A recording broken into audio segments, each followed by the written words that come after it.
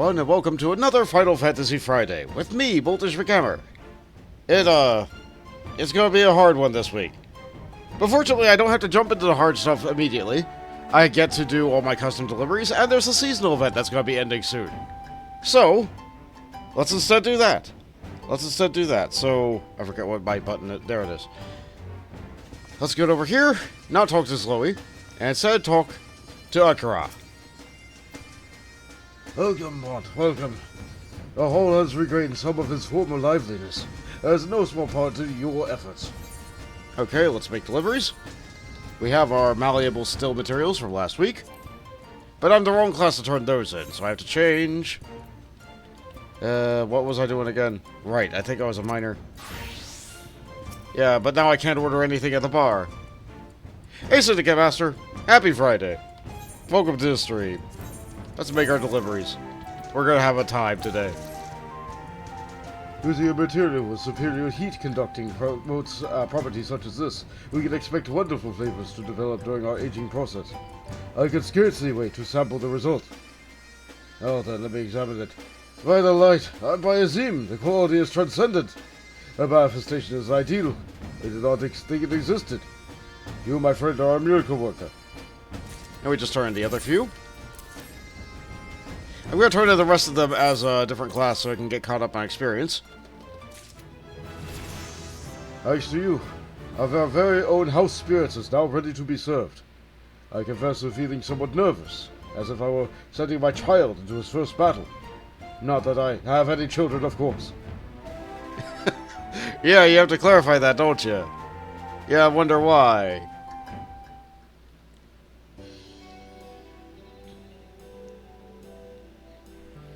Bad tidings, my friend. Our house spirits is enjoying unprecedented popularity. Mapopot is beside herself with joy.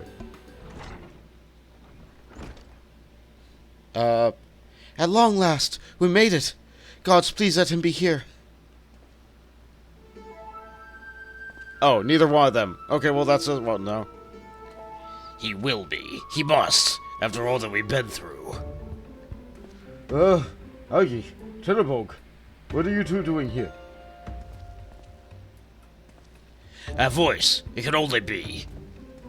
Chief, it's you. It's really you. These two friends of yours? But I believe you can be trusted with my secret. He's not astonished, but the chief was once poised to become the Khan. Not just any Khan, mind you, but that of the largest tribe in all the steppe, the Adkiragh. The Adkiragh. I see. But with a great standing comes great risk, and after 8 assassination attempts and 4 sham marriages, he abruptly disappeared with nary a word. We two were sworn to serve the chief till death, as we did set out on our search to find him. We scoured the length and breadth of the steppes, and when we failed to find him there, we decided to venture far afield. And after a grueling journey through which we were runaways, stowaways, and castaways in turn, we finally arrived here. Wow, amazing! How could this be? How could you learn my truth of my illustrious identity and not be surprised? Impressed? I don't pry into people's past. Or, no, you know what? I met your brothers on the steps.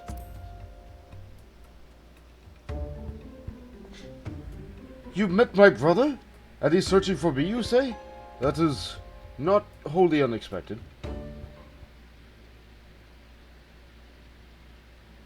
Now, you two. How did you know to find me here? Well, Chief, many adventurers came through the reunion these days. Through that, we heard of the tavern in the west. Imagine our surprise when we learned that the proprietor was a man named Adkiragh. That my whereabouts would be exposed in such a matter. Well, 'tis unlikely that any would-be assassins would follow me all this way. We did have one doubt, however. If you go so far as to conceal your face, why in the world would you go by your true name? But, to be honest, it really was you. We're quite baffled, to be honest. Such a trifling detail, Society. You must not tell the others about this. It would not do to cause unnecessary concern. What is our reward here? Soup and pie. Good. You are now a supporter of the hard place. We're all having hard times here. But we're making them easier times, softer times. And yet there is much work to be done if the hard place is not only to survive, but thrive as well. And to that end, Adkiragh has a new favor to ask of you.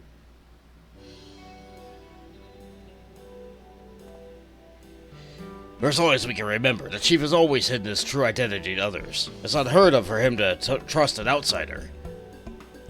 Bond has earned my trust twice over. It is by virtue of his help that the tavern still exists. And if you two mean to remain here, then I expect you to make a contribution as well. Well then, Chief, I have an idea. As a new type of booze invented in the mole have been popular of late. With your permission, we're returning to a step to learn the secret of its making. Ah, yes, the one with the new filling. While we're there, we can gather the ingredients as well, and so we can make it here. Yeah, you know what? That sounds good. Bring the booze. Oh, worry not, Chief. We'll take care not to be seen by our tribesmen. They're going to be seen. Though the idea is sound, I have my doubts of their ability to carry it out. I would feel much more at ease if you were to assist them. I guess I can do that. Dependable as always. You are so close to becoming unprofitable again, let us not lose our momentum. Go forth, my friend, and bring us the ingredients for making this new booze. Not to be confused with the other ingredients we brought up, which help to make new booze. The custom deliveries tab has been upgraded. Okay, so what we're bringing this time? It's in timers. It's in timers. Timers at the bottom. Okay. And then you... Okay, so we have these. Let me change my class. Back to... I think I was Goldsmith when I was doing this. Yeah, I think I was Goldsmith. Get out of the way. Just... There we go. Okay, now we can look at this. Hi there, Uriel. Thanks for the lahi. So this week we get to bring him Signature Booze Cookware. The assemblage of tools and ingredients strongly resembles those used by a tribe of the Azim Steppe, but has been modified slightly for use in preparing a variety of booze exclusive to the hard place. Okay, you have to make tools that fit your needs. We can also bring Strong Steppe Spice. The spice is so potent as to offer an unused Azim Steppe itself, but after overhearing its patron state that the booze tasted like wet sheep, Adkiragh was inspired to add it to create a flavor more palatable for non-Zayla. How goes it? We walking up to the end? Yes, but first we're going to take a brief detour and do Easter, as well as the custom delivery stuff, because I like to start the streams with this stuff. And finally, we can also go and get Chalk Catfish. The freshwater fish can be found throughout the Garlemald, and is a staple amongst those monks who have chosen not to abstain from consuming the flesh of living creatures. So, okay, sure, you know what, I'm glad that there exist monks that choose to eat before they perish. Anyway, we can hand over the item that we got. Well, if it isn't bought, with your contribution towards keeping the hard place in a good place, you have my heartfelt gratitude. We'll give you this.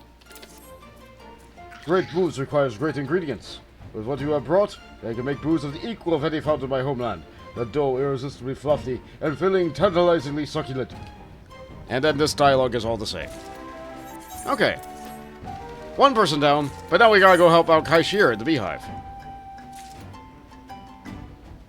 It just turned out that way that we happened to be helping out 2 bars.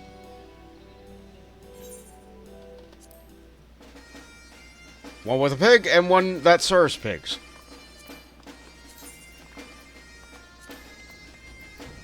Okay, go to Yulmore. I have teleport tickets, I'm fine.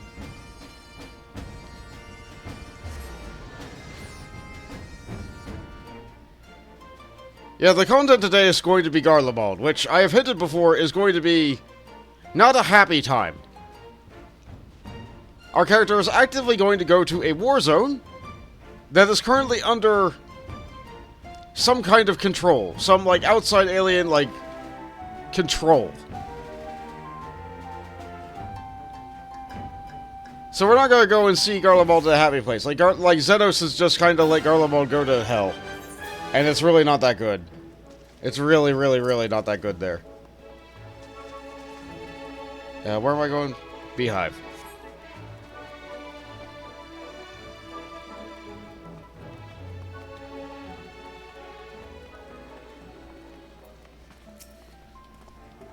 I still haven't found a stinger, though. I reckon it's only a matter of time until I do. Any progress in bits and pieces of the costume?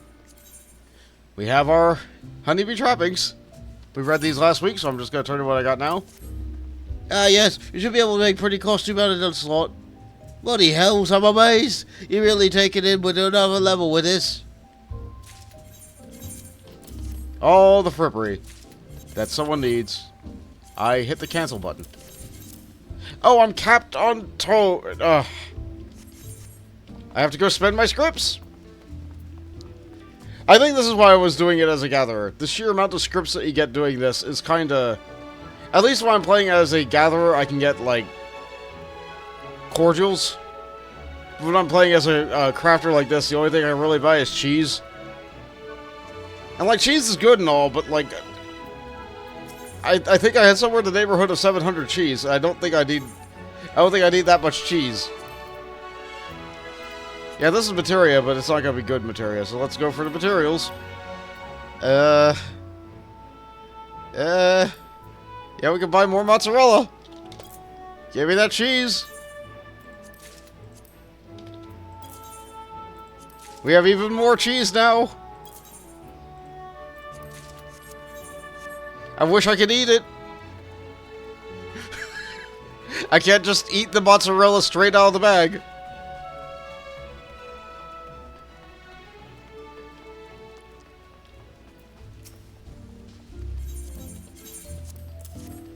Alright. So how do we advance it? Okay. That's asking for gastrointestinal trouble. Yes, but I'm also a Final Fantasy XIV character, and literally everything is ether. I'd say we got enough bits and pieces to put together a pretty decent costume. And I'm happy to say I found a singer. Neat. What are they like? Choosing a vocalist would have been a lot easier if a few more people could actually sing. Most of the ones who auditioned were terrible. I think you'll be chuffed as I am with our final choice, though. And of course, she'll look the part too, all thanks to the things you brought for the costume. Neat. I sure hope I actually made something good. I forgot to mention, Zia wanted to see us about something. Yeah? I'm sure everything's fine. Well, reasonably sure. Hopefully it's good news. There's only one way to find out. So they're gonna give me a quest in the middle of my quest to make me have to see more things. It's fine. We're now a pillar of the beehive. But a new quest continuing the story of the beehive's effort to attract new clientele is now available from Boltage Cries. Upon its completion, the custom deliveries for Shirr will be updated. Who? Ah, here we go.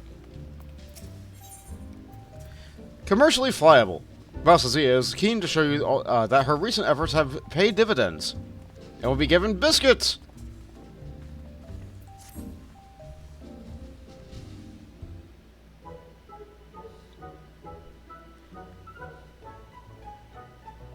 Ah, you're just in time. So, is our new singer's costume ready? It certainly is. Oh, that's not a very good costume, actually. She looks nice, though. We haven't had an awful lot of time to practice, but she's showing all the signs of becoming a beehive's next star. In fact, the Queen Bee himself already has given us her seal of approval. Still, it was Shirr who discovered her. Perhaps you finally found your calling in life.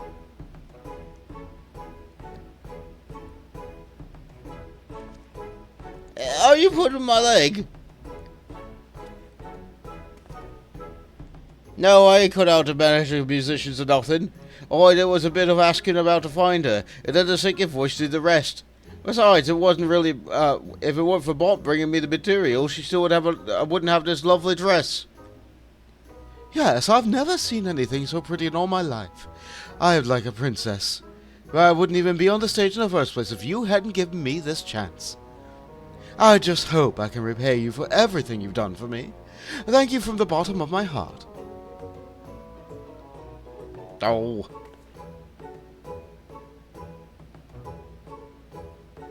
And off she goes.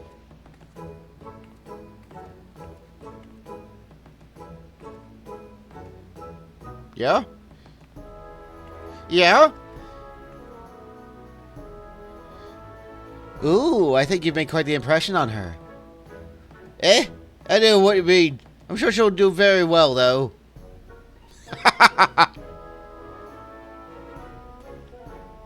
Of course, we can't stop there. We need to find out more customers, but I'm not sure where to try next.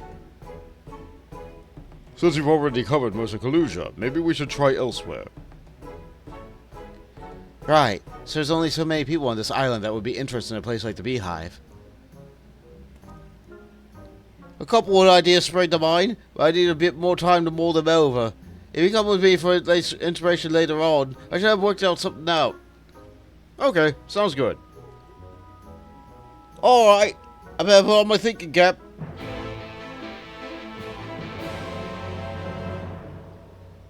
I'm glad that NPCs all use the greet emote to say goodbye. It really does look like they're waving goodbye more than the goodbye one. Also, the music here now has singing. Forever and permanently.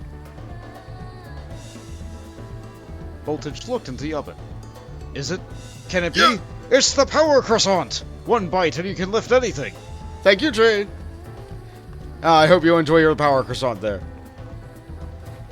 So I do like the Beehive's original music, and there's no way to switch it back. We're just always going to have Aura Girl singing La forever. It's good, but I kind of miss the original Beehive theme.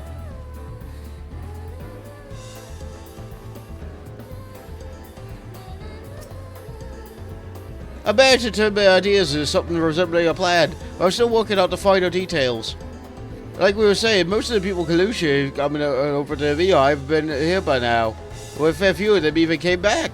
That means if we want more customers, we have to bring them in from elsewhere, which is across the sea. Thing is, even if I like the sound of the place, they're hardly gonna jump on a boat just to come and watch a few dancers and sip a bit of wine. So we need a faster, more convenient way for them to get to Yule more. You look like you've worked it out. So what's the answer to all our problems?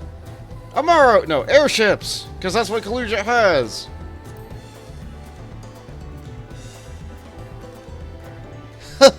As the saying goes, clever people think the same thing. Or at least I'm pretty sure that's it. Anyway, that's a brilliant idea of one. There's one problem though. A long time ago there were flights from Yulmore to all sorts of places, but it ended with a flood. City just made it impossible to fly anywhere, until Vorthern came along, that is. I want to ask Master Try whether we'd be able to get up an airship route running between here and Crystarium. Poor bloke's got a lot on display, but he was kind enough to say he'd consider it. As a matter of fact, I'm about to go and see him again now. Do you reckon he'd go along and join me? Seeing as you're familiar with the Crystarium and all. Sure. Right, I'll get going. The place is the army headquarters, and we're supposed to make ourselves known to the Golden? Golden? Oh no. Can't really say I know much of the Golden bloke, but Master Try seems to trust him. Good enough for me. Leftovers from last time. Yeah. That means they're a little bit stale. They've lost some of their power. Or just made more. Like, you know how those rolls go.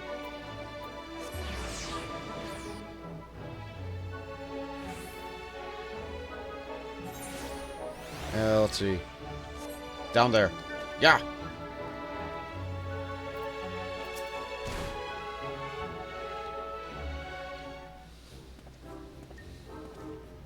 It's dark in here. What can I do for you? We're here to see Master Try. About the airships, right? I've been looking into the feasibility of such a proposal, and I believe we now have all the information we need. He'll be here in a moment to inform you of his decision.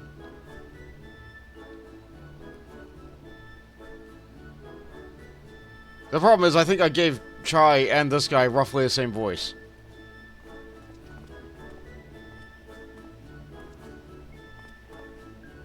Ah, Kaisia, my good fellow. Terribly sorry to have kept you waiting. Hi again. Why, if it isn't Bond, I've heard you've been helping the Beehive, and I can think of worse places to spend one's time, though I wasn't aware that you'd be joining us on this evening. Master Chai, I need you to make up your mind about the airships. Don't worry, lad. I haven't forgotten. I must say, your timing could not have been more fortuitous and fortunate, as we are currently involved in talks with Crystalium as to how we may better our relations. I put forward your proposal to establish airship routes between our two cities, and they agreed to put it there and then. Nice. Blimey, I can't believe it. Now, before we get carried away, there's one or two small problems that must be addressed first. Colden, if you'll be so kind to explain. Yes, sir. Your Lord Army is in possession of a number of airships, all in perfect working order. By being designed for military use, they are austere things that offer very little in the ways of comfort. Considerable work will be required to convert them for the proposed purpose. While we have a rough idea as to how the interior might be refitted, I'm afraid we haven't the expertise to carry out the work ourselves. We require the assistance of trained artisans. Indeed. A trained artisan, you say?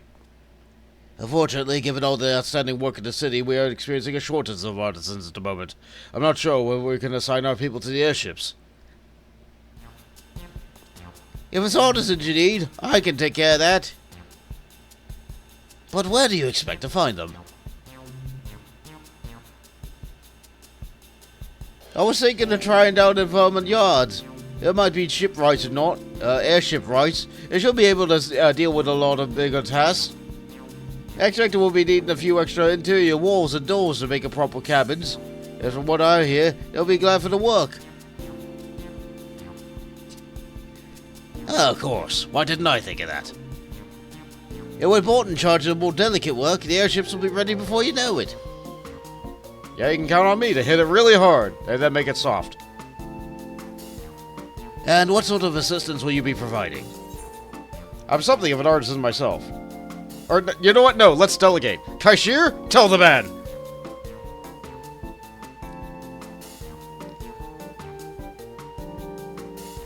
Boltage is an artisan himself. One of the best, in fact. Surely you jest. Not only are you a peerless warrior, able to best even the likes of General Ranjit, you're telling me that you have other talents? Really, bloody hells. Even a faction as good as they say you are at smiting evildoers. Say, would you be interested in joining Daedalus Stoneworks by any chance? We could use war-skilled folk such as you. Master Chai, I don't mean to be rude, but Bolt already has a job helping me out at Beehive. That he does. Forgive me. I had forgotten myself. I wouldn't dream of poaching Bond from you. But being in a case, perhaps the two of you could cooperate with the Colden until the work has been completed.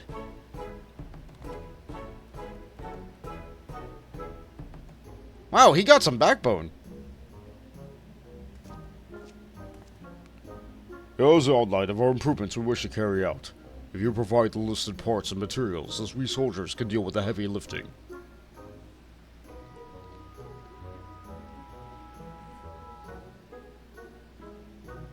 Hey Vons, welcome to the stream. Well, it seems you have all the matter well in hand, so I'll return to my own duties. I look forward to seeing the fruits of your labors, my young entrepreneur. Also, I stole your voice for a little bit. We won't let you down, sir.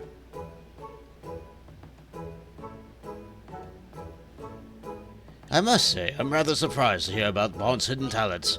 We all need a hobby, I suppose. Yeah, it pays the bills, sort of. And on that note, I bid you farewell. Alright, Bot. It seems we got our work cut out for us. Let's head back to the beehive and get a closer look at what he's doing first. And so they left me in the room with Colden. Can I stay here? To think that the airships were once wearing soldiers of war were being civilians entertainers. How times have changed. Yeah. Sounds about right, honestly.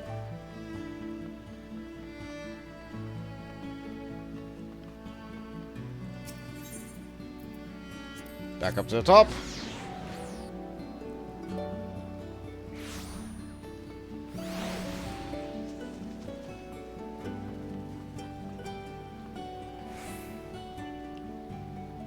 I went the wrong way.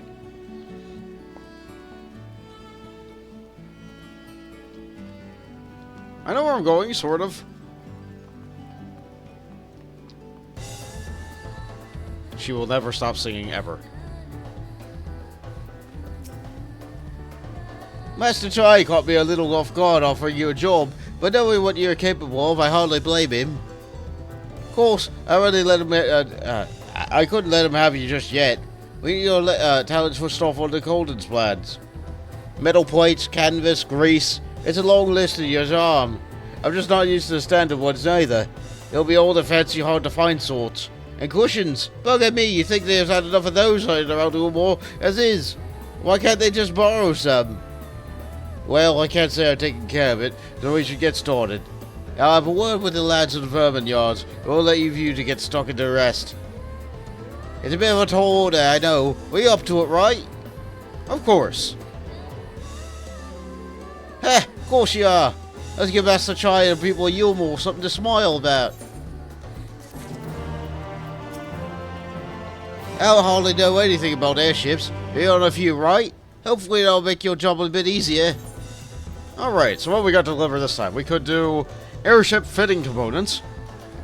In the hands of an artisan, these bits and pieces gathered from around the Amarang will eventually become the decorations used to adorn Yulmore's fleet of airships.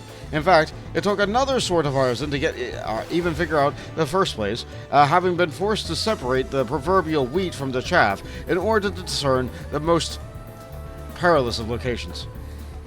In some of the desert's most perilous locations. Okay. We also have the Arang Dyer? Those with the bravery to face its snapping jaws and have the strength to prise open a thick shell are rewarded with a highly nutritious meal. Why is this going to help us refit an airship? Ah, well, we're not giving them the crap. We're going to give them airship fittings. To decorate an airship by the exacting standards of Yulmore's high society, only the finest of handicrafted ornamentation using the most opulent of materials will suffice. Provided that one looks too closely, the contents of this crate should pass muster. So let's hand those over. I have a lot. Well, I managed to get all the basic materials from Vermin Yards. You're the only one who knows who can put together the trickier things on Colden's list. I wouldn't pretend I know much about airships, but I do quality when I see it. This looks pretty damn good to me. Neat. More. More. More! No, we can't give any more. Done with Shirr for the week. Okay, so that's all the custom deliveries. Now, we get to go and do Easter. It certainly is Easter. I hope it's not raining in Gridania.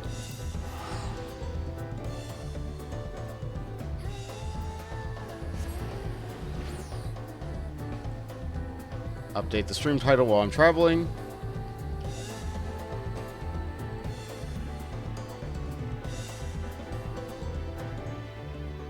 Yeah, even with an extra bit of story thrown in, the custom deliveries only ever take me a half hour, which is good for a pre-stream activity, I think.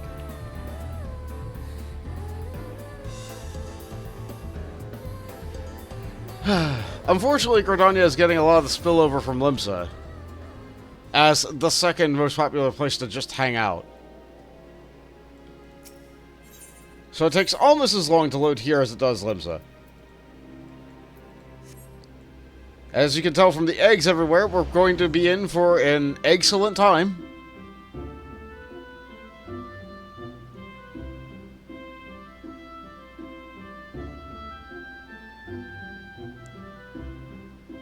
I'm pretty sure they're gonna throw that one at me too, so get ready for egg puns.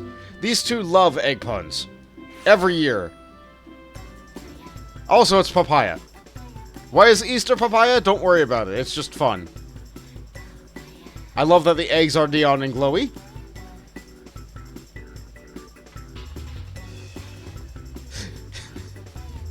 In case you forgot it was Easter, there's even people wearing eggshells on their head.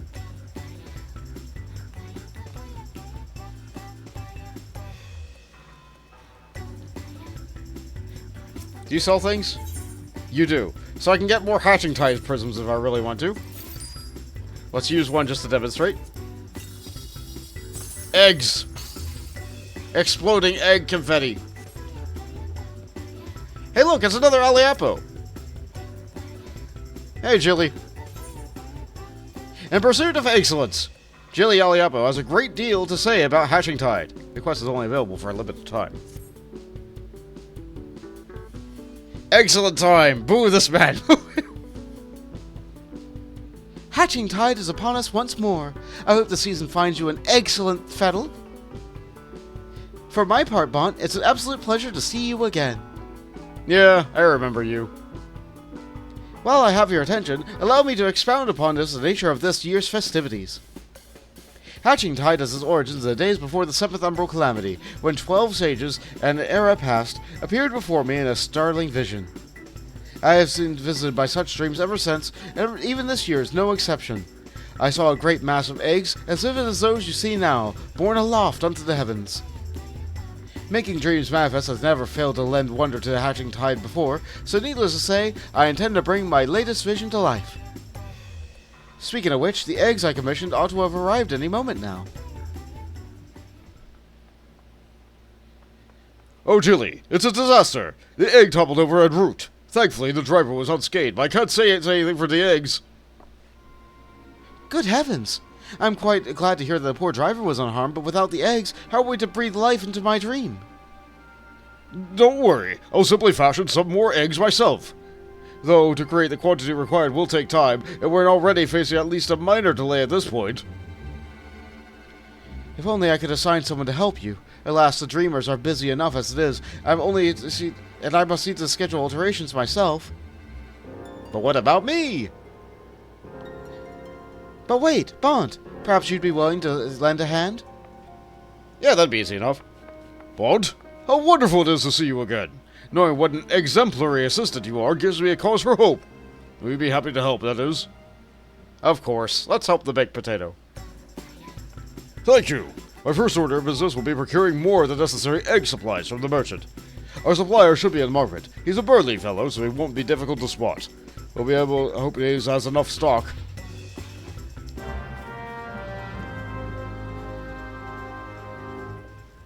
Wow, an egg shortage. I wonder how that could have happened. I'm sorry that I cannot attend the egg personally, but it's your assistance will make all the difference. Thank you! Yeah. Yeah. Let's go to the market. I remember that the 8th ride exists this time. Momentarily have to get away from Papaya.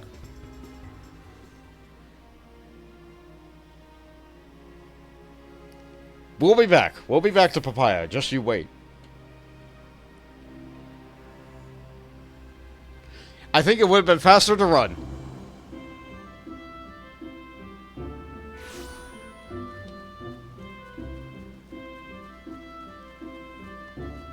Yeah, the eggs are not nearly as neon after you get away from there.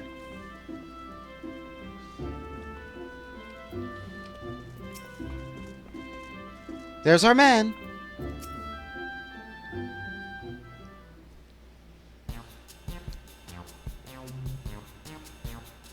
Hi there. Oh yes, the dreamer who was here before, ain't ye? Explains, explains, explains. Alright, old messenger, to be sure. Afraid I'm all out of the supplies you need, though. Oh, is there really nothing you can do for us? Well, I do have some tatty old odds and ends. Surplus wares. There might be a use. If you want them, they're all yours. So he's giving us his trash.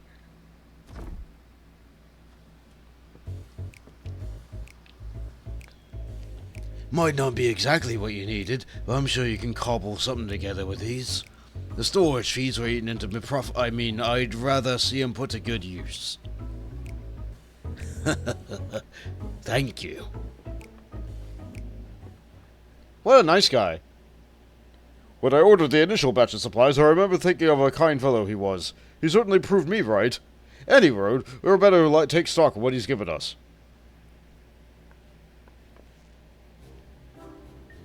Let's see. The other looks durable. He has some metal springs and rings that could do for a mechanism of some sort, and all these links of timber can be cut down for a more portable size.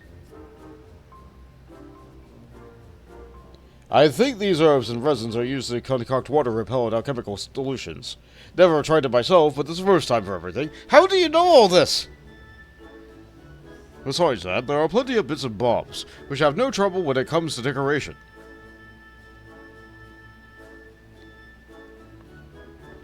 Unfortunately, we won't be able to recreate the eggs Julie saw in her dream with these. It would make something far easier to get off the ground, though. Parasols! The trick will be making them look eggy enough.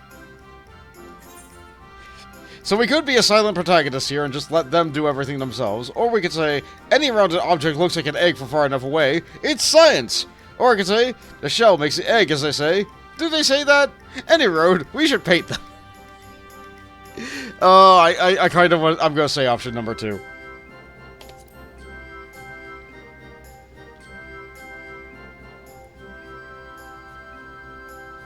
Right! With the festive patterns on the outer canopy and convincing eggy structure, the parasols might just make a worthy replacement. Parasols are a sight more fiddly than your standard egg, though. With just the two of us, production will take far too long. So we'll need to enlist further help, just as I did with you. Furthermore, the guild artisan should be less likely to balk at the request for parasol parts and rush order for myriad eggs, particularly if we supply the materials. Let's first pay a visit to the Leatherworkers Guild. I'm sure they'll be able to transform our leather into something fit for a canopy.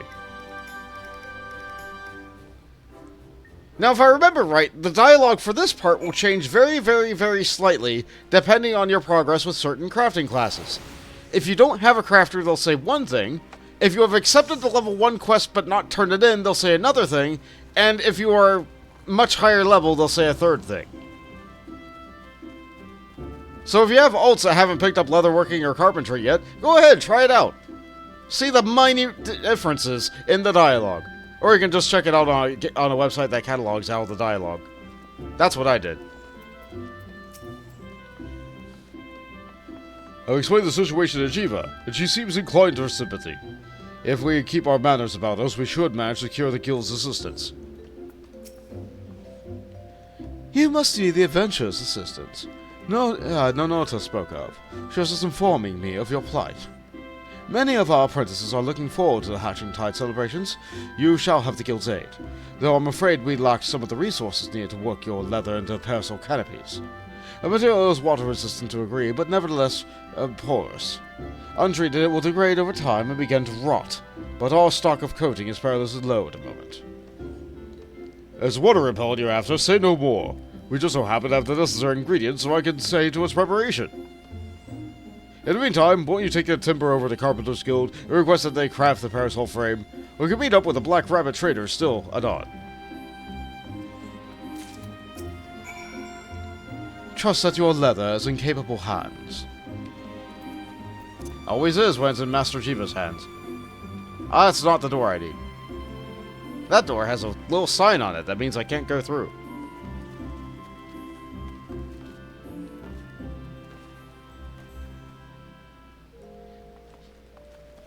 A little bit scared having the chat. I'm covering the chat. I'm close to the 8th right. I'm scared.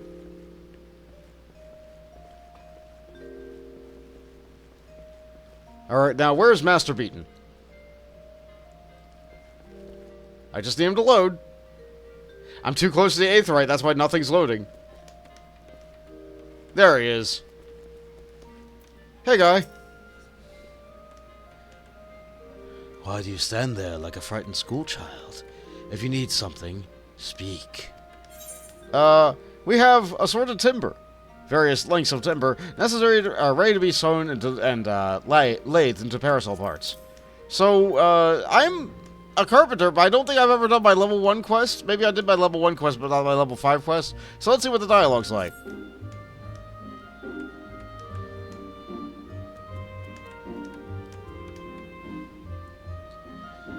And you would have us undertake this task with how little time left until hatching tide? Very well. The younglings in the acorn orchard will wait the festivities. For their sake, no effort will be spared in the parasol's preparation. We shall commence work right away. Let your associates know that the Carpenters Guild has a matter in hand. The timber you provided lacks the flexibility needed to create arcing ribs. However, Mistress Fufucha will doubtless assist in procuring what we need. I feel like that was the you haven't picked up a quest yet. Maybe I need to turn into level 1 in order to be recognized as a carpenter by him.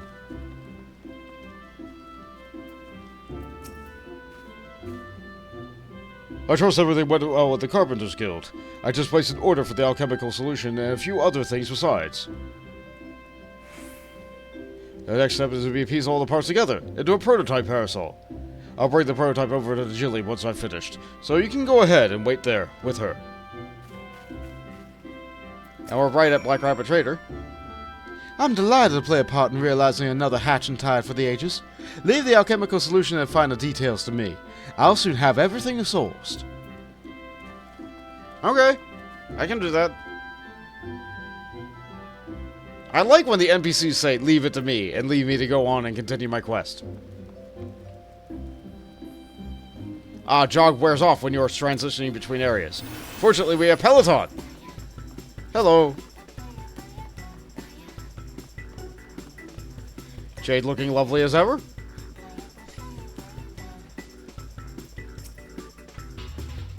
Welcome back, Bont. You'll be pleased to hear that I've adjusted the schedule to accommodate for a little mishap, and all is set to proceed. How for the eggs? They're not gonna be eggs. Sort of. It's complicated. Substituting parasols for eggs. What a wonderful idea. I can hardly wait to see what Nanoda cooks up with her prototype. Though, wait we must. We're given a little bit of money and a tiny drop of experience. I have leveled up an alt off of this experience before. Exceeding expectations. I love this game. Jilly Aliapo is patiently waiting to see the parasol prototype. Nanoda will be here along any moment now.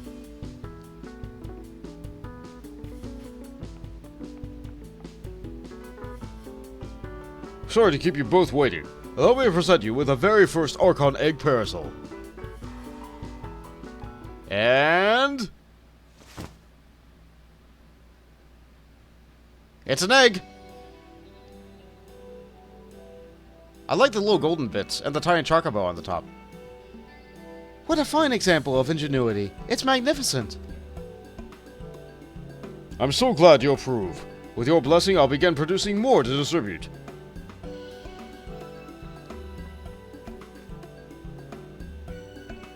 In the meantime, we find ourselves at a loose end. But we cannot let Nanoda outstrip us in Hatching Tide spirit. There must be more we can do. Let's show off the parasol to the townsfolk. Perhaps we can drum up a crowd with the promise of gifts. Everybody likes free stuff.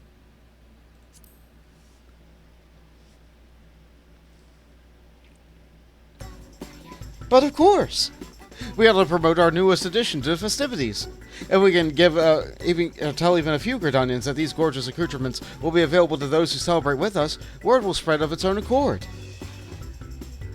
With that in mind, I shall keep mine unfurled and on display. You use your adventurous instinct and identify those most in need of egg-themed accessories. Is it time to walk the cat?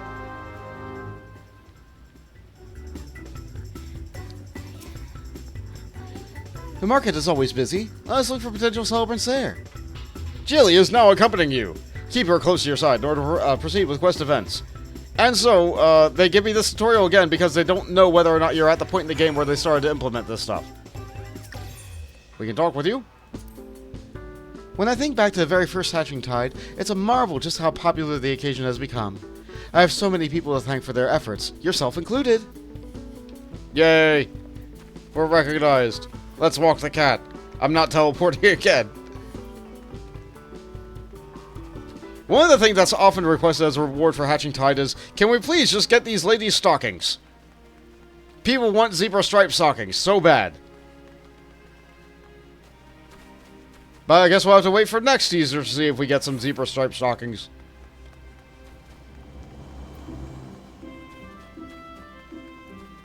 Little talkie point. We dreamers are responsible for all the decorations you see throughout the city. Take that basket over there, for instance. I came up with an idea and Nonoda worked her magic to create the final product. Oh, you're an ideas person. You don't actually do any of the work. Got it. We can talk to this egg appreciator. Look at them admiring their egg inside the basket. I say, madam, where you begin, I might acquire a resplendent parasol like that of your own. At our Hatching Tide event, of course. How about it? Will you join us in an amphitheater? I'd be delighted. As a true connoisseur of eggs, both decorative and edible, I attend annually in hopes of glimpsing of a protection. And this parasol surpasses by every imagining. Such elegance, such egginess. Well, that guy's happy. And I'm a Viera now. Thank you, Jade, for equipping my ears. Or perhaps just removing my hat so the ears can pong out. We have an egg appraiser. Why, that parasol is an absolute delight. It's not often you see that level of craftsmanship paired with such a decorative flair. This might be the finest egg-inspired apparel I've ever seen. Might I ask who is responsible for this masterpiece? The Leatherworkers Guild, the Carpenters Guild, Black Rabbit Traders, and our Dreamers all had their part in the play. If you'll join us in celebrating Hatching Tide, you can receive one just like it. I should have known that the guild's artisans were involved. If it means getting my hands on a parasol, I'd be more than happy to take part in the festivities. Yeah, she just wants a parasol. That's all people want, is a parasol. Nobody's going for Hatching Tide. They're all just going to get free stuff. And now we have an egg enthusiast. Heavens above! It's an adorable parasol fashioned after an Archon egg. Exquisite, isn't it? If you wish to join us at the amphitheater, you will receive one just like it. For years I have been searching for a parasol as darling as an egg, getting sunbathed and soaked by turns, and you offer me one free of charge. 'Tis a Hatching Tide miracle. Neat. I expect those three will tell all sorts and sundry about the parasol. Our work here is done. So now we get to go back. I'll just use the Aetherite up this way. You can continue to walk the cat for as long as you like. But I'm good.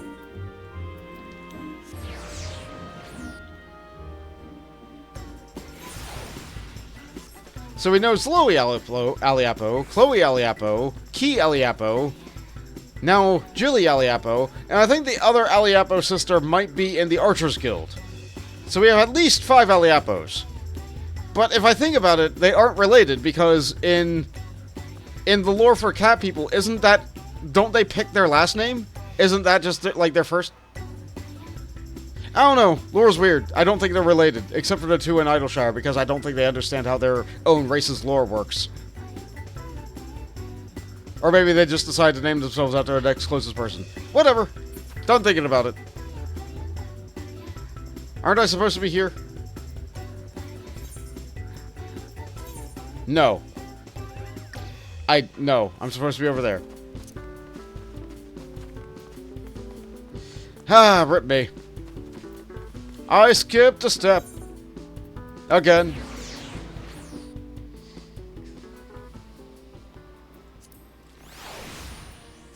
Oh, it was a good idea to cover chat. There was lots of guild spammers inside of the market.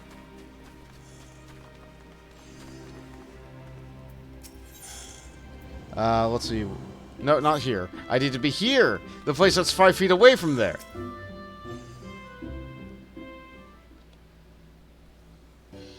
All I remember about Mikote are the ones similar to Y'shtola, and the ones for custom deliveries on Rhalgr's Reach. Yeah. We did our job. So you put it away. Well, that went rather swimmingly. You clearly have an eye for egg connoisseurs. It's easy when you have a magic map that marks them. I shall go and see how many of the attendees are gathered at the amphitheater. Feel free to join us when you have a moment.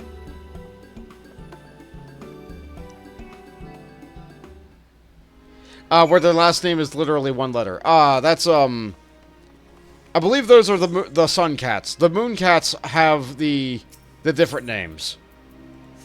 And they also tend to have the darker fur, but, like, a lot of the moon cats are given the same fur that is... We met one Moonseeker while we were doing this quest, and she had, like, a gray skin. Gray fur.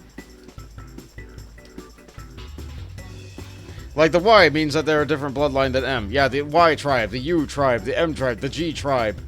And there's even the very rare W tribe, which is not to be confused with the W tribe. Yeah, if they run out of letters, they just put 2 letters together. We haven't run into that in game yet, but I believe in lore that can be a thing.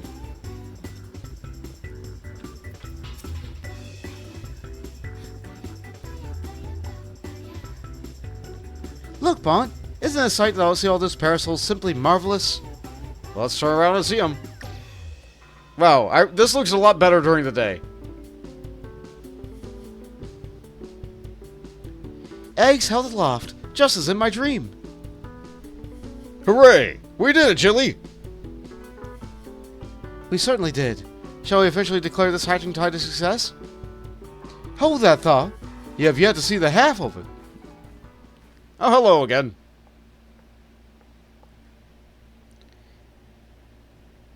This name punches me in the gut every time I see it.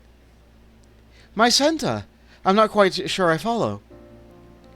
Quite a few of my customers asked me about your parasols. More than one can comfortably gather here, in fact. Nevertheless, I took the liberty of handing our stock out to those who came inquiring. With how many left the stall with a smile on their face, and a parasol in hand, the whole city is awash in floating eggs. That's incredible, to think that our parasols are bringing joy even beyond our celebrations. Yeah, it's just like your dream.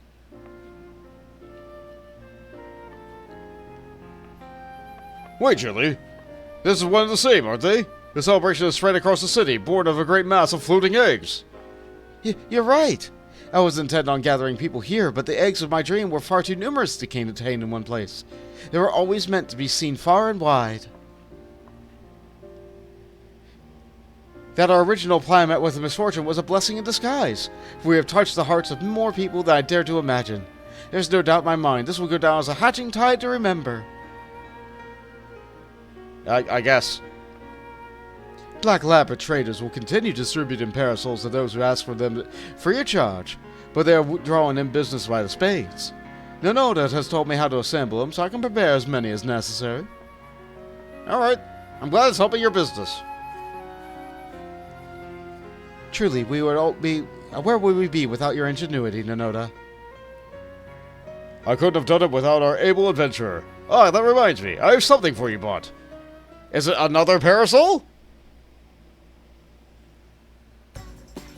Oh, the very second parasol I ever made. After Jilly's, of course. I thought fitting that you receive it. Neat, thank you. With eggs aloft across the city, that's all that's left is to enjoy the festivities. Your work may have finished, Bont, but Hatching Tide most certainly hasn't. Egg.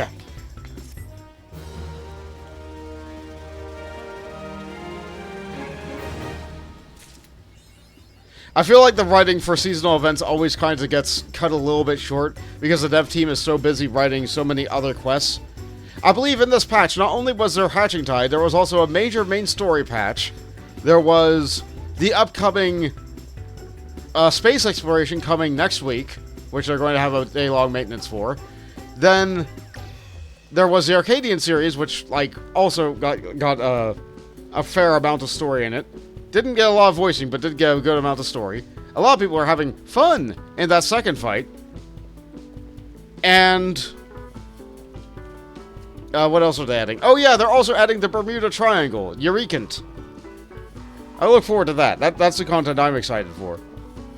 Mostly because, like, it said that it had, options to play with smaller groups of players. That appeals to me. I don't want to go into Eureka and farm monsters to make notorious monsters spawn, and then have to wait 3 minutes to wait for the people who are on the other side of the zone to come over to my notorious monster, and then not even get enough credit from doing the monster, and then miss out on 4 other notorious monsters because I was busy trying to spawn this one.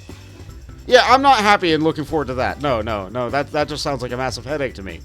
I am very much looking forward to doing the smaller content that it has advertised that is capable of being done with a party of 4 or less.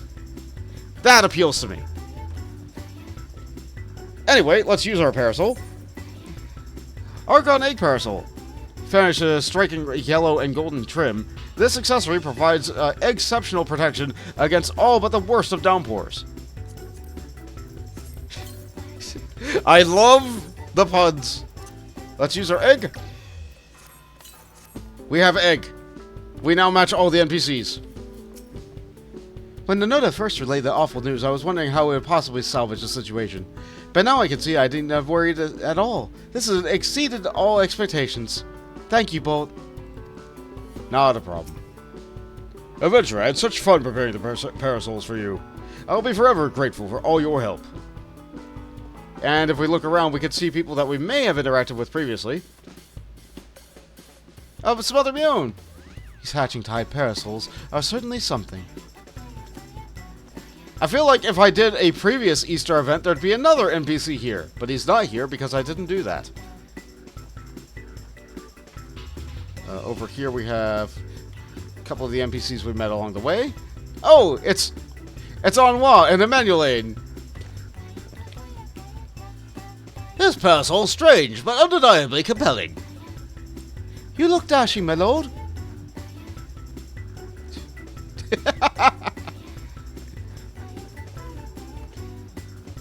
Who else can we find?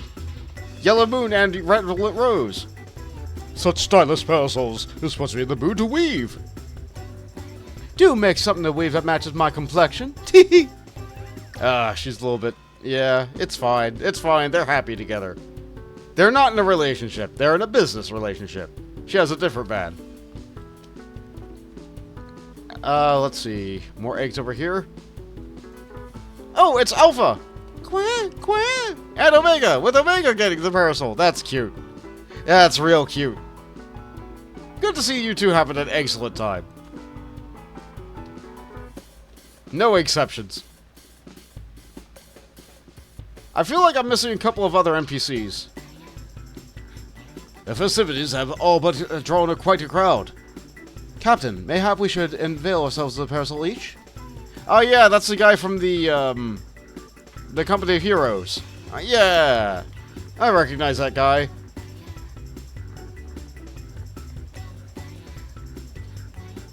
Yeah, okay. I feel like I'm missing a pair here. Oh wait, no.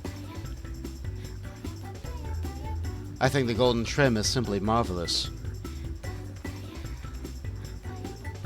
Wood grain as a handle adds a real charm. Alright, I thought these were also NPCs from a questline that I didn't do, but no, the fact that they're here confirms that these are not the two from the Archer's Guild. I do think there's more NPCs I don't see on Bont, but that's fine. And even after doing the quest, you don't get any additional items this year. It's just Parasol. But, now that we've done that, let's see. Yeah, M5 through M8 is a great raid series. I agree. I look forward to getting to it on stream because the music is delightful. Raids are kind of short, to be perfectly honest. Like, the raid stories in general are just really, really simple. I feel like I get entire ones done in an entire stream. With the exception of Eden, which was blocked by weird story apps. I really hope that doesn't happen in future expansions. But weird story gaps happen sometimes.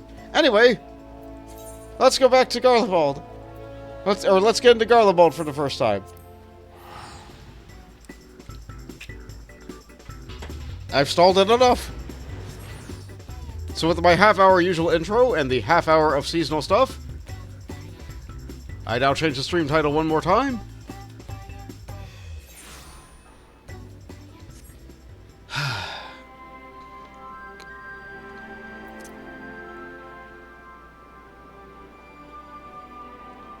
back to being a paladin, and we're ready to walk to the end. I'm attired in green. I got my Boltage resistance gear on. We gotta put away the parasol. There's no time for yolks when you're going to Garlemald. Where do I even go? There.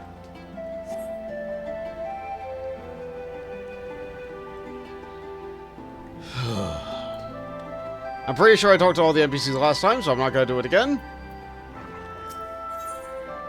The best of the best. Maxima would have you meet your new traveling companions. Okay, never mind. We're going to talk to 5 billion NPCs first. The other members of the Ilzabad contingent are gathered in the royal palace. I shall inform them of your arrival, so please make your way inside as soon as you are ready.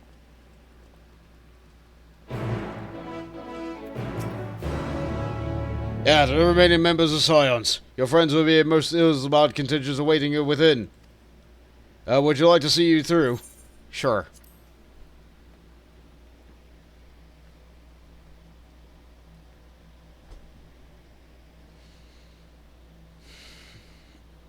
This will be a good opportunity to rest my voice. Apparently talking at a high pitch like that is really bad for your vocal cords.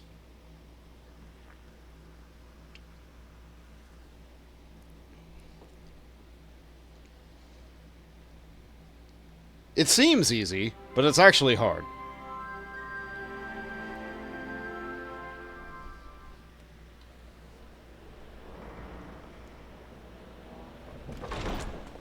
By the 12. Is it more than you thought?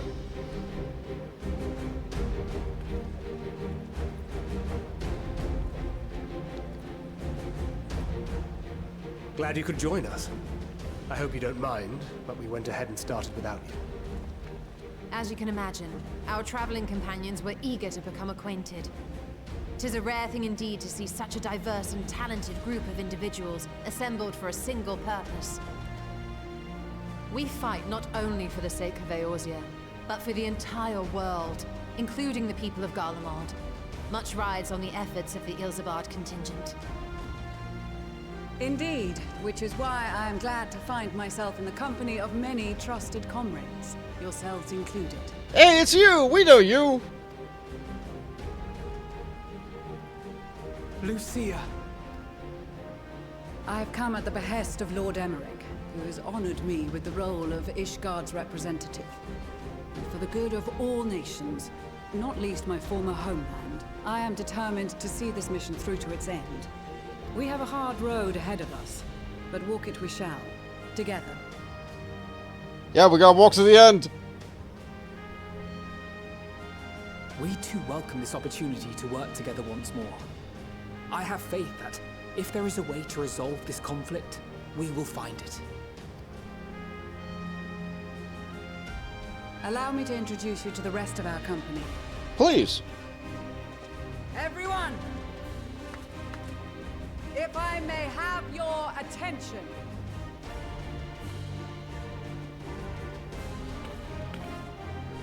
We know like half of these people, because we didn't pick up all the jobs.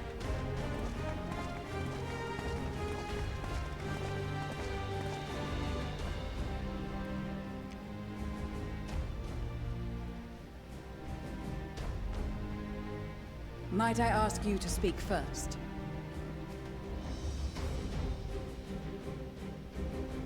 If I must, I am Arun Senna, spokesman for the Gridanian delegation. Here on behalf of my esteemed sister, the Elder Seedseer, we shall provide support and protection to those in need during our time in Garlemald. To that end, I am joined by healers selected by the Conjurers Guild, with the Order of the Twin Adder's Finest serving as our escort.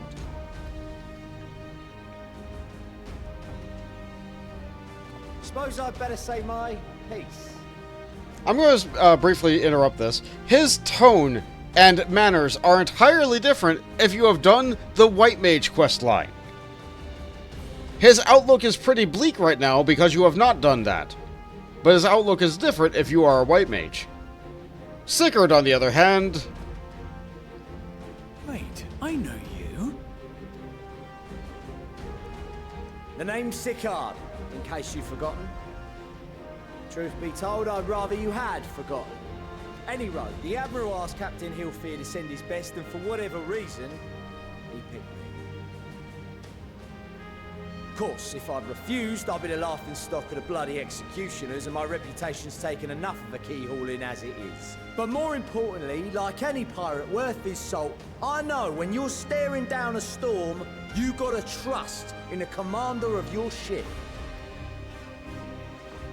So if the Admiral wants us to go to Garlemald, not for plunder and glory, but the promise of peace in our time, then that's what we'll do. Since we all know how much the Empire loves its steel, we thought we'd bring along a few smiths to make the most of it. Give them a pile of scrap and they'll cobble together anything you fancy. Okay, that's good. Of course, just like the Gridanians, we got fighters of our own. We might have come with a more constructive purpose in mind, but we're more than capable of cracking skulls, believe you me. Well, you're certainly raring to go. But then again, so are we. The most dependable warriors of Uldar and Alamigo have assembled at the Sultana and General Aldin's behest. If Garlemald has truly fallen, then the whole place is likely to be crawling with Telophoroi. We'll need plenty of troops to clear and hold a path for others to follow. That's where we come in. Naturally, Marshal Tarapin and I will be leading from the front.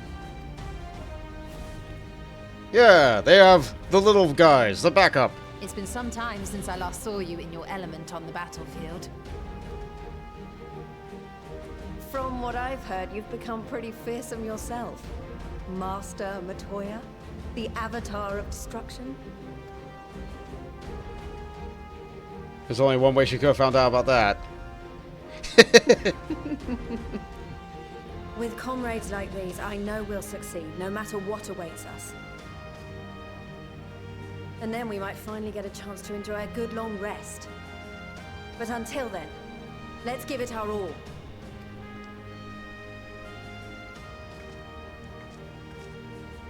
As for Ishgard, we Temple Knights have come in force to uphold our nation's commitment to the peace and welfare of our allies.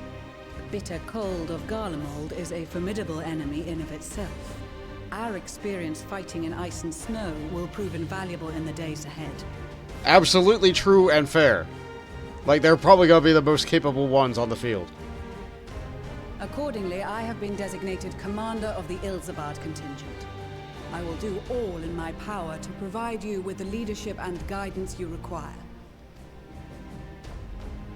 The four high houses, House Hylinart foremost among them, have arranged for a host of machinists to join us on our mission. Their knowledge of Imperial Magitech is sure to be a great boon. They will address any problems of a technical nature, together with the smiths of Limpsa Lomitsa. Yeah, they'll fix up all the scrap, and then the Machinist will put it to good use. Teamwork! There is another awaiting introduction. Yeah? Oh. Lord Amonelane? I thought you were enjoying Hatchingtide. Then again, so was I until just now. Yes. Amonelane de Forton, at your service. Though, lest there be any misunderstanding, I should stress that I've not become a fearsome warrior while you were away. Rather, far from it, actually. My brother, in his infinite wisdom, decided this would be an excellent chance to make something of myself. Oh, and fight for world peace and all that. But, should the opportunity arise for a spot of ballroom dancing, I will be your twinkle-toed gentleman of light. Well, I'm glad you know where your talents lie.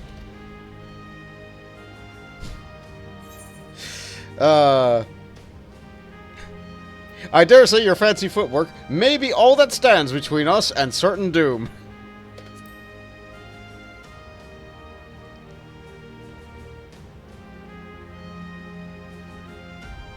Huzzah! I cannot wait to regale Honorar with my tales of daring do.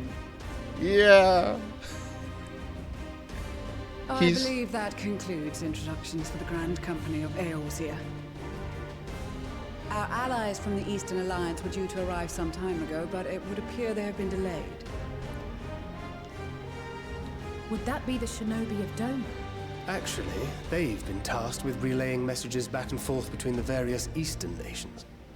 According to Lord Hien, however, an equally capable company of warriors has been sent in their stead.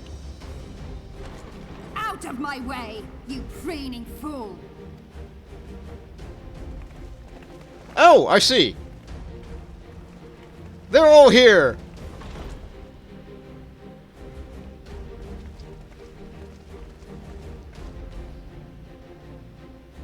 Forgive us for coming late. We are the delegates of the Eastern Alliance. She's the small mole cinnamon roll. Serena. Cyrena, and you've brought company. I can never pronounce any name correctly. The voice actors change it on me every time. For battle and blood we come, as a step is sorely lacking in both. No towers befoul our lands, so we marched on those of Doma, only to find them beyond our reach. But now our thirst for slaughter will be slaked. No quarter to the enemy! Sadu Hatun, no. We go to make peace with the Iron Men, not war. Warriors of the Steppe, we've heard many tales of your bravery. We welcome you as allies. And these other ones you have brought are... members of the Dalmascan resistance group, Lente's Tears.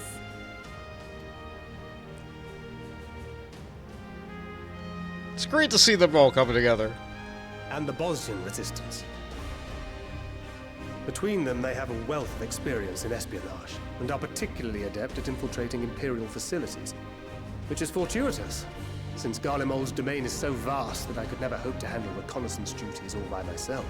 I'm pretty sure these two will join you even if you didn't do anything in Boja or Evilis. But, I don't know. I would like to think that there's something special here, but I don't think there is. Dalmasca, Bosnia, Alamigo. All lands which have suffered the tyranny of the Empire.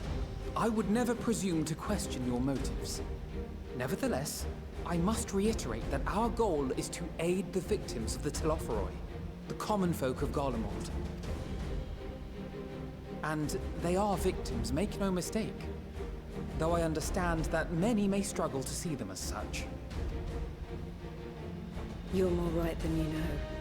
For every one of us that answered the call, there were a dozen that refused. Not only in Alamigo, but everywhere we went. And who could blame them? The Empire's always been the enemy. But after seeing what we've seen, fighting and working against and with Garleans, there's no denying the simple truth. They're just people. No different from you or I. They've got their share of liars and murderers, but so do we. So do we all. Fordola, who once swore herself to Garlemald, has proven herself a trusted ally time and time again. Every Eorzean here knows Cid Garland, the Imperial defector who shared with us countless technological wonders. Gaius bloody Baelsar himself is working to help rebuild Wurlid, a nation he once conquered. So you can believe me when I say that every fighter here understands and accepts that the Imperials are not monsters and are deserving of help. Or at least that they were able to put aside their feelings for the greater good. It won't be easy, but we're all determined to make this world a better place. We'd love to hear it. What lingering concerns I may have had were clearly unwarranted. I agree with everything you said wholeheartedly. Then we are in accord. Now, let us review our strategy. To reach the Garlean capital in northern Ilsabard, we must cross the central mountain range. Fortunately, Garlond Ironworks can provide aerial transport, sparing us this most treacherous part of our journey. However, attempting to fly any closer to Garlemald would attract the attention of the Telophoroi. Syndicate Master adds... I've been playing too much Warhammer lately.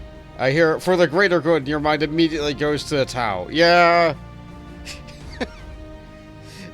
I get, like, an inkling of that when I hear it, too, but, like... I still think for the greater good is still an overall good thing to aspire for.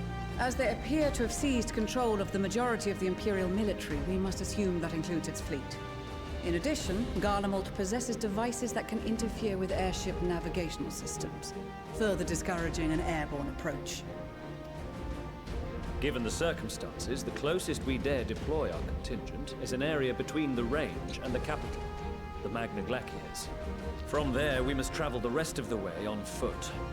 We will also need to bring the airships with us to ensure we can withdraw with haste.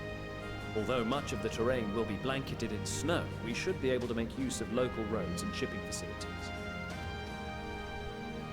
The vast ice field will afford us an unobstructed view of the surrounding area. On the other hand, it will also allow others to easily spot us, so it is imperative that we only make camp in positions where we can easily defend ourselves.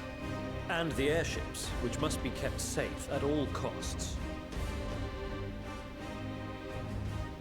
We cannot account for every possibility, so we must be prepared to think on our feet. We will be tested. Sorely tested, I expect. But for our homes and for our people, and a people not our own but in need, we will succeed. Spare no effort in your preparations. Once we depart, there is no turning back. Except I can hit the return button, right?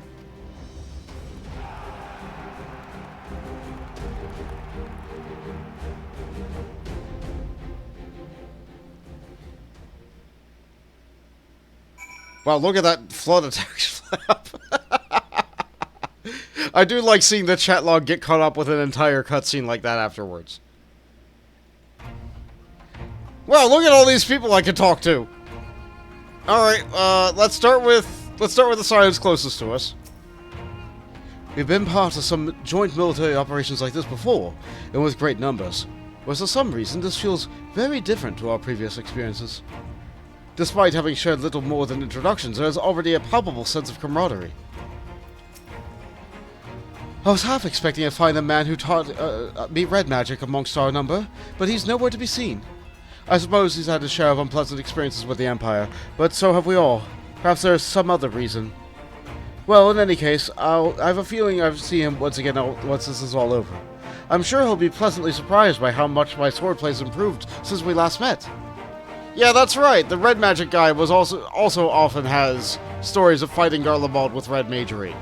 There sure is a story that I don't have on Bont. This is extraordinary. To be in such company, the finest our allies have to offer. With comrades such as these, we are bound to succeed. I am certain of it. I did not expect to see the other former Adkiragh here of all places. He is well known. As he well knows, I'm not one for verbose greetings. We should instead let our lancers do talking once we are on the battlefield. Then we'll see if the others has been diligent in his training. Oh yeah, the other Adkiragh, that guy over there. Yeah, from our quest line. That's fun. Blessed are we to have made countless steadfast allies o'er our journey's course. Indeed, we are joined today by many new acquaintances who in time shall we come to call our comrades, and mayhap friends. I have close ties with the Scouts of the Eastern Alliance and the various resistance groups, and they're an absolute joy to work with. Good! I'm glad you enjoy it. Alright, you know what? Let's talk to the Dark Dragoon friend. I trust Justinian is proving himself a useful addition to your band. Though I'm here today in capacity as a Temple Knight, I look forward to seeing the other former Shirr Dragoon in action once more. I'm glad that you still recognize me as the true Azure Dragoon. Thank you, Alberic, for being the real one. We have Stefan Evian? If it isn't Bont. It is thanks in no small part to you, and your manufactory's future is looking brighter than ever, my friend. I am pleased to report that a handful of my colleagues have been selected to join the contingent. Ere the expedition has ended, even the Temple Knights will be singing our marketous praises. Once you have been witness to not only our mechanical proficiency, but our combat prowess too, of course. And I gave you the same voice as him, sorry about that.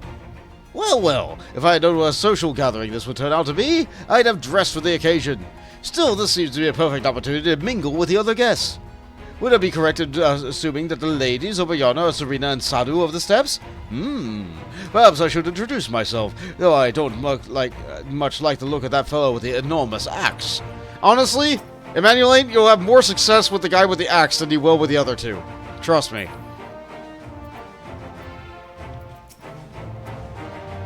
I cast my lot with the populace to bridge the divide between Garlemald and her territories, although I might be united in a common cause. But we were disparaged as a radical element. Dissenters took to stabilizing the empire from within. Many friends, and even my parents, perished the unfortunate accident. I, too, would surely have been met in the same fate, had I not defected. Nevertheless, I still dream of equality and peace for all. As the world itself outstanding on the brink of collapse, I hold on to hope that dream will become reality. And we also have Chichadu, or Chichudo, from our Pugilist quest, all the way back in the day. I'm so glad I found you. I have for you a letter from Master Hammond. Let's read together, shall we? Now, let's see here. I have every confidence that your fish shall bring the Tevalophaloi to their knees. And should you espy any beautiful maidens thereabout, perhaps sing of them of my praises. Charming, Master. Well, more fool for me for thinking the letter would contain something actually inspiring. Let's just forget about that note exists and focus on our battle ahead. Fair. I'm sure she said something different if you never became a pugilist too. I've led troops into battle many a time, but never a unit with such a diverse range of talents. While I've been briefed on their capabilities, I expect you could provide additional insight into their strengths and weaknesses. I'd appreciate any advice you can have. I have none for you right now. It seems so long ago we were sailing across the Ruby Sea and charging for the Azim Steppe with Serena and others. I'd say we're overdue for another adventure. It brings me to another memories to see many faces. It's been through so much together. Good times and not so good. I expect Garlemald will mostly be for the latter, but I'd like to believe that we'll look back on those days more fondly in the years to come. But for that to happen, we'll have to make it out of this alive. Don't you die on me, eh? Fair. Not everybody makes it out of these. I imagine half of the people that we're not able to talk to is probably not going to make it back.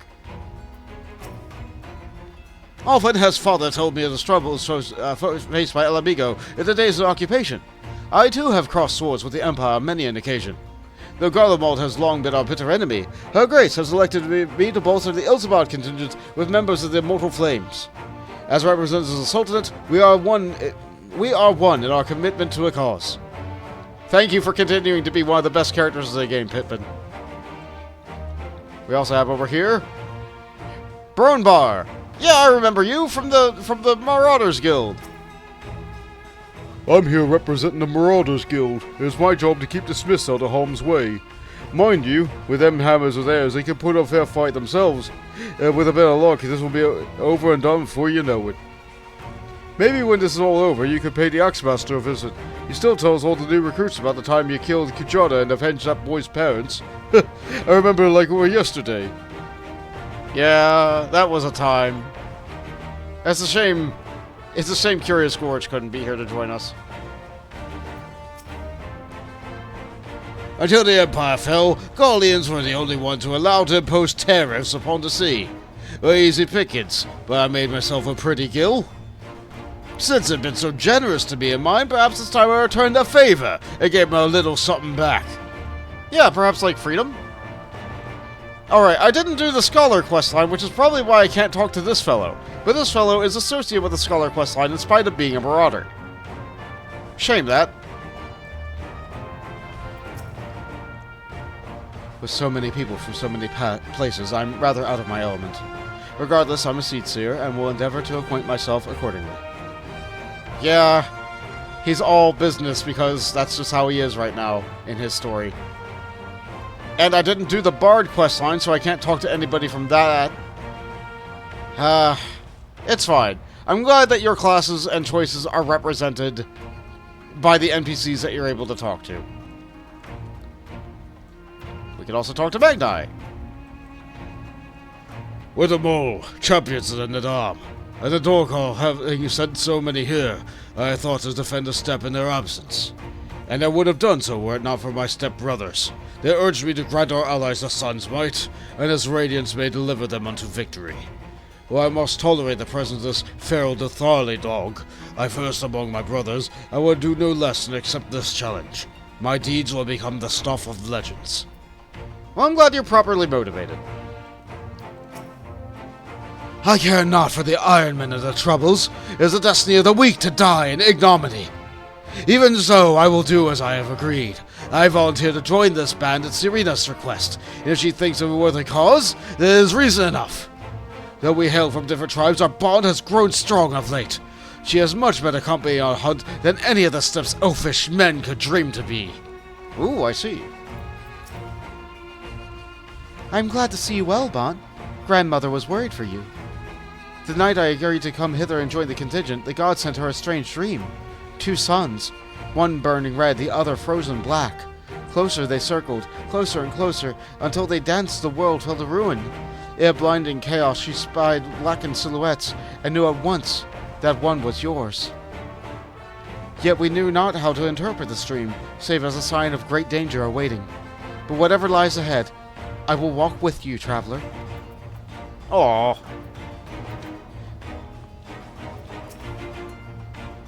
Allow me to express the deepest gratitude for the role in liberating Boltage. Me and my countrymen owe you more than you can ever hope to repay. Now that our dream has finally been realized, Bazaljan has seen fit to send a few of us to join the expeditionary force. I hope our skills will be of use. I hope they will too. So we got gunbreakers, archers, Viera archers no less, so probably assassins actually. Let's see, gladiator, and gunbreaker. Good! We need more tanks? Always could use more tanks. Anyway, I believe we've now talked to everybody that Bond is able to. Again, this isn't everybody. If you've done more quests, you'll get access to more NPCs. But let's press on. Besides the delegates assembled here, the Amalja and several other tribes offered to send us troops of their own. Don't you mean societies, Yustola? Unfortunately, due to their physiology, many would struggle simply to survive in the harsh climate of Ilsabard, but also likely prove tempting targets for abduction by the Tolafloi. All things considered, they can better aid the cause by bolstering our defenses in Eorzea, though their eagerness to do more has been noted. We few shall have to suffice. Ere we embark, we must distribute the warding scales to our comrades. Care to do the honors? Sure, let's hand out the scales. We heard it would be cold in Garlemald, so we came prepared. We'll hand over a warding scale. These enchanted talismans, or should they be called talismen, would probably require considerably less time and effort to produce if the alchemists of the great work were not so preoccupied with making them look pretty. Yeah.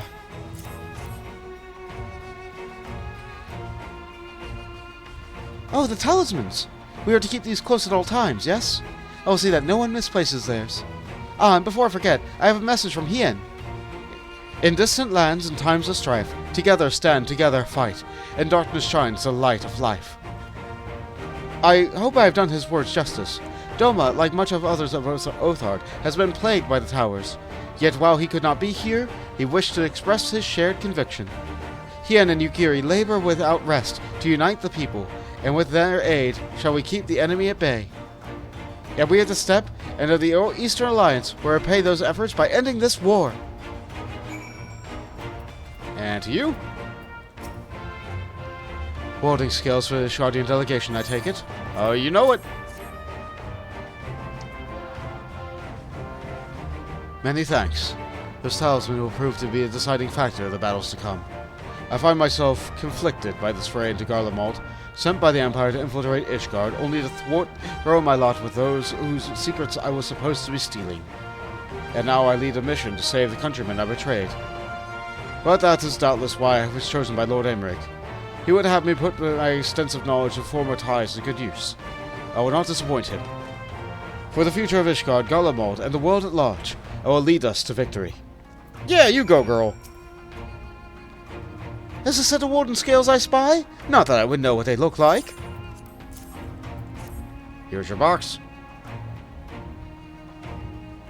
Wow, look at these! Even a layman like me can tell they're bursting with aether. All the better to fend off the tempering waves? Is that the right term? Anyway, this will give us one less thing to worry about. Or just leaves the other mountain of whatever else is waiting for us in Garlemald. Only way to find out, eh? And nervous as not, I'd be marching through all 7 hells if it gave me a chance to put Xenos back in the grave where he belongs. I hear you got something for us. Here you go. Ah, them skills everyone's been talking about. Pretty little things, ain't it? I reckon they'll be worth a gill or two when this all here's over, but we'll hold on to them for now. And one more thing. I know what y'all thinking. Why they send in Enzard instead? Buggered if I know. The Admiral and Captain Halfer told me that they needed someone to help safeguard the future. And here I am. Can't say they got a sense of humor. Well, some of you might be wondering what good a pirate is on dry land. In the middle of the sodden snow, of all places. Well, me and my crew will do whatever needs doing, so let's set sail, or however the saying goes on their ships. It's engage! It's engage, Sigurd! Yes. Here's your scales. So these are the famed warding scales. Enough for me and my men, I see. Under normal circumstances, I would not be allowed to travel outside of Twelveswood.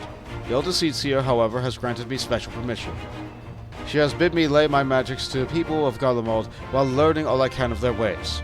In so doing, I will come closer to understanding myself and my place in the world, or so she says. I say it is past time our allies benefited from the power of a Seer's disposal. Some bemoan that we hide another light under a bush, or in a bushel, and I intend to address that criticism. Yeah, there do exist canonically only like 3 or 4 white mages in the world if you don't become one. And that's one of them. What's the white magic being used by everybody else? I have no idea.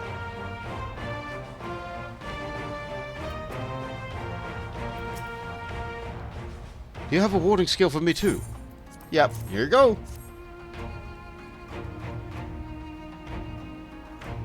Thank you for this, and for going to such incredible lengths for the sake of my people. Though I have little to offer in return, I would impart some advice, if I may.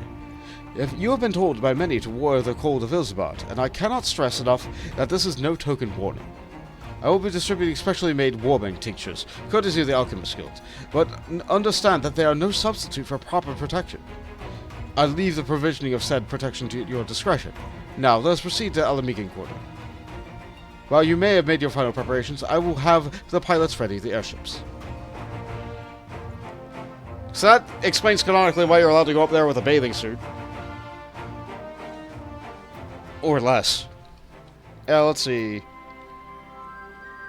I'm assuming most of the other healers use their own aether to heal, given out the Stormblood White Mage quest. Yeah, but like... yeah, you know what, that tracks. It's dangerous, but it like when you need potent healing, it's worth it. If anything you still need to take care of, you better see to it now. This coat is quite warm, but I have something rather thicker for the occasion like these. There's no telling how long we'll be out in the open, and we can't go starting fires willy-nilly if we want to avoid detection. Concoctions to fortify the flesh against wind and cold are commonly sold in the Uldan market, though they are of dubious efficacy. 'Tis said, however, that in recent days the Alchemist Guild hath performed a tincture capable of such a feat. Mayhap the achievements of their Thavnarian counterparts did spur them to action, and they not be put to shame. It's something of a constant refrain that we require warmer clothing. My present garb may be lacking, fur collar notwithstanding. Since my revival, I've been lax in expanding my limited wardrobe. Think we have time for a quick trip back to Old Charlene? I recall a rather fetching coat. Just use a market board, my guy. Actually, no. We're in Garabania. Where is the closest market board?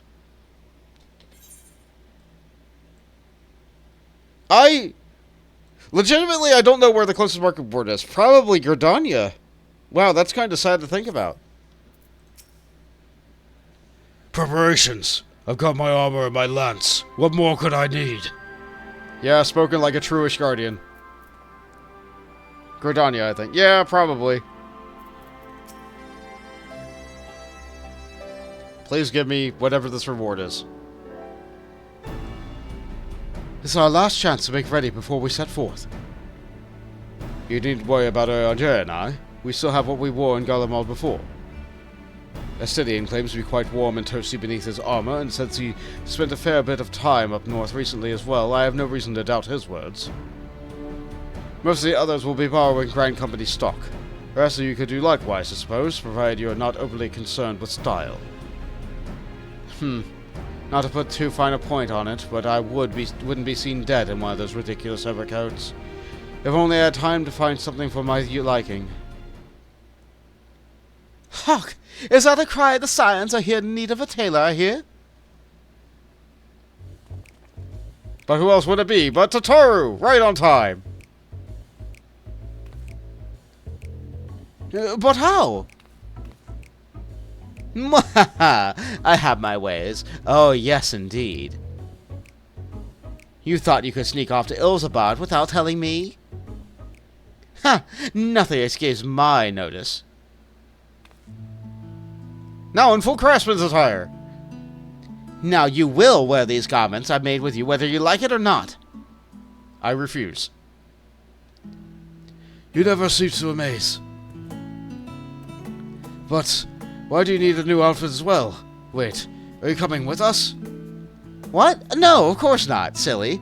It's all in the name of fashion. Rather, the pursuit of the highest quality fashion. Besides, how can I expect others to wear my creations if I've never worn them myself? Fair point. I did have one thing I'd like to share. Ergemis and Bluthwida have both finally returned for their assignment to faraway lands. Nice! Are those the sea listers? They'll be staying at the Rising Stones for a while to keep an eye on events throughout the Oars, yeah. And since they'll be running things back in headquarters, I was wondering if I could lend a hand in Charlene? Oh, why not? You can keep Cryo company at the Baldestian Arsenal. I mean, Adex. Sorry, the other one is located somewhere else entirely. Do not go to the Arsenal, you will die. Yes, we'd love to have you here. And I heard that Ergemis and Bloomweeda did a fine job carrying out their stead while they were lying on Comatose. With them in charge of the Rising Stones, we've nothing to worry about. My thoughts exactly. So while I'm confident that you won't go collapsing again, because a certain someone who shall remain nameless and isn't in a position to transport your souls to another world, if anything similarly disastrous were to happen, I'd be well positioned to do something about it. Anyway, I got a few things to take care of here then, so I'll make my way to Charlene. I really do hope these new clothes are enough to keep you warm in Garlemald. It's not much, but it's the only thing I can do for you, other than pray for your safe return, which I will every day. Oh. Let's not keep the contingent waiting any longer.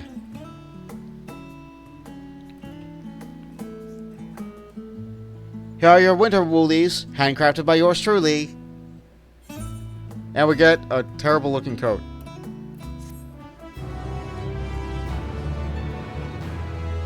I'm not wearing this. I'm happy with what I got.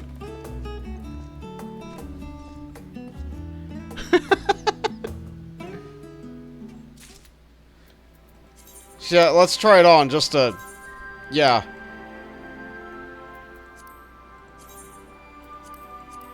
Okay, so we do have 2 dye channels on it. Maybe it looks better if it's dyed. So what if I give it a little bit of green and maybe a little bit of gold?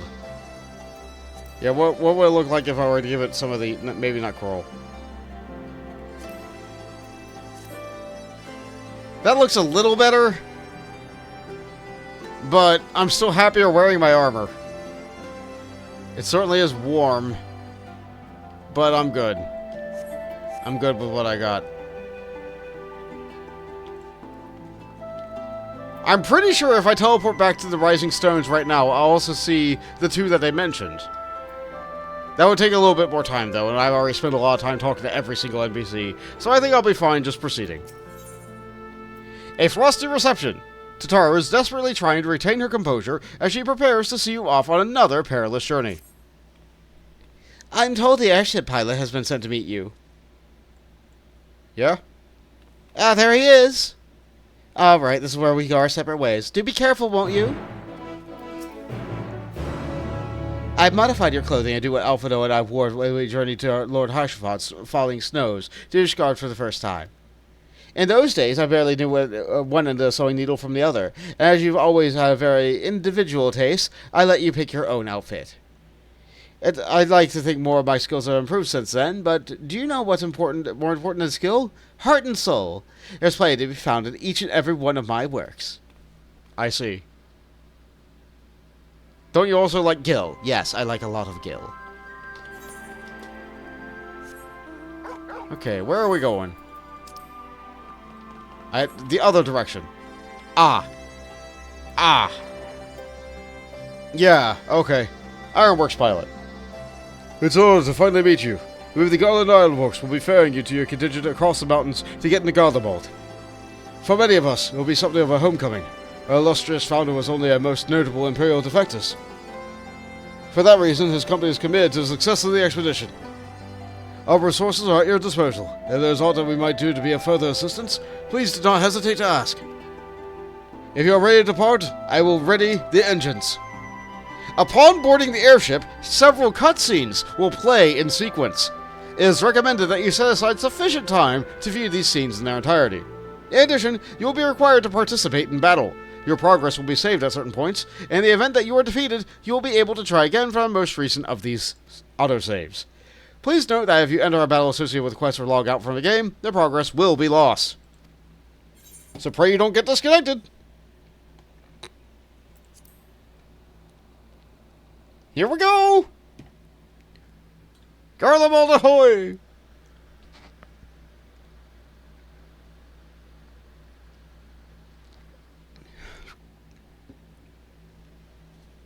Yeah, that drink went down the throat wrong. So we need to go into that fog. We're currently wherever this blurple bit is over here on the left. Thank you for zooming in. Ilsebard, divided in twain by a vast mountain range. Those who would traverse its jagged peaks face peril at every step. But why go by foot when one can simply fly?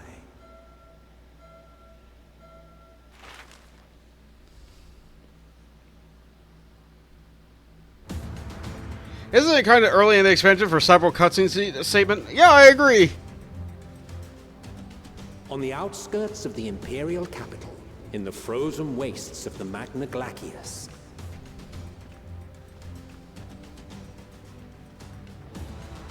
the winds howl in icy protest, as if to warn against further trespass. Are you used to this, Onwa? Or, I'm sorry, Emmanuelane?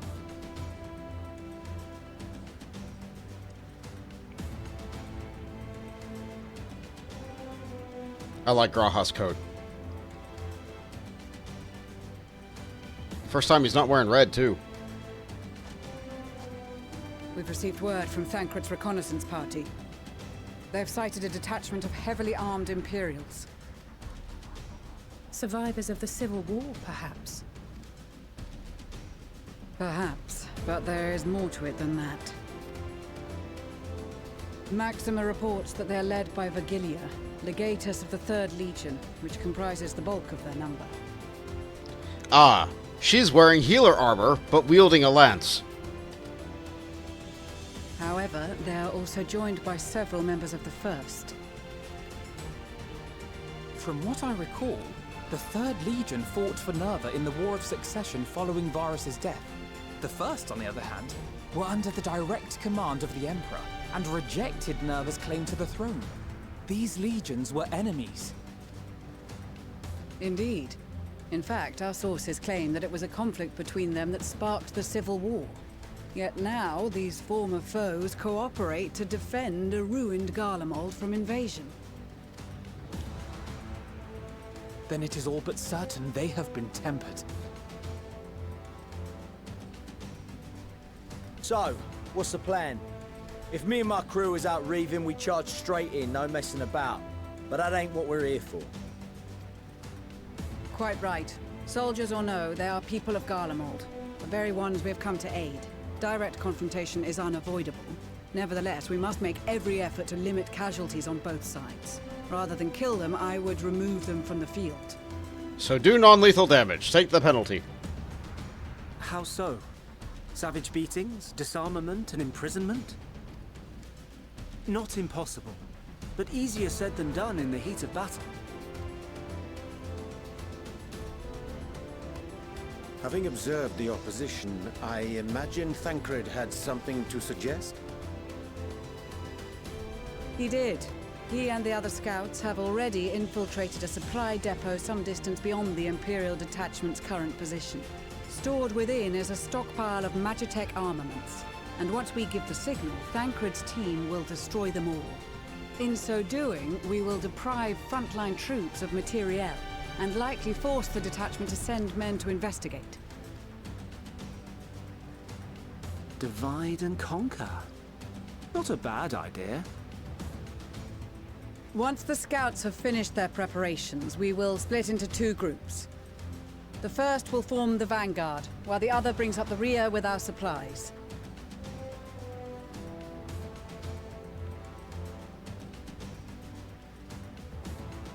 As for the Scions, I ask that you lend your assistance where you deem it needed most.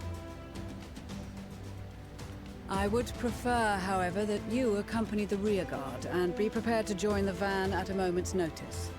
Kept in reserve as our trump card, so to speak. Yeah, I can do that.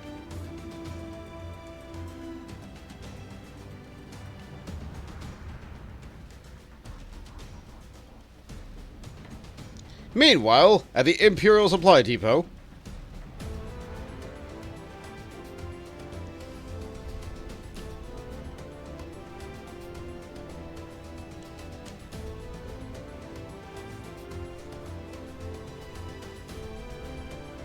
I wonder if those towers detect stealth units. Probably not.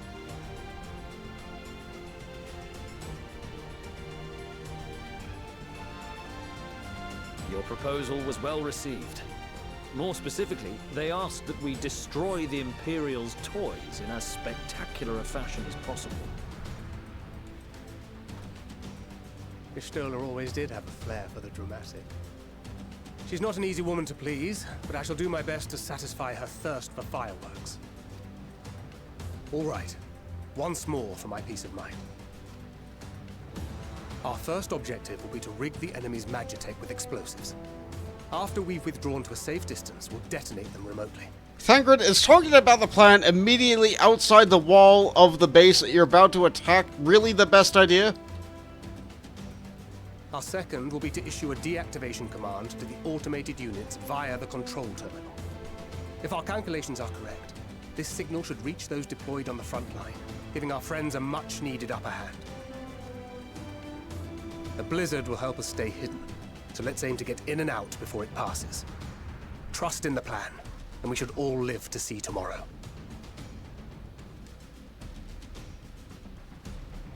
In the meantime, I will relay messages back and forth as the situation unfolds. You'll forgive me if I ask again, but are you certain you wish to play the lone wolf? Wouldn't have it any other way. Call it foolish and reckless if you like, but I'll get the job done. I always do. Very well. I wish you the best of luck.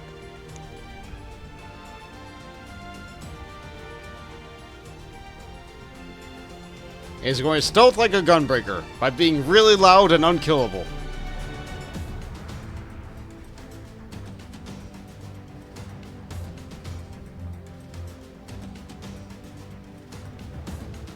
Okay, so what part do we get first? I am Thancred. In combat battle, you will fight as Thancred.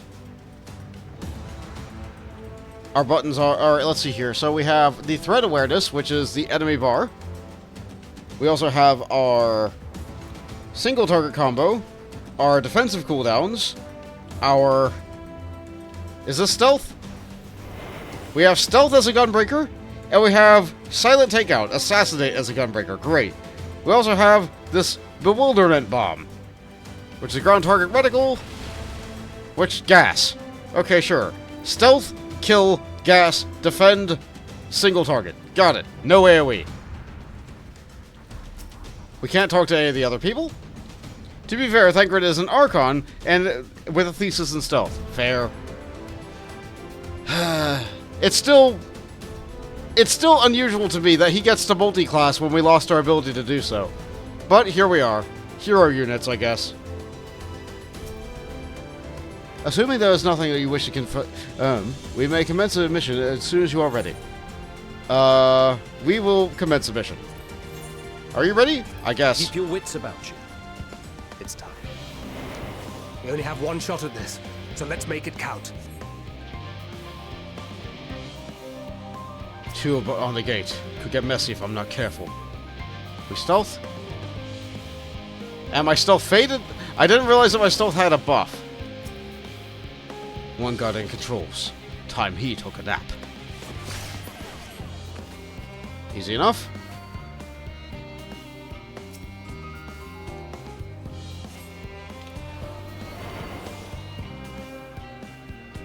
Now the explosives. Let's keep quiet for now. The time is going to...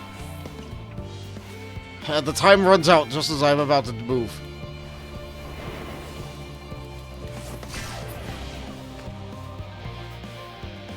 Glory be. I really like that little fast-moving guy. I'm gonna wait for that fast-moving guy to move away from this guy. Then I'm gonna go for another takedown.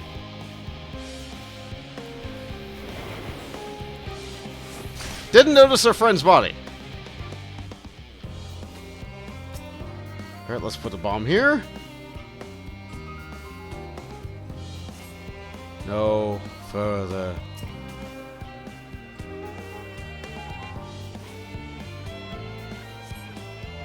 Let's wait for this to move.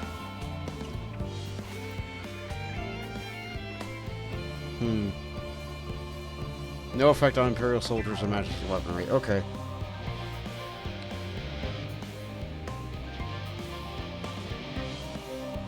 I think I should be able to interact with this from here.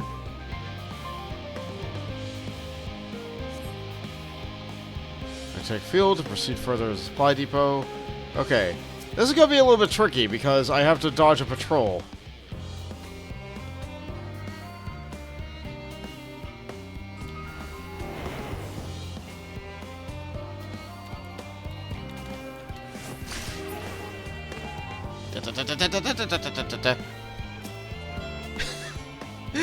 Don't know how that didn't see me. I'm going with it. Can I take these down? No. 7 hells. Was worth a shot. If ever the Imperials are growing increasingly aware of the situation.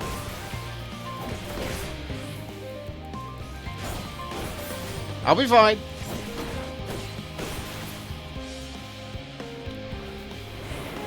If nothing else, that buys me an extra little area here.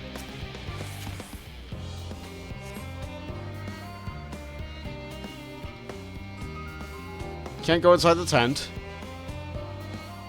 And that's a dog. So, they've got guard dogs, eh?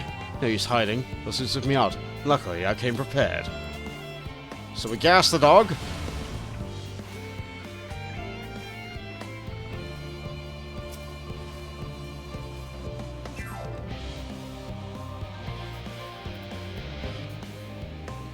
So, a button specifically for dogs. Got it. We do have another one of these little slashers. This one's not nearly as fast as the other one, though. Break the inactive weapons with explosions. Good. I gotta get these two, but I want to wait for the slasher to move around. Was there another guard over here, too? Okay, the slasher and a mover. I'll get the guard. It's a good time to get the guard right now.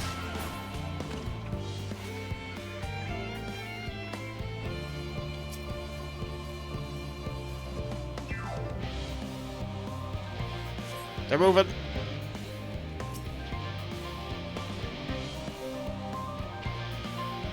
I remember how detection of this game works, but I'm still wary. Yeah, ideally, the slasher shouldn't see anything. Should be a trick. Now to hide and send word. I would think that the solution would be back here. No, there's too close together. No. No, that's not gonna do it. I guess I have to move forward to get to somewhere silent. Fair enough. Oh, here we go. Very specifically, this place. This is Thancred. The explosives are in place. You said the thing! Very good. All is proceeding as planned. Head to the control terminal. It should be to the northwest. Understood. Have the others wait at the rendezvous point.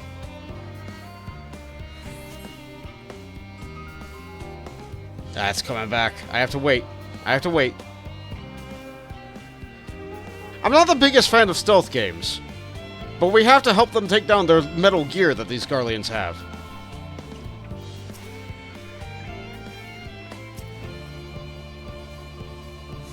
Okay, stealth.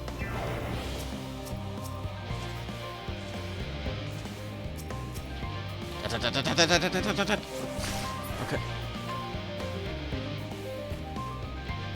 Another dog over there. Oh, that's a slasher? Okay, does it come all the way down here?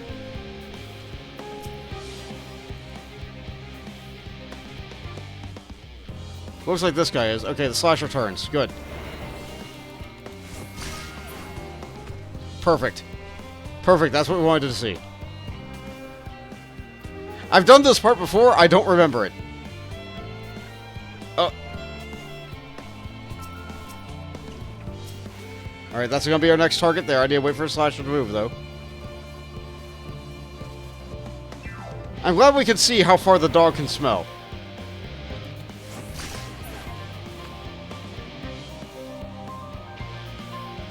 Doesn't really make a lot of sense, but like I'm fine with it. If I took out one of these slashers, I'd have a much easier time here, and I wouldn't have to wait as much. At least the timer on this is very forgiving. An hour is more than enough time. You're not wrong.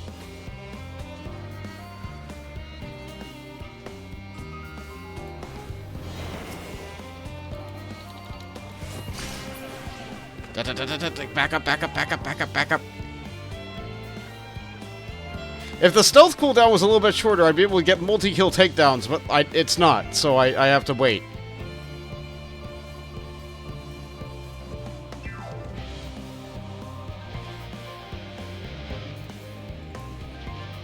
I could try to take out the dog. No, it didn't work. And now I scuttled my opportunity.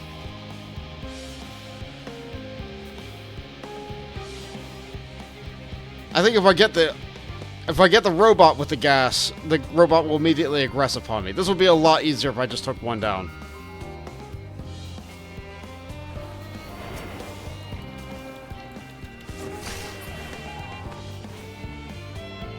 Yeah, let's do that. Let's take one down.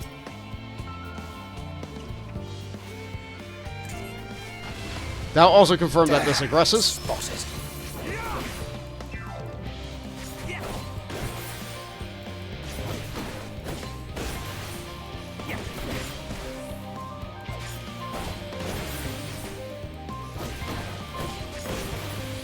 Okay. With that done, I'll have a much easier time. There's still one roaming. There's still one I could fight, but I don't want to make the bar go up too much more.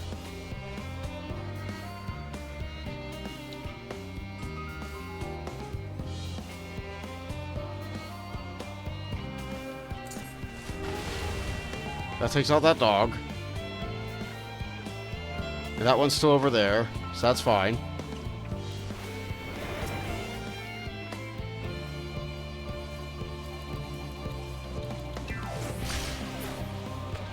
A little bit dangerous there. We're fine. We're fine. We're fine.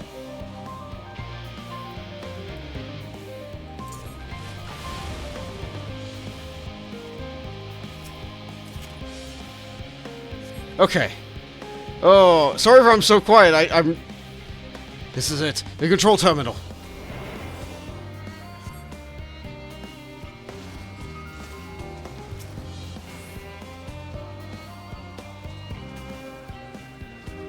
Stealth is... You succeed in disabling the automated Magitech. Withdraw from the supply depot. I could. Thank you. Overheated. Alright, I got through it. Just had to fight 3 guys. 1 on accident, 2 on purpose.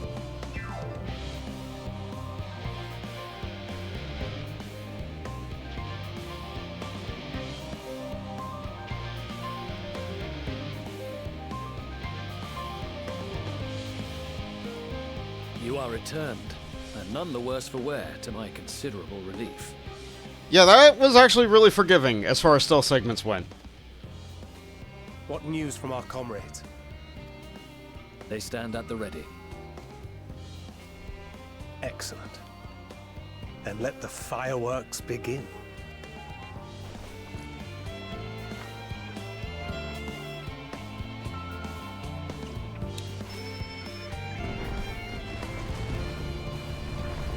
Neat! Solid explosions. They're not meant to be flashy, they're meant to have effect, though. A few moments later, at the rear of the Ilzbar contingent supply caravan...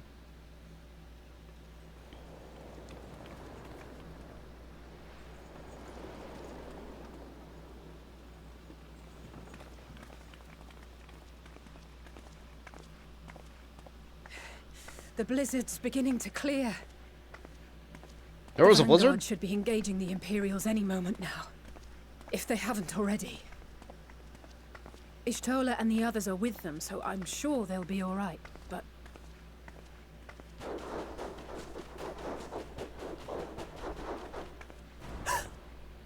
wait! Something's coming! Dogs? Oh, bulldogs! Oi, oi! Looks like we ain't the only ones who sent out scouts. Keep them away from the carriages! We lose those, and we're as good as dead! Don't announce that to the enemy!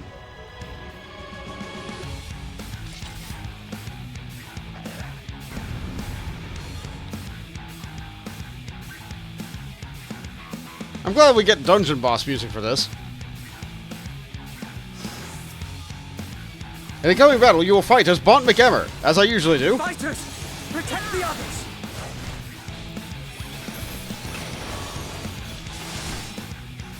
Let's gather everything together.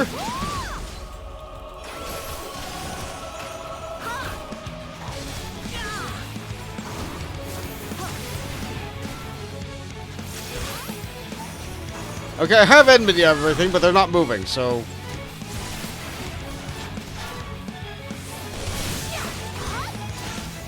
Sometimes the game lies, I guess.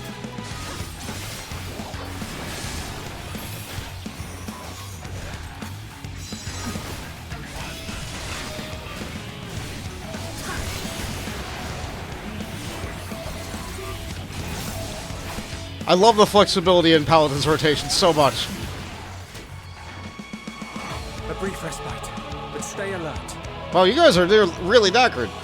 It's almost like you need a healer that casts more than 2 heals. Safe.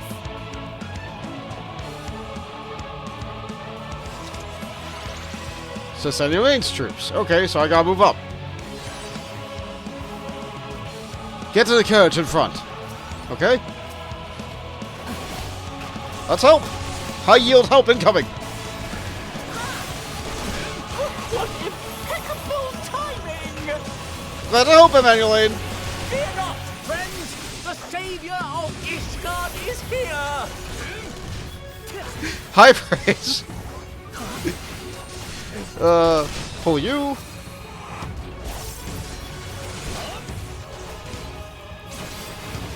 Grab you over. I love Smell and Sword together.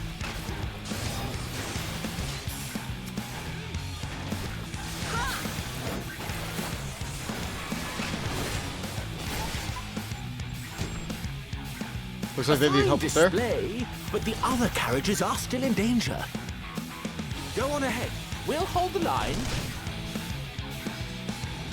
Can I help yet? Here we go. We're the only And ones still struggling. backslash. Time we put our backs into it then!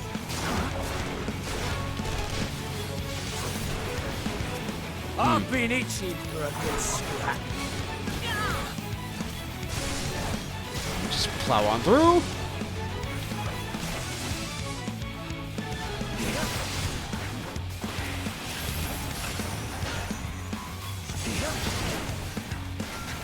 I could use the big sword, but these enemies don't warrant the big sword.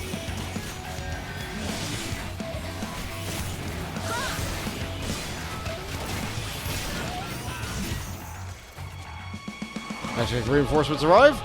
Oh, it's a car. That big bastard's going straight for the carriages. Stop it in its tracks. You get them, boys. Gangway! And this warrants the sword. Quick, broadside it. Big sword time.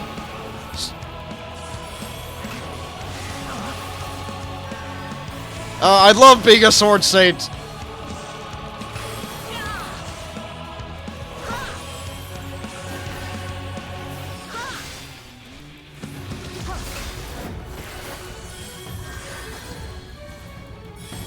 To victory, come hells or high water. You lot alright back there? Should probably go back and assist. I saw something just spawn. I'm ready for more. Hear that? Yeah? Get to the front and turn the tide. Very good then. Head north and join the Vanguard. I popped sprint right as the game stopped me. Great, I love that.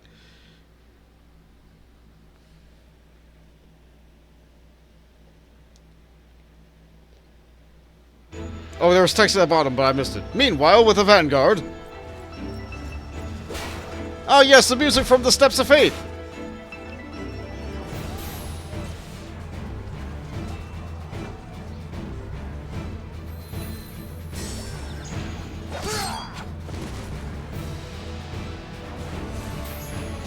Sleep spells. Removed from the field was not a euphemism for enthusiastically murder. It's nothing that won't heal in time. The trouble is, their tempering has made them utterly fearless. Subduing them would be easier if they had the capacity to submit in the first place. Well, this is the path our young charges would have us walk, and that we all agreed to follow. You knew it would be hard, yet still you pledged your lance, did you not?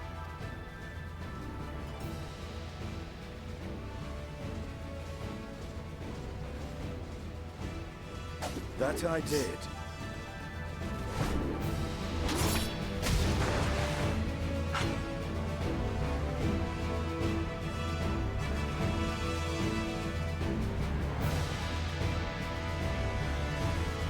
There's their leader.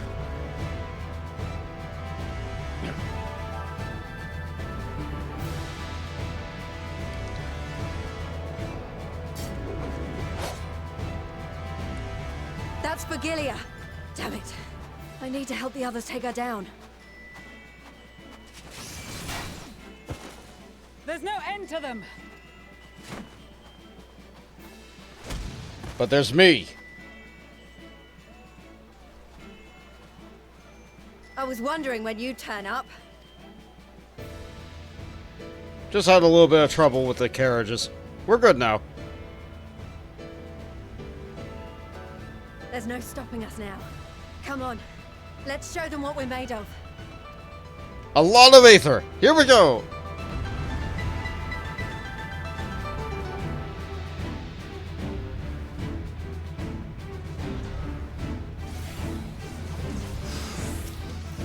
Defeat the Tempered Imperials. Forward!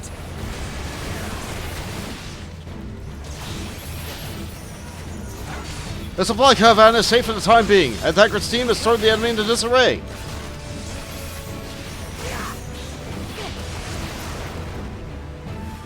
More.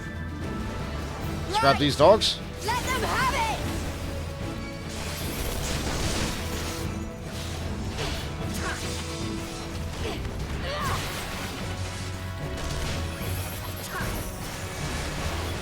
Looks like I lost enemy on all of them immediately. Now it's our turn! What you got? Kevin's casting Flaming Tizona. Yeah! Use your special gladiator limit break.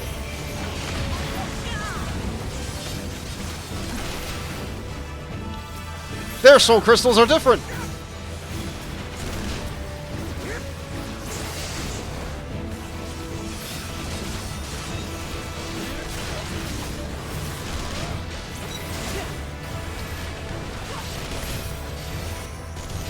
Lights out. Looks like Magnite just got hit by a nuke. How unbecoming. Only death awaits. Here comes our leader. That's her, the Gillian. Alright, this is one's worth using the cooldowns on. Big sword! Do not fall behind.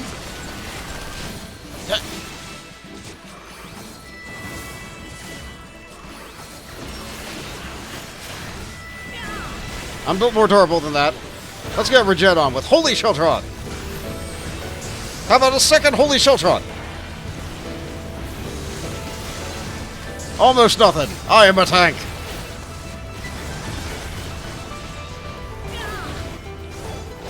I messed up rotation a little. It's fine. Well, your nation's already in ruin, so using Ruination does nothing.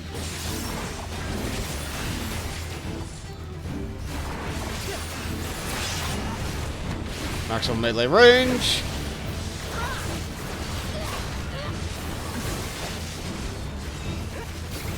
Raising ammunition. Gunbird. You have a shield, everybody.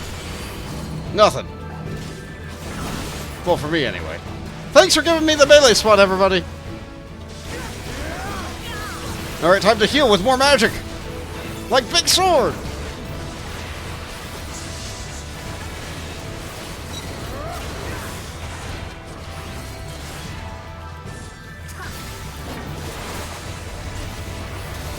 Is everyone alright?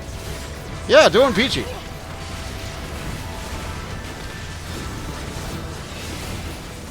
More reinforcements? Alright, that's for you guys. Many.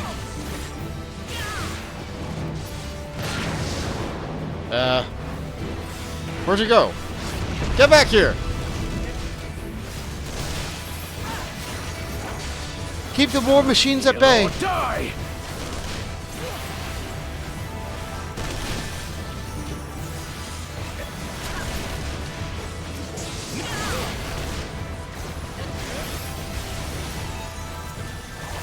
Gather them all together. She's back. You have a nice little breather? Have another big sword!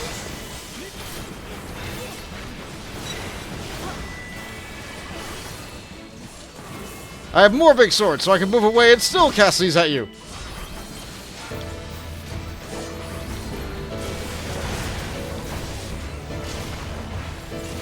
Get back here! And one more backslash.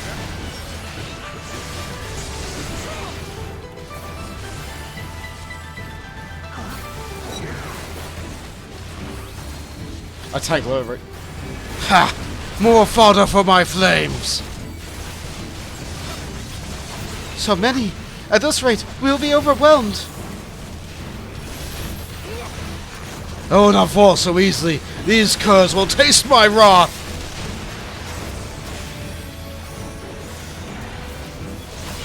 Oh, we have to summon the cells. More of them.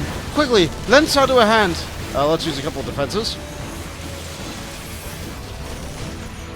Make way. Those wolves will rue the day they cross my path. None of these shall escape my chains, and now is your chance to strike. Tremble before the sun! 15 seconds, wait until Sadu's completed the ritual. May your screams fill the air! I'll get these off. 3, 2, 1.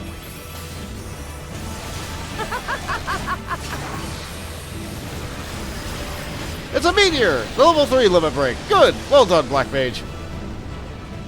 Duty complete! We nuked a commander with a meteor.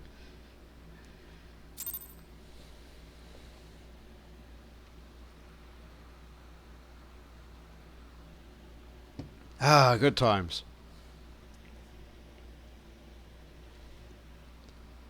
Syndicate Master added a tank limit break that does damage. I want that. I wish we had customizable limit breaks. So you could be a melee DPS that had a reviving limit break because your healers keep dying.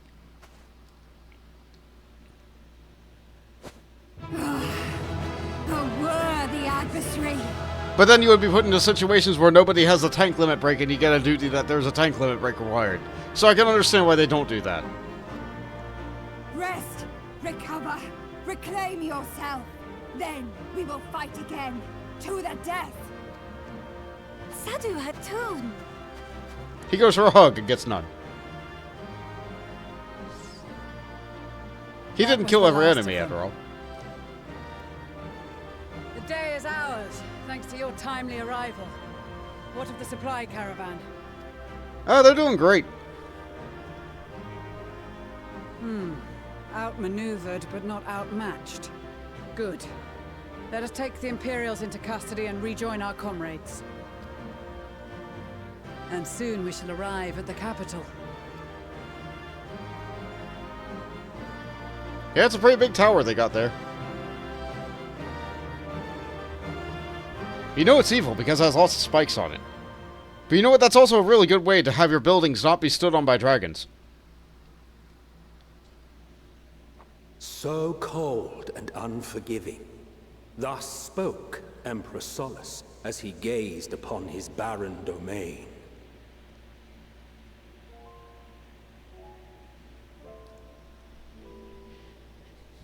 "800 years it had been since the Garleans first set foot here.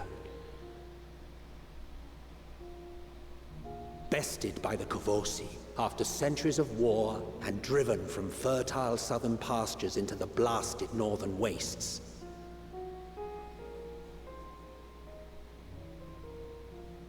In that garden of desolation, they clung to one another for warmth, freezing, hungry, desperate, hated.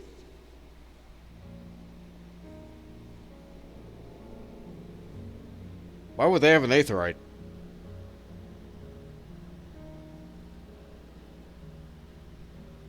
The chosen forsaken.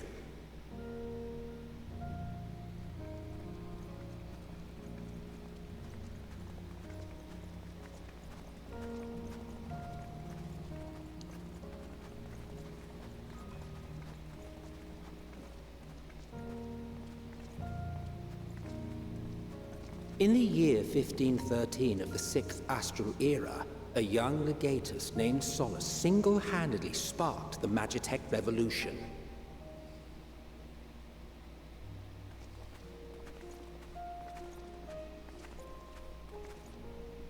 How did he conceive the machina that feed on ceruleum? Once a common, soft-spoken soldier, how had he so quickly ascended through the ranks? Like so many others, those who knew the truth are gone.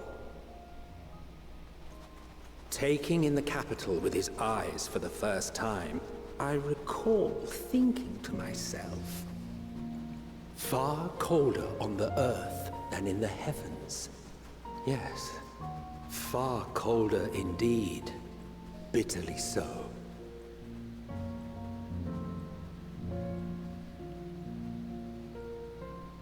Welcome to Garlemald, ladies and gentlemen. It's not good here.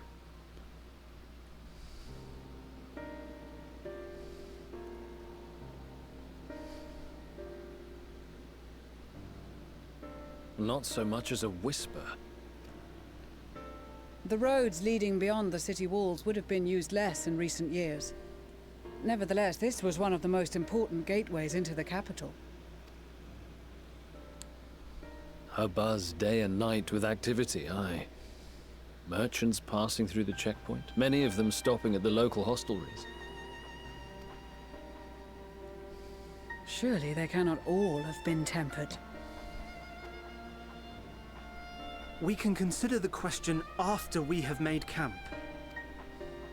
If we spend any longer outside, we may well freeze to death where we stand. The tempered Imperials, too.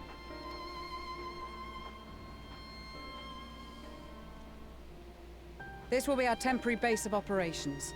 Secure shelter for ourselves and the injured, and dispatch scouts to survey the surrounding area. If we're planning on staying here a while, we ought to give this place a proper name. Well, the constant sound of ice cracking underfoot makes me think of broken glass. An apt name, perhaps. But enough of this. To work, everyone! And so we have Camp Broken Glass. Yeah, that's pretty apt. Everything else is ruins. Why not have the... Hi there! Hi, Jade. With her fancy Magitech attire on her Gobwalker. And over here we have Horus, dressed in Reaper attire, classic Garleans. Good stuff. Hi, guys. I'm gonna do this rock.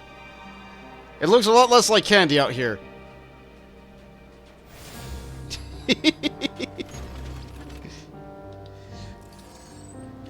Oh yeah, you're a sage! Right, you're a sage that looks like a Machinist because you carry 4... Wait, those aren't your normal guns. I guess you upgraded your weapons recently. Still! Machinist Sage and Classic Reaper. Good stuff. Over here we have... Shouldn't be long before we had a half-decent camp with so many helping hands. I was concerned the snow might hinder our progress, but our Ishgardian friends are used to working in conditions like these. In spite of obstacles that we faced, our plan proceeds apace. Just a little further, and we'll reach the capital itself. Still, we mustn't get ahead of ourselves. As soon as the camp has been made fit for purpose, we'll discuss a course of action with Lucia. Would you mind asking Shirr and Graha to join us in the building to the northeast of camp? Elsa and I will meet with you there. Couldn't think of anything more appropriate than Reaper for today. Yeah, it's Garlean and sad.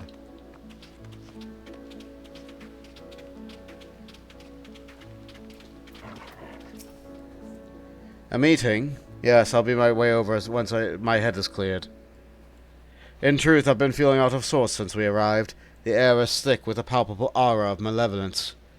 There's a monstrous tower on the horizon, jagged, hideous, unholy. Even at this distance, its presence is overwhelming.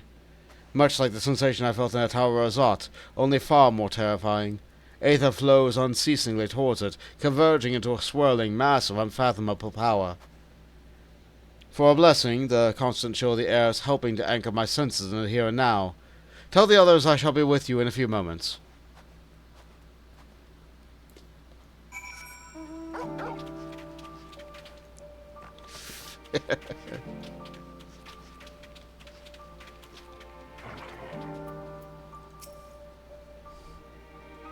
You'll be pleased to know that most of the tempered have been quartered inside the nearby buildings and are receiving treatment as we speak.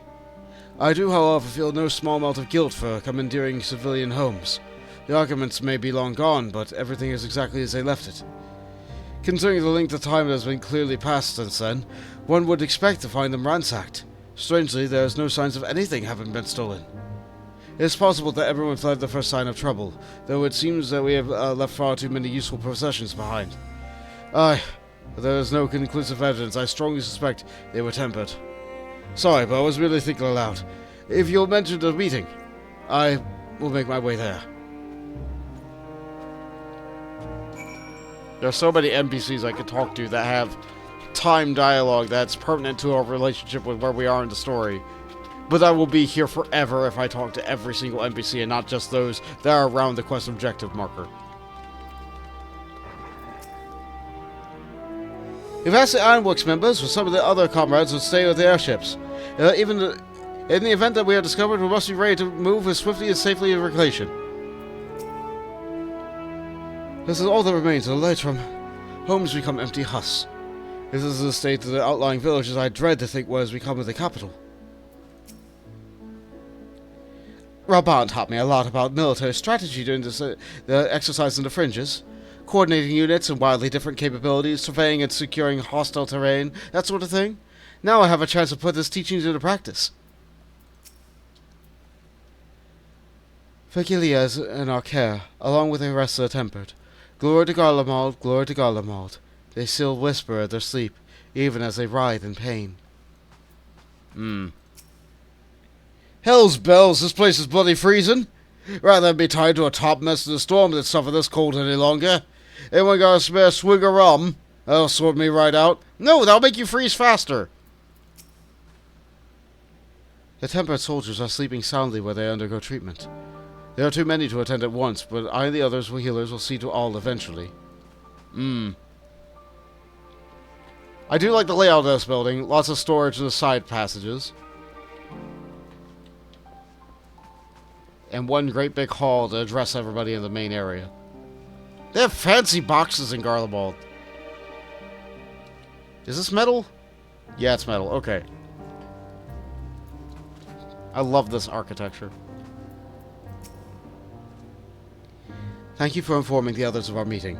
When everyone's here, we will begin. The game's been spoiling me with the voice acting lately, too. I've only had to read half the dialogue.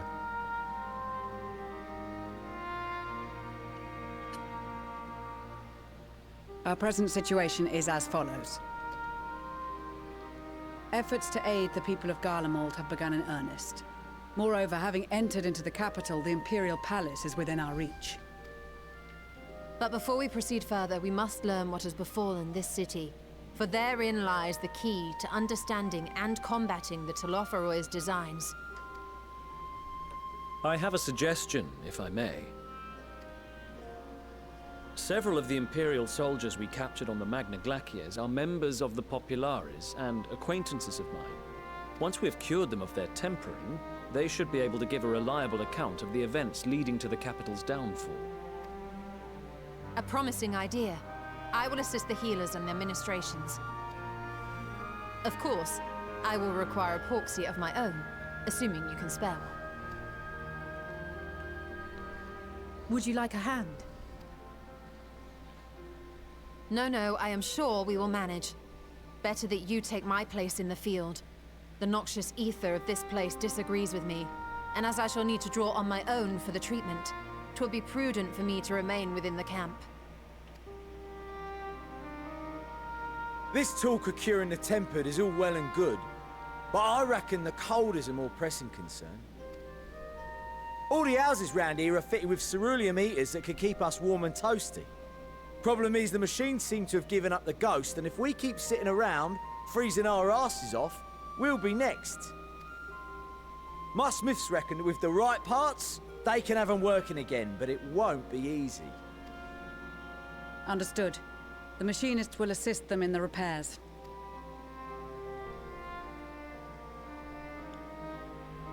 The rest of us should either stand watch or survey the area. We've made our presence known to the Telophoroi. They will be searching for us, if they have not already ascertained our position. That we have seen no sign of them since the battle suggests they have yet to do so. However, I suspect they may be biding their time. Or perhaps we are beneath their notice.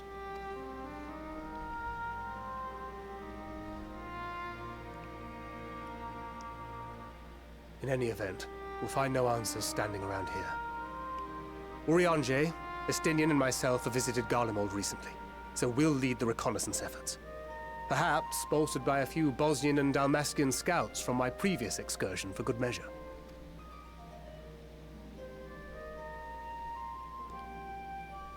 Don't forget about us Alamegans. We have experienced scouts of our own. Well now, this is turning out to be a rather sizable team. With such numbers, we should be able to cover a wide area with relative ease, including that surrounding the Imperial Palace. How about you, Graha? I have a feeling we'll find a use or two for that vanishing spell of yours. 'Twould be my honor to be of service, though I doubt that you of all people need rely on my tricks. That leaves us with guard duty. Yeah. As a matter of fact, I have something else in mind for the two of you and Alphino. Oh. Between here and the center of the capital lies the Eblan Rhine. I would have you search the area for survivors. Your keen sense of direction, honed in your extensive travels, should prove useful in navigating the ice fields. Don't you mean my magic map? You mean my magic map. If there are any survivors, we will surely find them. Or, extensive travels is something of an understatement, but I suppose there's nothing else that needs doing. Or, ice shields. I love ice shields. Oh, wait, no, I don't. We can be really snarky here. But no, Bond is dedicated. He's gonna find the survivors.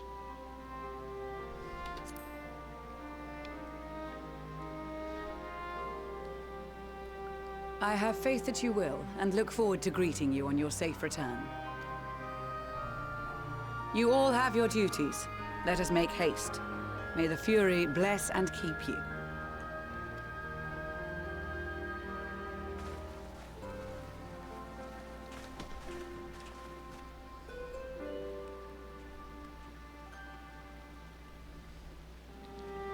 Yeah, Bond can read the room. He can read the situation. This is not the time for his snark.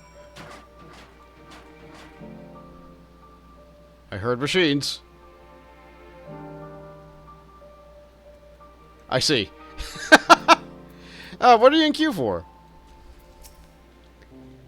Yeah, all precipitation in Ishgard have lived their whole lives in the snow, but I really feel it wasn't that bad before the calamity. And afterwards, well, I was rarely more than a few paces from a raging fire. This dreadful place, on the other hand, is nothing but cold, cold, cold. As I understand it, Ilsbad has always been this way. God, can you imagine? Yes. Oh, goodbye. Alliance raid. Have fun! Never thought of myself as much of an explorer, although I suppose my adventures have taken me all sorts of strange and distant places. With that in mind, traveling in icy fields should be a simple feat. Gods be good. If this cold with Tatara's clothing, I dread to think of how we'd fare without it. I must remember to thank her when next we meet. It makes me realize, too, that while the people of Garlemald have spent their whole lives in conditions like these, even if they'd been hard-pressed to survive away from the warmth of their homes, if there are any survivors, we must find them, and quickly. So, since Blumbride we go, where do we even start looking at such a place? It's a good thing you happen to be nearby. Tracks in the snow. Emmanueline is, as usual, milling about aimlessly. What ho, chums? But giving something to do, have you? As it happens, I too have been ordered to make myself useful. Sounds like it's a tall order. Nice of you to ask. We'll scour the Eblon Rime for survivors. What? Wander around the ice fields on the off chance you'll find someone? You'll take forever to finish the job without the benefits of my expertise, or more specifically, my telescope. Come, friends, I know just the spot to begin our search. I'll probably regret this, but we may as well humor him.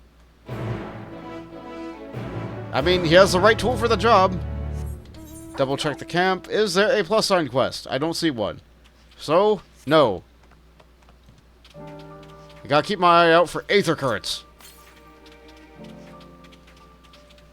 133 east. Okay, so we're heading in the direction of one.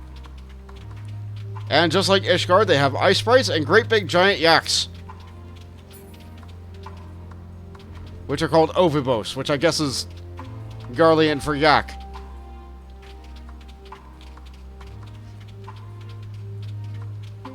Yep, there it is. There's the gas.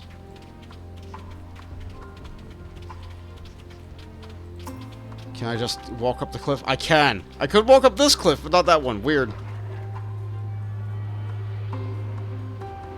Just vacuum it up like...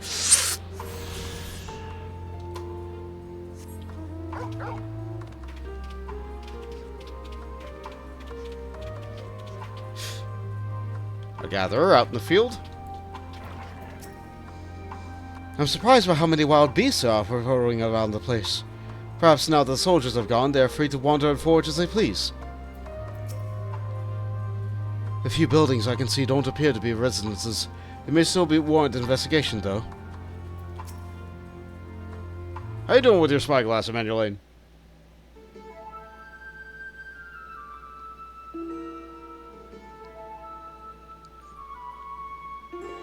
I spy with my little telescope a massive sheep thing, or maybe it's a cow. Not that we're after either way.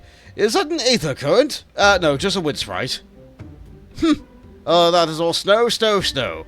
But for what I do see over there, you little hillock. There, no sticking it. That's a girl. Really? A survivor? Show me. Over there, behind that tree. It looks like she's running away from something, though surely not us. She wouldn't even know we're here unless she had a telescope like mine. All I can tell is that she's wearing a pale green dress, a rather fetching one, is that?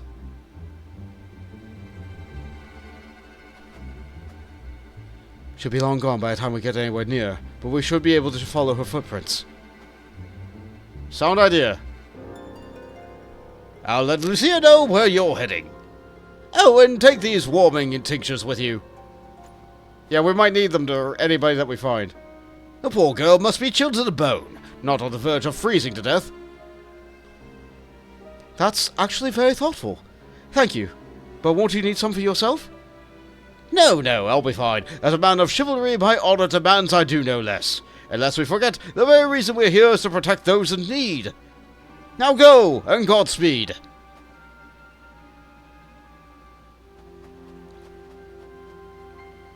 Wow, he was useful! He was in the right place, with the right tool, for the right job. Well done, Emmanuel. Are you still here? If you dally any longer, you will miss your chance to play the hero. Okay. Alright, I gotta force a smile, just like Harshfont would want. Here we go.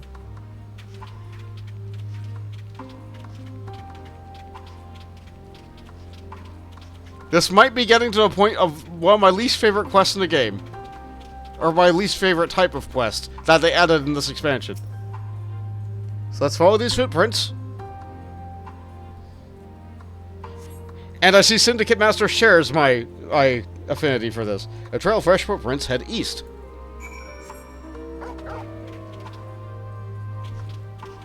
I'm glad he also did the joke about the Aether Current in the Wind Sprite.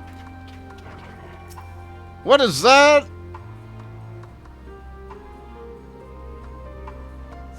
These footprints appear to be the same as those you saw previously, and they lead toward the building, which is Alizé and Alphino. I probably could have gone and talked to Alizé before that, but I'm going to take a look at this momentarily. It is an overgrown rose. Yeah, it looks like a Scoochalane mixed marble, which we saw in a dungeon at the end of time. But now it's got some snow texture on it. Yeah, Garlemald's really messed up, huh? Yeah, we're discussing the same type of quest. According to the label here, this place was used by those involved with extracting ceruleum. We're getting closer, I'm sure of it. At first we thought he'd gone inside the building, but the door doesn't look to have been opened in some time. She might still be nearby, so we're to keep looking around here. Then again, it's also possible she ran right past this place. Would you mind searching up ahead? As Emmanuel said, it's highly unlikely she was just running away from us. Even so, we mustn't do anything to startle her. For all she knows, we're soldiers of an invading army, so we need to be careful not to give the wrong impression. So, instead of announcing we're going to stalk her. Okay, this doesn't feel good, but here we are. Okay. Here it comes. I'm frowning.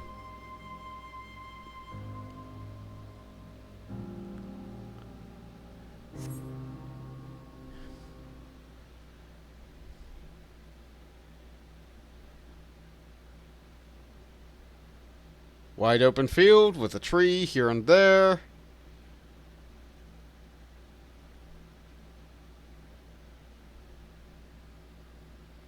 But there, behind the tree, the girl in the green dress anxiously surveys her surroundings. Were you to call out to her from this distance, it might attract wild beasts to your location. It would be safer to get closer first, but you must do so without drawing her attention. It begins. Follow the girl from a safe distance. The appearance of a yellow turning indicator signifies that she will detect you when she's turning around. Make use of cover such as rocks to approach her without being seen.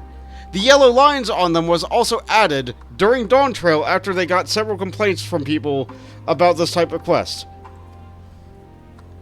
Similarly, a circular area indicator signifies that you will be detected if following too closely. Should you fail to complete the objective, you may try again by returning to the designated location here. I hate this, I hate this, I hate this, I hate this.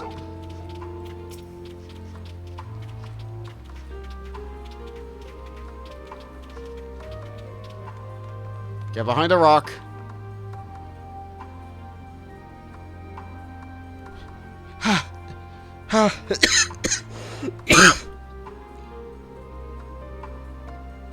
She turned around. So far, so good.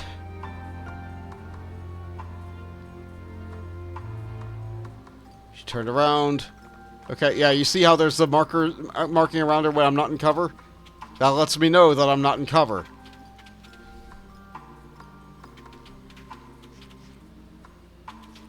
And that little sonar thing there lets me know that I'm not close enough to be seen. I'm going to try and hide behind this tree on the right, but I need to make sure.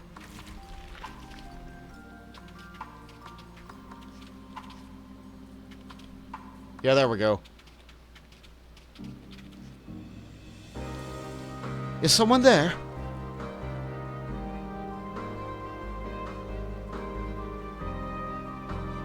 I must be imagining things. Can you stop? Oh, she's doing her girly Midlander run. Fortunately, I can follow closely on a mount.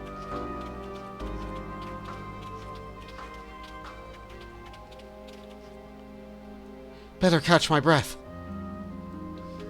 Good thing you're always catching your breath when there's some cover nearby.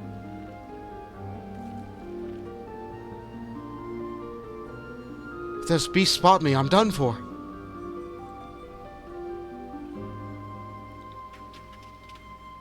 And she's walking.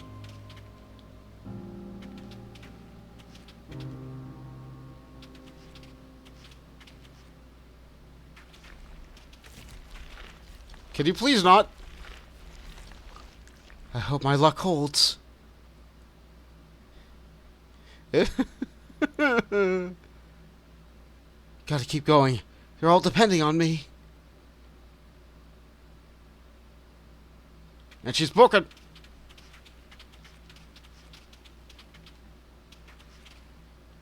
Well, just a little further. I almost got seen there. This is it, the final spurt.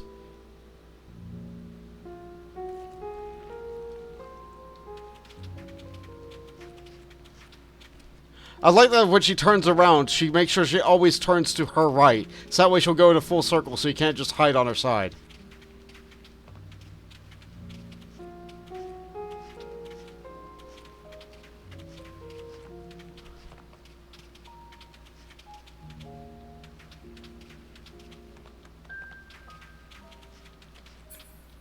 Okay, now we can approach. Now we're allowed.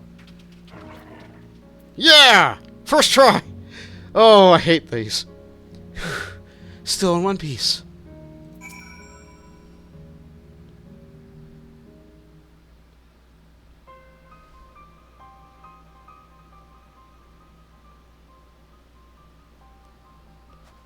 Hello? Who are you? Stay back. This house is packed with explosives. Take another step and I'll blow this place sky high. Wow, that's quite a threat. Please, we just want to talk.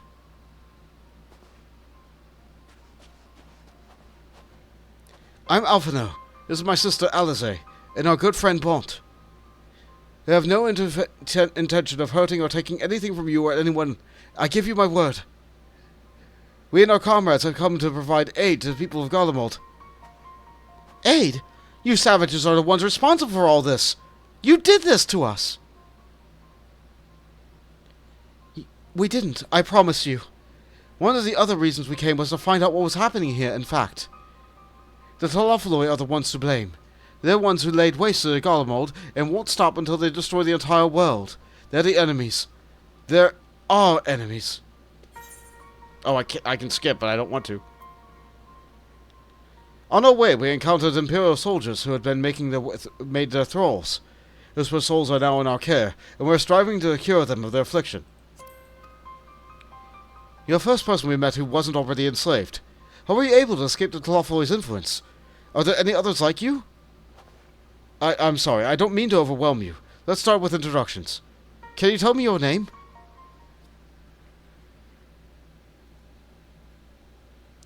My name's Licinia. As for how I managed to stay sane, I've been asking myself the same question. Ever since that night, and the roar, the terrible roar. And then the screams. I was screaming too. I think. I'm not sure. I can't remember.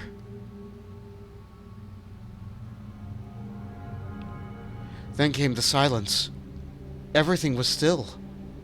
It was like waking up from a nightmare. I thought that maybe the fighting had stopped, so I stepped outside.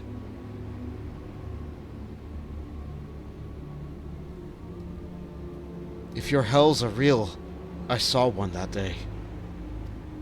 I ran, past friends, people I'd known all my life, eyes vagrant, dead, staring at the sky. Others were mad and violent. I saw them struggle with soldiers, but didn't stay to watch. I fled, as far as my legs could take me.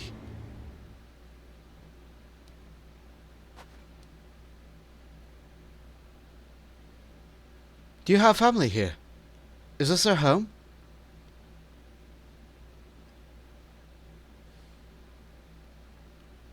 No, this is Victor's Spoils, a mansion for retired soldiers.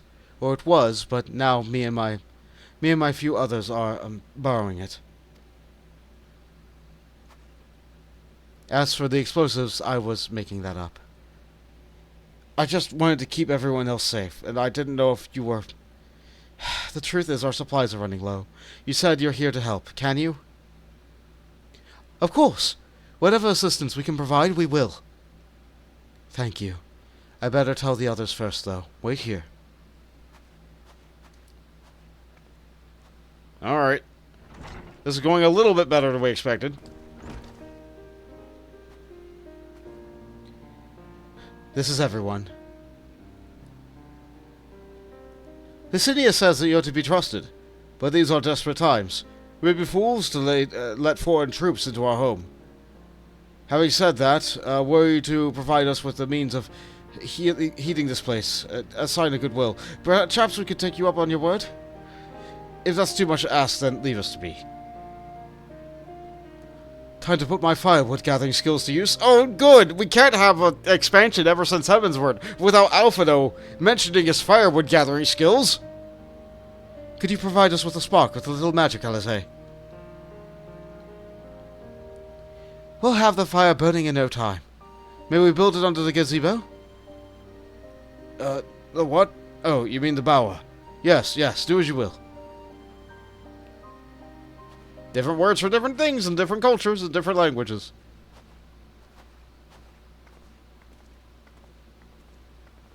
Yeah, what's that look? Yeah, I know, you guys don't like magic. It's okay. It's okay. It's very convenient, I assure you.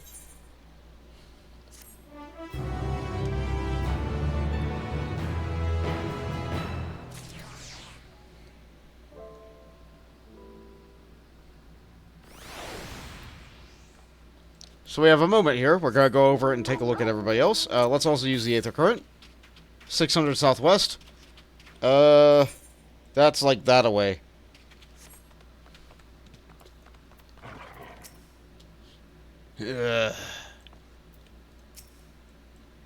Early signs of frostbite. This must be treated quickly. I can feel my fingers again. All's well. All's well, with food in my belly and song in my heart.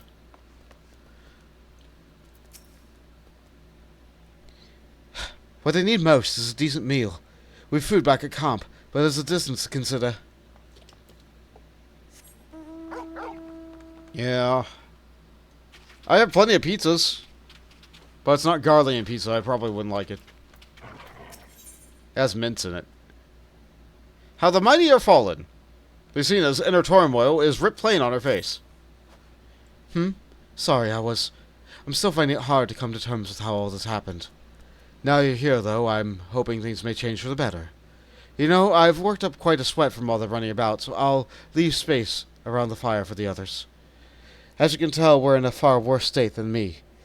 We're planning to look for somewhere warmer or with more food, but it's not going anywhere until we nurse them back to health, which I don't know how to do. Is there anything you can do to help them? Talk to Alphino. Before the Civil War, I was a student. The others were officials of some sort, I think. Even after all this time together, we hardly know first thing about each other. What I do know is this. We're Garleans. When times are hard, we stick together, no matter what. I'm glad that she has faith in the national pride.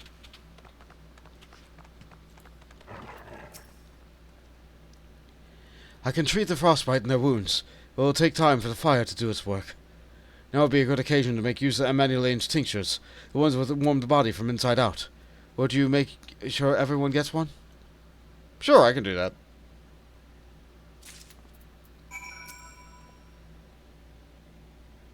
If there's something that can be said for Lord Emmanuelin, he's not one to leave others at the mercy of the cold. Of course, being a man of Curthus, I'm sure he is more aware than most of its dangers, but I sense that is not the only reason. Ever since the warm welcomes we received in Camp Dragonhead, the hospitality he and his brothers have afforded us have been nothing short of exemplary. Perhaps they aspire to live up to the example set by Lord Edmund. And the rest of it should be the same dialogue for now. Yeah. The numbness is beginning to subside, though I suspect once the fire dies it will return with a vengeance. We have our warming tincture.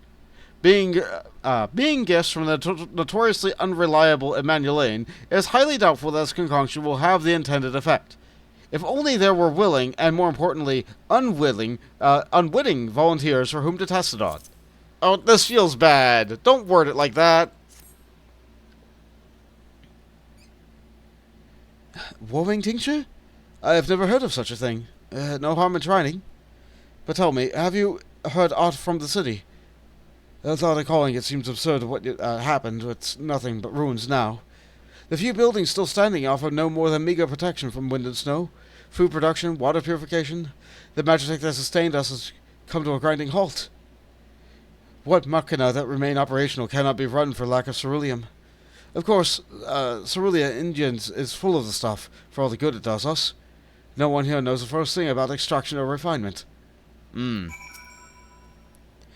of our ancestors succumbed to the bitter cold when they first came to these lands, much as we are now. But with discipline and order, any obstacle can be overcome.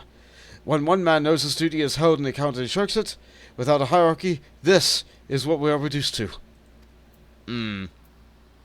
They depended so heavily upon the chain. All is well. Yes, never better. Would you like a warming tincture?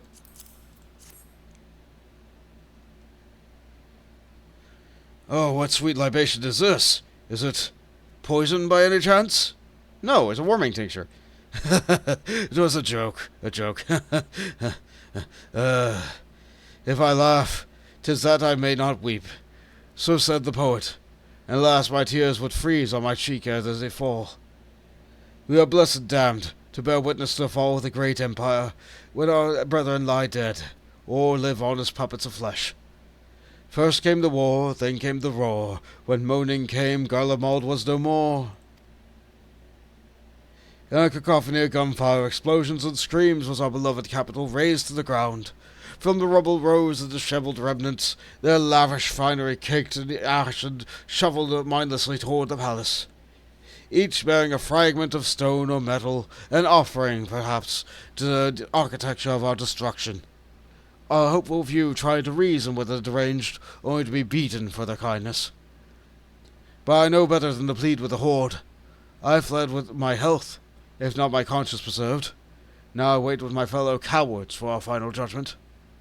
If you listen very, very carefully, you can hear it. The sound of my stomach eating itself. Would that it could devour my soul. Are you sure you don't want a pizza? I have pizza. I have one pizza left. Alright, how about some chicken? You want some chicken? We got chicken. I do just have food in my bag. You want some soup? We got soup. Shame I can't. Now for you. What do you want?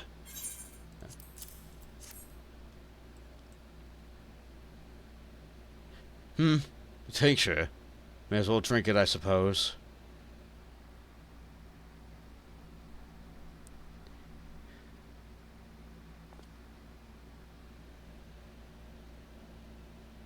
What's that? This is a radio. You don't have them where you come from, I take it? You use them to listen to messages sent by others, even over great distances. Oh, you mean like a link pearl? There are different types, but this model is by far the most popular. Made with quality components, crafted in the finest ore, sourced from Locus Ammonius it is. Not all that useful since the capital fell into ruin. The people at the broadcasting station must have either fled or ended up like all the others. Because all we've been through hearing is the same music being played over and over again. Home beyond the horizon. An ode to the brave men and women sent to reclaim the ancestral homeland of Locus Ammonius. We may have founded an empire of this frozen waste, but we always hoped to take back what was once ours. It is a solemn reminder that, though we must suffer the great hardships, better days will surely come. Despite everything, I believe that Emperor Varus yet lives, and that he speaks to us through our radios. It was a cunning strategy, faking his murder. He must have foreseen this catastrophe and chose to conceal himself, and may one day make his triumphant return. Yes, I'm sure of it. Emperor Varus would not be defeated so easily. That's quite the strong delusion you got there. I have faith you will deliver us from this madness, your radiance. By your grace shall Garlemald be reborn. And I think all the rest of the dialogue is the same. Yes. Okay, back to her. With a nice pillar in the camera.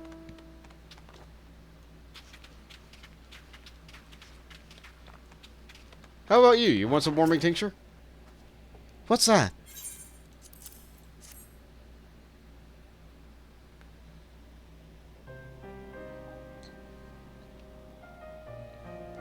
So this is what you gave the others? Thank you. I'll save it for later. Actually, I have a few things to ask of you. Yeah? Are you part of the group staying in Laterium? I saw Legatus Vergilius' troops heading towards the Magna Glacies a few days ago. Are they the ones you encountered? Yeah, we beat them and detained them. They're all alive. Camp Broken Glass, you call it. And Vergilius' men are there now. Sounds like you're doing some information gathering. So how did you reach the Magna Glacies? Did you cross the mountains on foot? No, we have airships. Airships? There might be a way to... Usia, where's everyone? Is something the matter? Are you hiding more people? I heard a voice. A voice from inside, you say? You must be imagining things. Everyone's out here. Perhaps a baby, Almacy, has found its way into the house. It wouldn't be the first time. Without the soldiers to scare them off, wild animals have been roaming closer to the settlement. Some have been known to attack people, too. I've just had an idea. If you and yours are strong enough to defeat the Legatus, then surely a few beasts around here won't pose a threat? If you have a mind to continue helping us, perhaps you could head over to the other side of the lake. There's a small group of tappers living there, people whose job was to extract ceruleum. They still do, from what we can tell. It's already tried everything they could to share their fuel with us, but they're not willing to give it away. They want food in exchange, lots of food, and that's something we don't have and can't get on our own.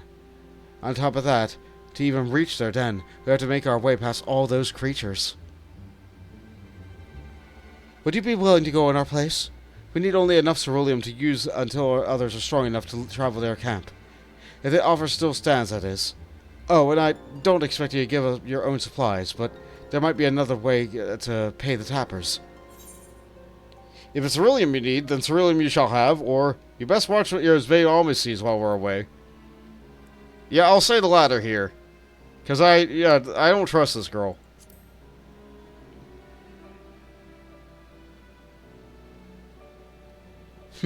Ah, yes, of course. If I see any, I'll be sure to shoo them away. To reach Tapper's Den, you'll have to cross the lake. The ice is thick enough to support a person's weight, but if you'd rather not take the risk, you need to take the long way around. Finding an entrance can be a bit tricky too, so it's easier to just look for someone standing guard outside. However you decide to head there, please be careful.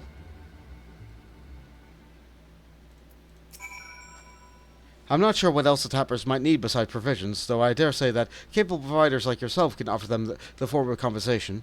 Culling dangerous beasts, that sort of thing. Alright. I have to let the kids know that I'm going to be leaving.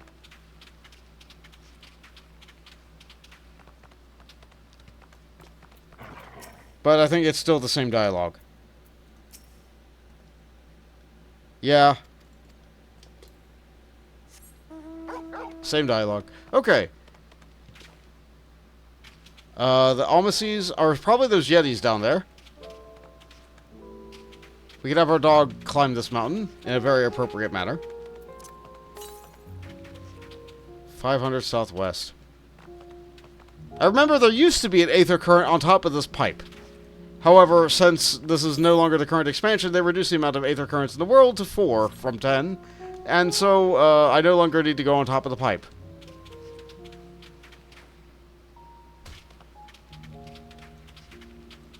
I do, however, need to properly navigate the snowfield. Good, we did not err.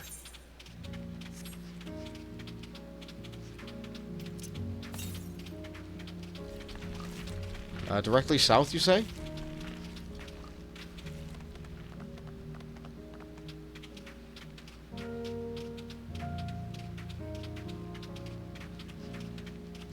I feel like I've moved past it. Southwest. I have a thing to fight these, but I have a feeling I'm going to come back out here to fight these. So let's just wait a little bit. Oh good, there's the gas. Hiding in a little nook. The lighting engine does weird things with the ceruleum. The frozen ceruleum, I should add.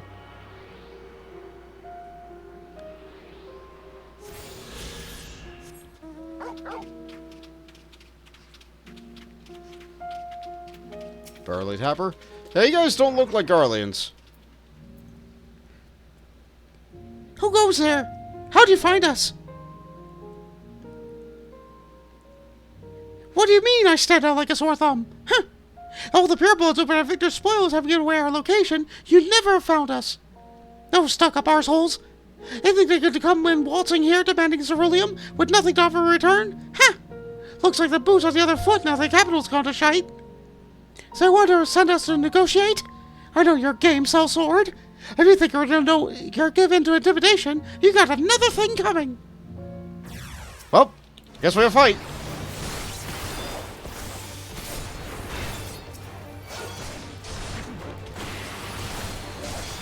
You guys get the big sword.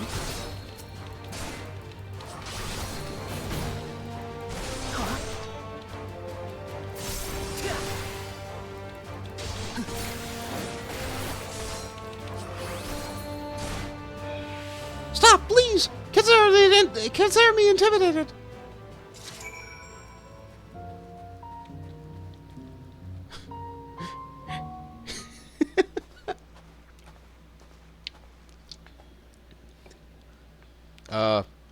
Who are you?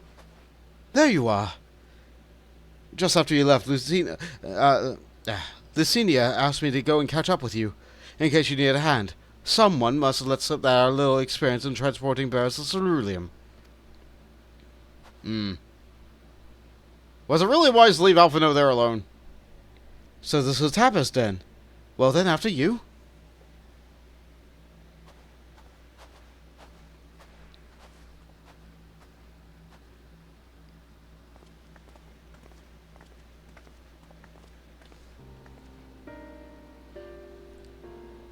Who are you?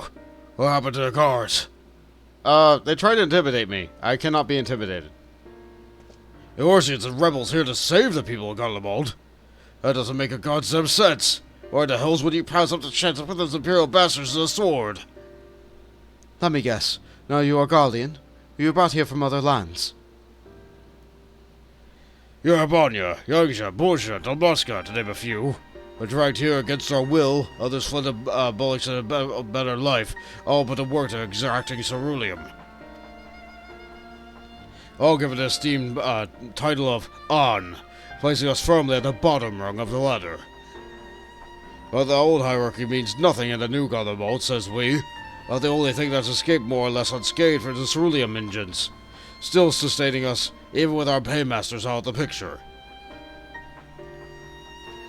We hear you're experts in drawing out ceruleum from the bottom of the lake. But how can you do that if it's frozen over? Huh, wouldn't you like to know? Trade secrets, I'm afraid. At any rate, as long as the ceruleum is used for much these days, what with the city of ruins, we take enough to power our heaters and save the surplus for later. And though I hope to stave off the cold, it does sod all about our hunger, unless we can trade it away. Speaking of which, be sure to tell your contingent that we got ceruleum. The barrelful. If they're interested, we'll exchange it for whatever provisions they're willing to spare. We can certainly ask. But if you're free to go where you go now, why carry on living here? Free to go? Go where? Even if we managed to get back to our homelands, there'd be nothing left for us, thanks to the Empire, and knowledge and skills we acquired working here would be practically useless outside of Garlemald. So we're staying for the time being. As long as there's a need for ceruleum, we'll find a way to get by, even if Garlemald, as we know it, is gone for good. Gone for good? Yeah, things do seem that way. I respect his decision, though. Like, he asked for nothing about his life, and now he finally has the ability to make some choices, and he chooses to continue to put his skills where he can put them. Probably because he doesn't see any better outlook. Hopefully, we can get him reappropriated and get his skills put to better use somewhere.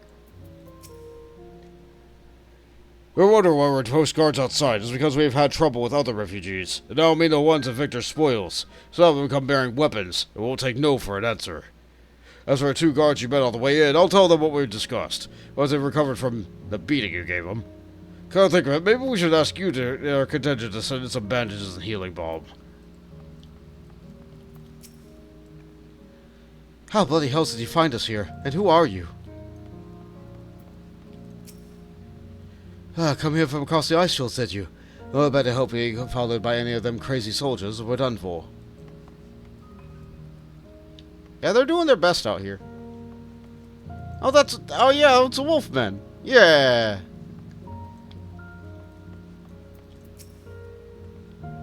Regardless of what the Ilzabad contingent does for its people of Garlemald, the Empire itself is already a thing of the past. For many, there would be a cause for celebration, while for others, their whole way of life and will have been turned upside down. After all the atrocities committed by the Empire's name, perhaps it is for the best that is consigned to history. But what of the ordinary people, their lives, their stories? Should they be forgotten too? I suppose there's plenty of time to consider that later. For now, let's see about getting some ceruleum. The fire was built and Victor's spoils won't last forever. It's too dangerous for Lysina and the others to search for more kindling. We can get them to some ceruleum, and there will be one less thing for them to worry about. For a time, at least. At the end of the trail, Adkiragh is amenable to making a deal. So you come seeking ceruleum, have you? Yeah.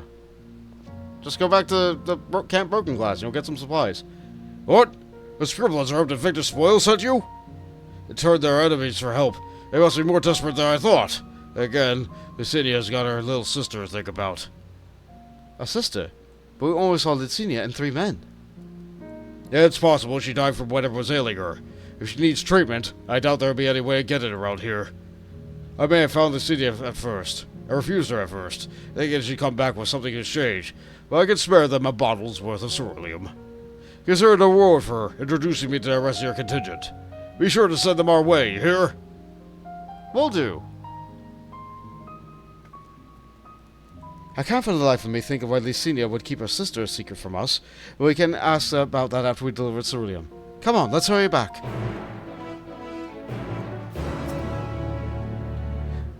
I don't know the details, but she mentioned a sister some years after her junior who's in poor health. That being the case, I thought her people would be willing to cough up some supplies in exchange for ceruleum. But mayhap they didn't have anything after all. Yeah, you're kind of feeling bad about it now, aren't you? Now that you know that somebody died because of your actions, maybe.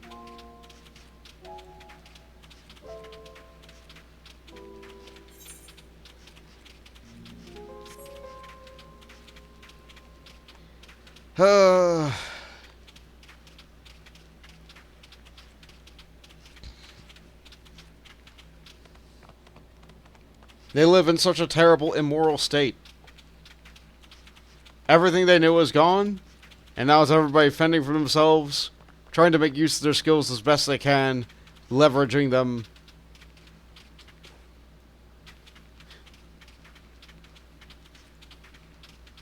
It kind of gives me energy similar to that of like most post-apocalyptic survival type games. This might not have been an apocalypse yet, but like it certainly feels like it for them. Their world is gone.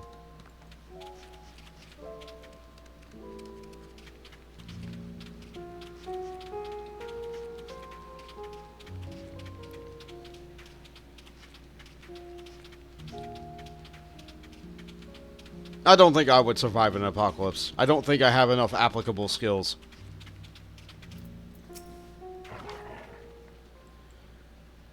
This isn't right. It's too quiet. I wouldn't have thought Alphina would be treating them by the fire, but they're nowhere to be seen.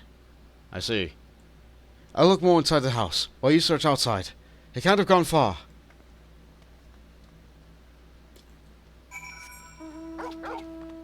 Okay. They definitely aren't up there, and the red reticle says here, so let's loop around back behind the house. And we see some names. I see. Damn it. Damn it all. Good thing Alphino can fight.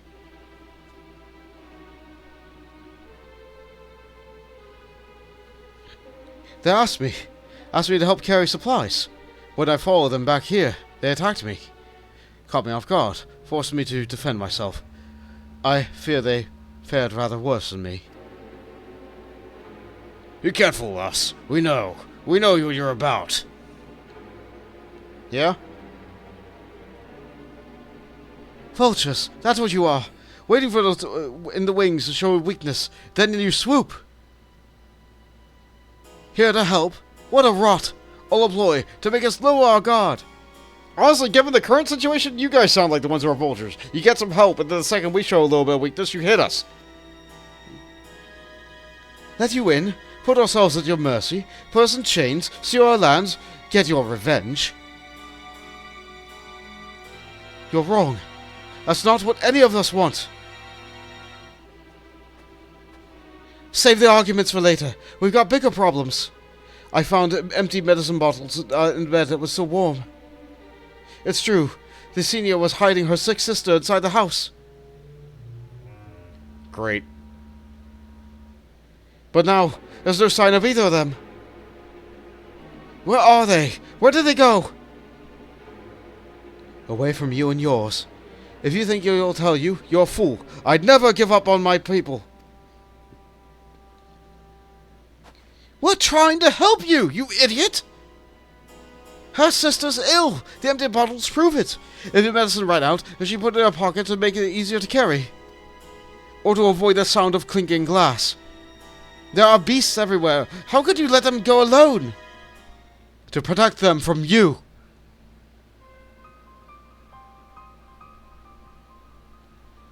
You invade our homeland, tainted with the same sorcery that used to slay our countrymen. A guardian should sooner die than suffer the insult. Better for them to flee, keep their purity intact, than be corrupted by your vile magics. We were waiting for a chance to free them, since the moment you arrived.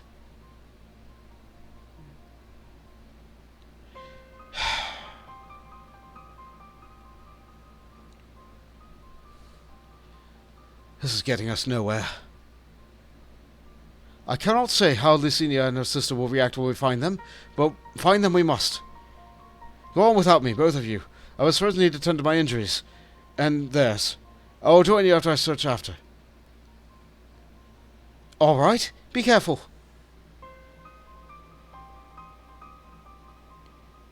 We'll do our best to find them quickly. There's only one path out of here, so that's where we'll start.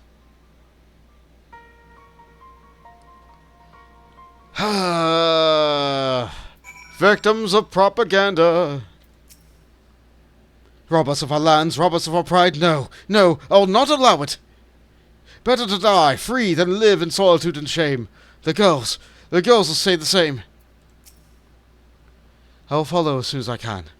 After I've given them some basic treatments, I'll take the men inside the house and use a light sleeping enchantment to help them rest, and ensure that they won't cause us any more trouble. I'm sorry, but this is something I must do. Okay, do what you must, guy. Jade adds dumb arses. Yeah. 2 sets of fresh footprints. Young women, judging by their sizes. This is definitely them. Come on! And now I'm following 3 sets of fresh young female footprints.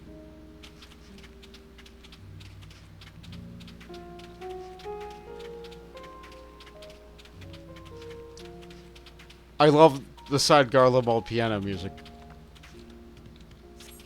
In case you didn't know this area was sad, you get a lonely piano.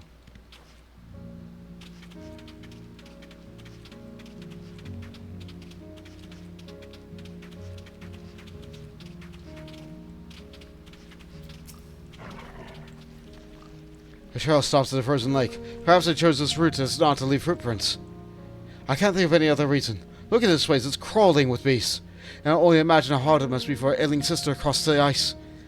We must really do what Alvino said, but we can't afford to wait to him. Let's split up and look for clues. Now we have this great big giant area to look in.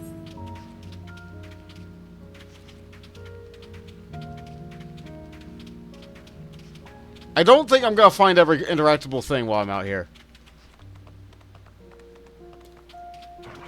Half-buried piece of paper. The wood paper, half buried in the snow, appears to be flyers for a theater group, though the run of the show's advertising is long since ended. Garbage! It probably flew out from the capital. Someone was probably keeping that as a keepsake or a memento of having gone to the theater. Just carried by the wind, and now it's out here and becoming trash.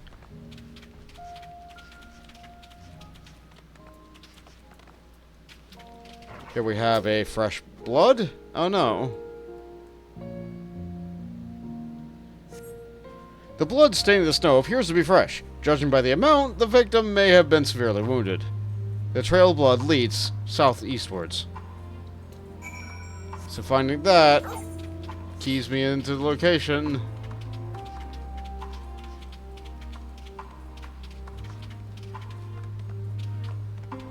I don't think that's the first time the game has shown me blood. Maybe the first time this expansion. And we're here.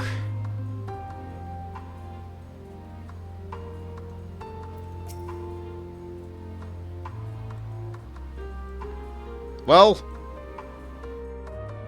they were stupid people who made stupid decisions, and they died a stupid death. The 2 bodies are already cold.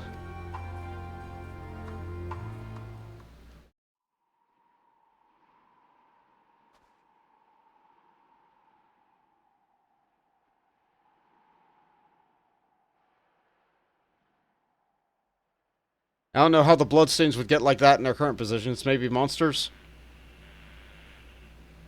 Probably monsters. Their radio's roaring. Buzzing.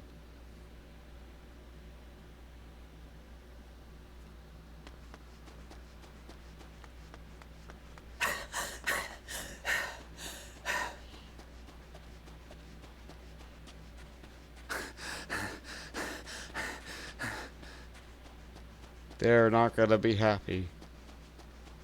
I'm not happy either. Blood trail. We found one. They were attacked. And there was nothing we could do.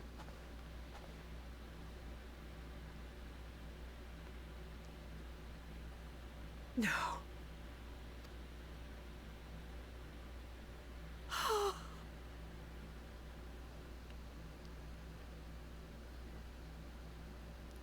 Why? Why wouldn't they?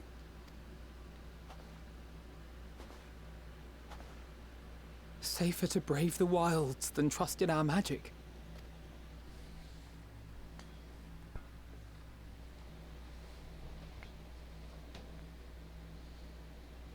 We should have... I should have... There was nothing you could have done, man.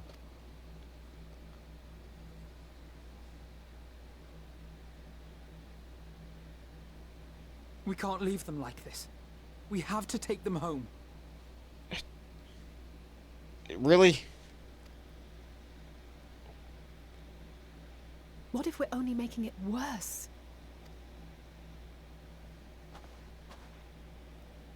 Maybe we don't belong here, but neither do they. Not out here in the wind and the cold.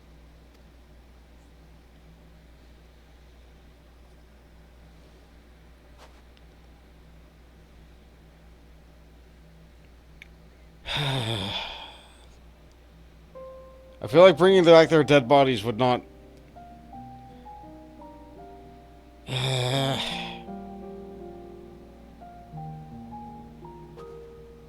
I heard the story about Varus's voice from beyond the grave.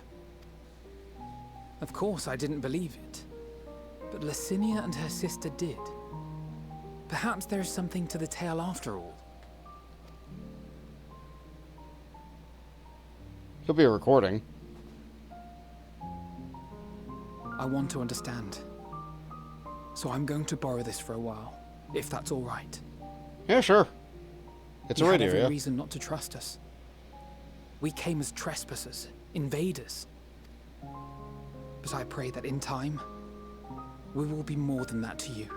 That we will find a way to help your loved ones. And see that no more children are left to freeze alone in the snow.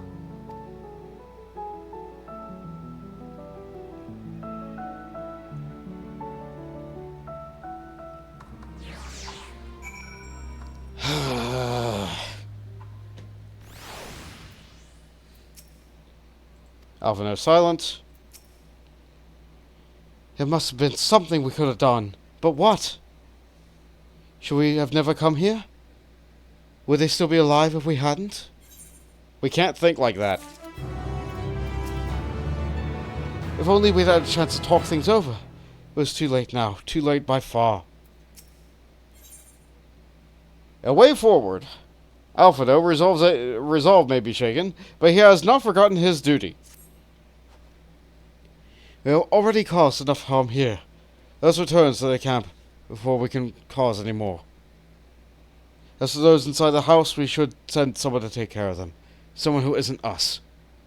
All we can do for now is make our report to Lucia, and do everything in our power to prevent further tragedy. So let us linger here no more. Come!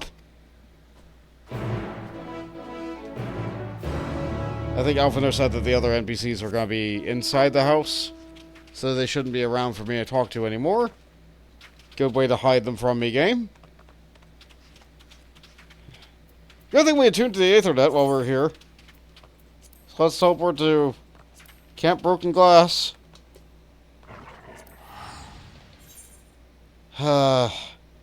We've barely discovered half of the region.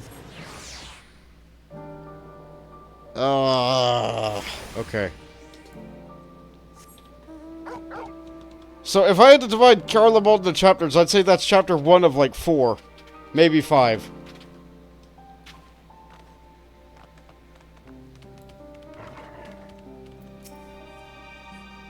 We mustn't forget to send them some of our allies to Happas Den. We still owe them for that bottle of ceruleum, even though we didn't use it.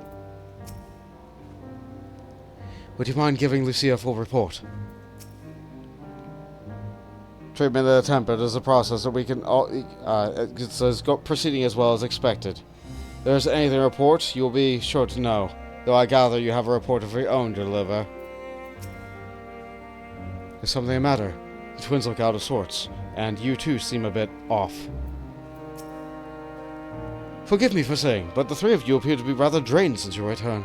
Is there aught I might do to be of assistance? Alizé and Alphino tell me that they have finished their preliminary search for the survivors, but refrain from saying much more than that. Clearly, they are reluctant to provide details. Might I ask for your account? Yeah, we went to go help some local Garleans, and they don't trust us at all. And two of them are dead because of our actions. Thank you for your report. We shall inform the troops of these developments, and instruct them to proceed with the utmost caution should they encounter any survivors. Allow me to go and speak with the ones at the victor's spoils. They may be more willing to listen to a fellow Garlean and accept our offer of assistance. I pray you are right. And though I am loath to burden you any further, should there be an appropriate occasion to speak of Licinia and her sister, please do so.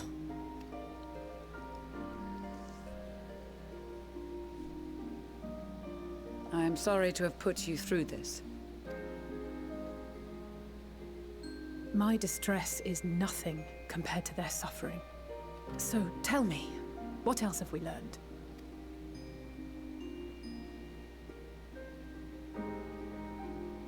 As you may have already heard, we have succeeded in curing the members of the Populares, Maxima identified. They have provided us with some intriguing insights into the current state of Garlemald. Okay.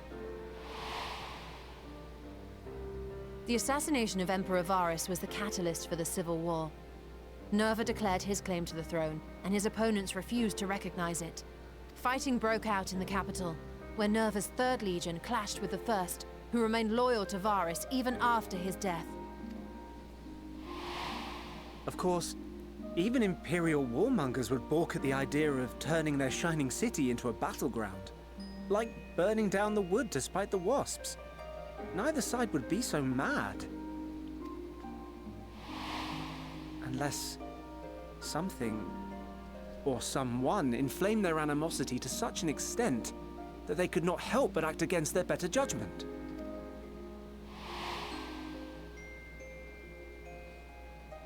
It brings to mind events at the Gimlet Dark, does it not? The Emperor's sudden withdrawal from the front lines, specifically. Nerva and his father, Titus, Varus's then political rival, took advantage of rumors that Crown Prince Zenos had been possessed by a demon. Elidibus, what better way to disparage your enemies than with the truth, or a close enough approximation? Indeed. But before their accusations could be substantiated, many of Titus's followers were silenced. While some were merely stripped of their status, others died under curious circumstances. One after another, suddenly and suspiciously. Again, Elidibus. Like as not, he had a hand in it. No evidence was found to implicate Varus, certainly.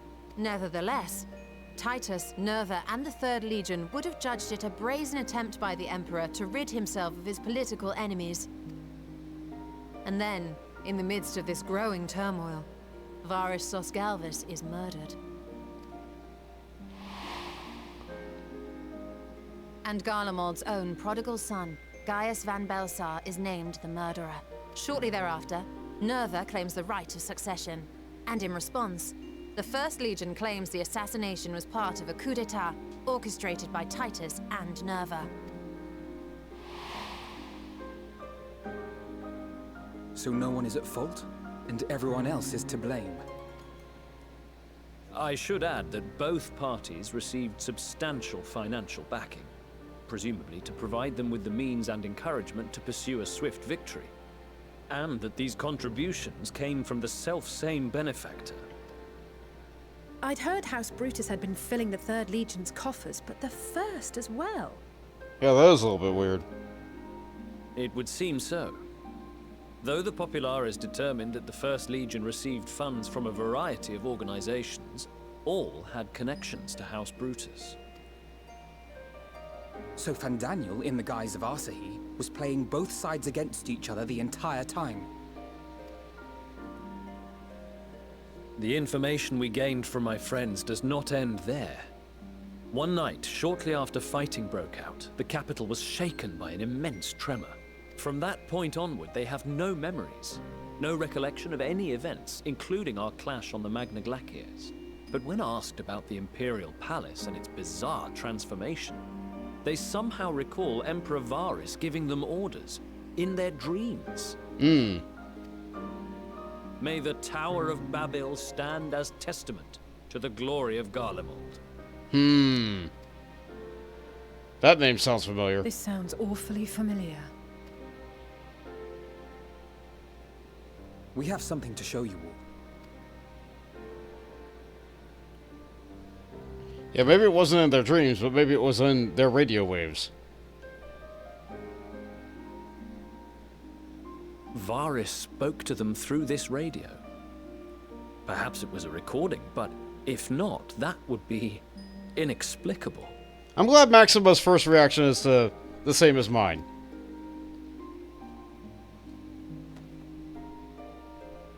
We are of one mind, then. The ether that permeates the ore used in this device is almost identical to that of the talismans. I see it. While it is likely more by coincidence than design, these devices might also ward against a primal's influence. A picture is beginning to form. If the tremor felt throughout Garlemald was a wave of ether emitted by a primal, then while those within range would have been tempered, those huddled around a radio desperate for news concerning the Civil War would have been spared. Wow, how convenient! No wonder Licinia kept it close. My friends, I must speak with you. You have the floor? A young man was caught trying to steal our supplies. He is a soldier of the Iron Men, we think, but one who has not been made thrall. Thankfully, Magni restrained him before blood was spilled. The stranger is outside, if you wish to ask him questions. I think we do. Yeah, fresh information. That'd be nice. Wow, you have blue hair. Are you the protagonist? Who do we have here?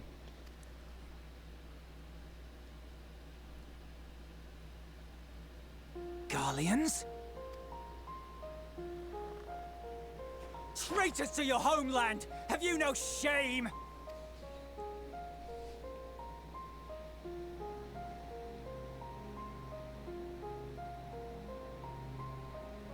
I am Lucia Junius, a Temple Knight of Ishgard. And you are? Julius Pier Norbanus. And that's all you invaders will get from me. We are not here to invade Garlemald. Far from it. Like you, our allies in Eorzea and the Far East fight in defense of their lives and their loved ones even as we speak. But it is the people of Garlemald who have suffered most. This we know. And that is why we have come to offer you our aid, that we may unite against our common foe.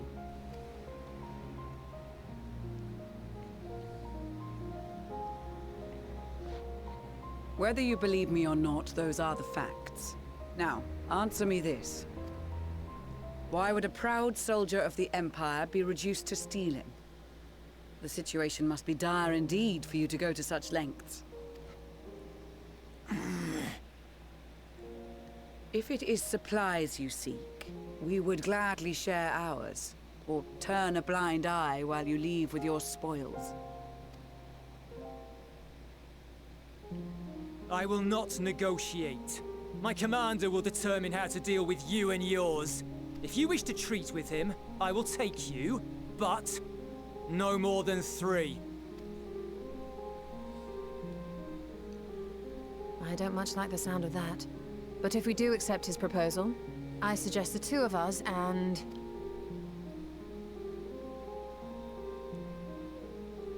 Please allow me and Alize to act as envoys. Really? No.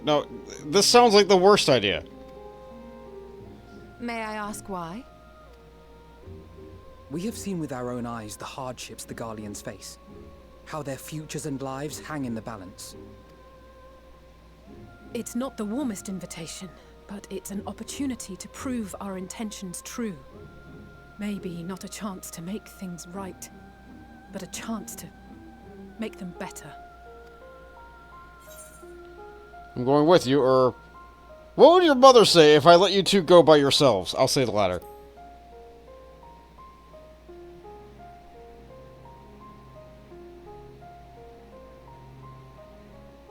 I don't think it mattered. I can see that persuading you otherwise is a lost cause, but you will proceed with the utmost care.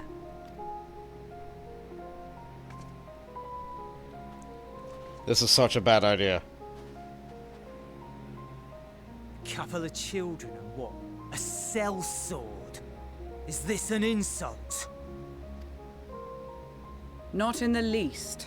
You will find that they are more than qualified to speak on our behalf. There are many dangers on the road ahead. I will need that back.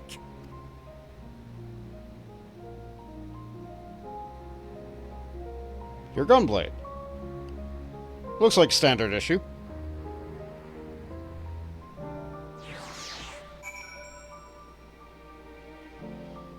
This is such a bad idea. So you detained him. The lowly task of keeping watch over provisions would not normally befit the sun. For these being unusual circumstances, I will let no man take that which is not by right theirs. Said your farewells, have you? I know. This won't bring back Lucina or her sister. Taking the same risks, making the same mistakes, it's possible, but better than try than to give up.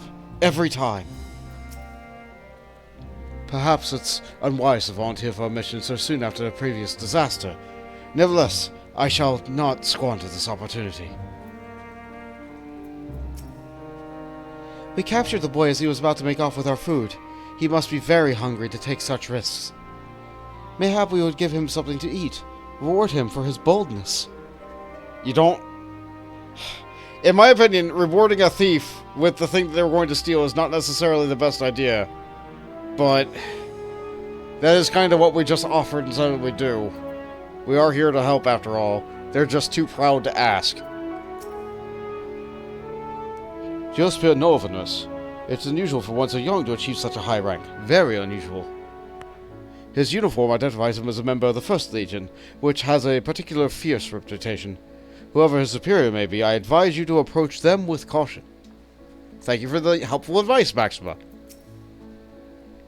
They are resilient in the face of hardship. You as well. But good intentions and stubborn determination alone will not be enough to bring our mission to a successful conclusion. Be on your guard. Always am. However, they are not in the best state of mind to volunteer for this undertaking, but what's done is done. I know you will take good care of them, and yourself as well, I trust. I'm actually really good at keeping people safe. I'm a terrible bodyguard. You know this. Everybody knows this. But I keep getting assigned to be a bodyguard. You'll be received as invited guests, so I urge you to observe proper social etiquette and conduct yourself accordingly. Your safe return takes precedence over all else. Remember this. Thancred, in particular, will be worried sick if you've gone too long. May the Fury watch over and keep you.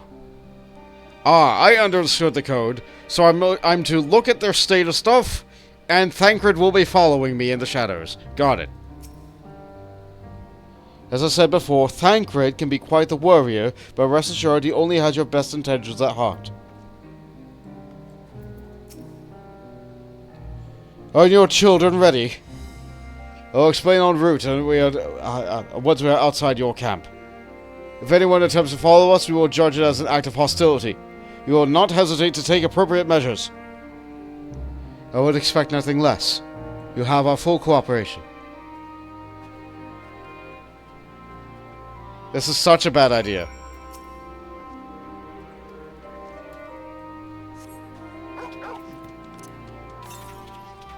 $700 north. That's quite a distance. We'll come back to that one later.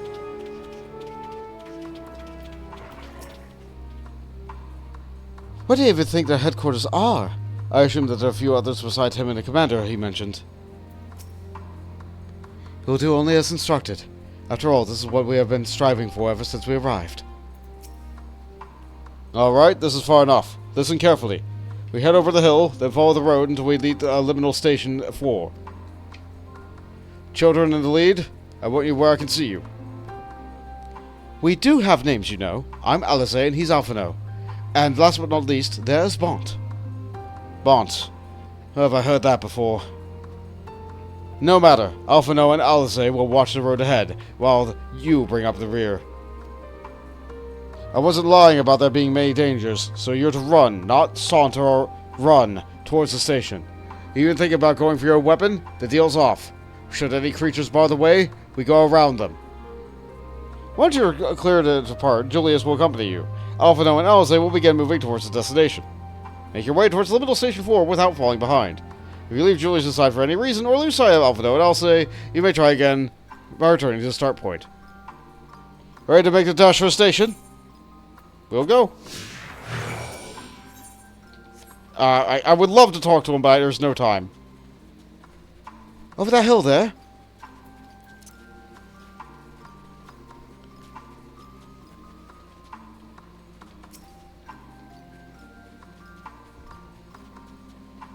Please don't bear.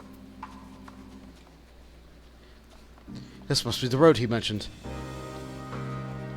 If we follow this, we should lead to the station. What I'm gonna do... Not the easiest surface to run on. Yeah. He said, if it's conversation you want, save it until we've arrived. Missable dialogue! Yeah!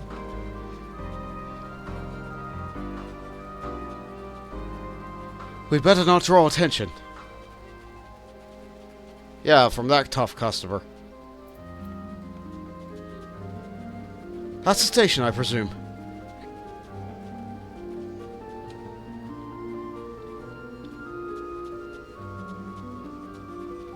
Thank you for turning around. You're very kind.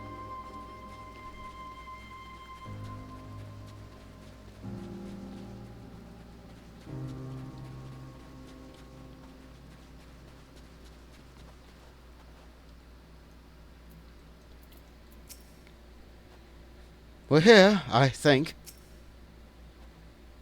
It's nothing like the ones in Tanlan.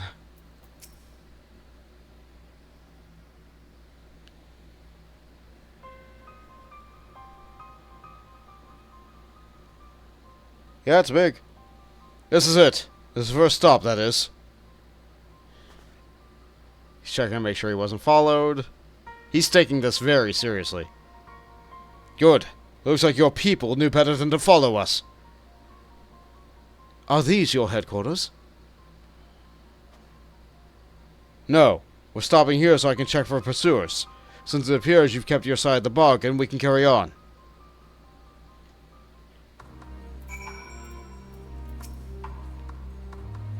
We're getting closer to the Imperial Palace. One could still call it that. Truly, it is a terrifying sight to behold. I wonder what sort of conditions Julius and his commanders are living in. If they've any sense, they've picked somewhere like Victor's Spoils to take shelter. Northwest Station is Regio Dormonium, or one of the main residential areas. Or at least it was. The afflicted roam the streets in packs. They'll tear us to shreds if given a chance. Keep close. No wandering off. Understood? The last bastion. Julius knows only too well that danger lurks around every corner. From here, we'll be taking northeast. Keep it to the left of the rail. Well, en route is straightforward. Getting past the hordes unseen is anything but. Keep your weapons at the ready. They would attack their own countrymen. Aye. Spare their own, but slaughter the rest without hesitation. We'll try to avoid detection. The chances of sneaking by completely unnoticed are slim at best. I will lead the way, but in the event that we are seen, you are to fight them off. Those two will follow us, provided they can refrain from drawing their weapons. While I doubt they will be foolish enough to stab a guide in the back, I will not take that chance. With that said, let us proceed.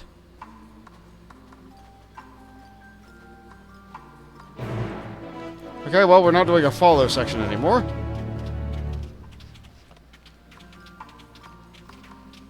Left of the rail, he said.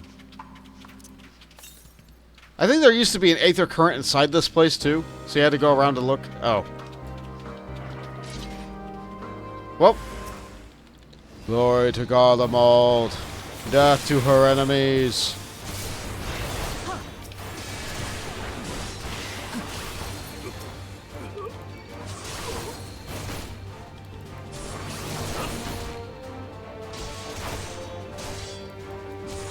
I feel like I'm missing a sword. Now we're good.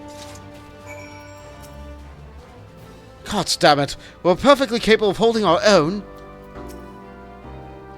We must stay alert. I see why your comrades chose you. Julius, our contingent has a cure for the afflicted, or tempered as we call them. Your people would need to be taken into custody, though we might administer a treatment, but they would eventually regain their sanity. Is that so?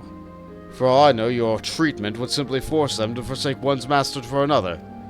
As far as I and my legion are concerned, they are no longer our people. They are beyond saving. Those who thought differently and could try to reason with them were butchered for bleeding hearts. Come, we have to keep moving.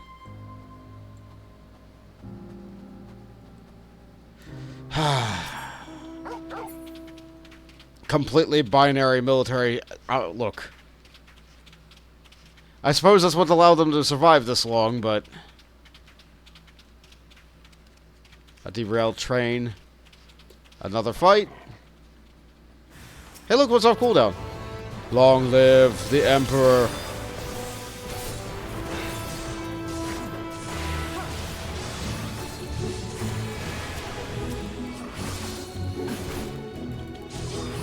It's almost like these dialogues take so long that I can just get all my cooldowns back for every little fight. Celerus. Is that haste? You better believe it is.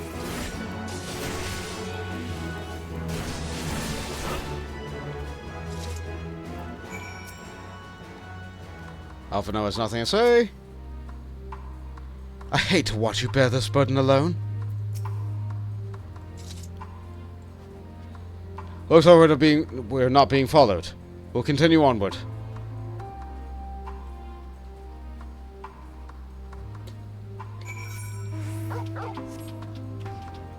Their coats are a little bit familiar, though. If only perhaps they were dyed a color. Oh, you handled these two. A surest way to limit casualties is to reach our destination without drawing attention to ourselves. Perhaps afterwards we can try again to convince Julius that the Tempered can be saved. He truly believes there's nothing that can be done for them. No wonder he isn't afraid to get his hands dirty. I mean, to be perfectly fair, we also thought this was the only solution for the Tempered people until extremely recently, right, Alizé?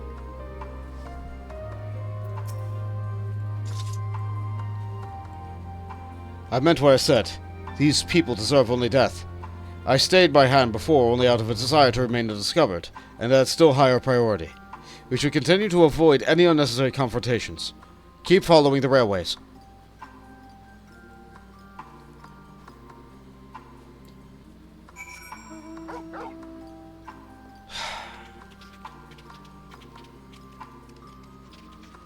We'll finally get to see true trains. With real railways that actually look like they bend and work. And the capital's destroyed. Will we never see a fully functional train in this game?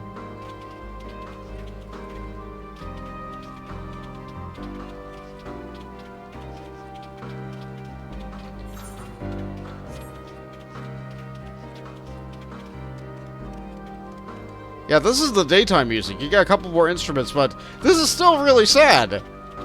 In case you forgot, this place is kind of destroyed and sad.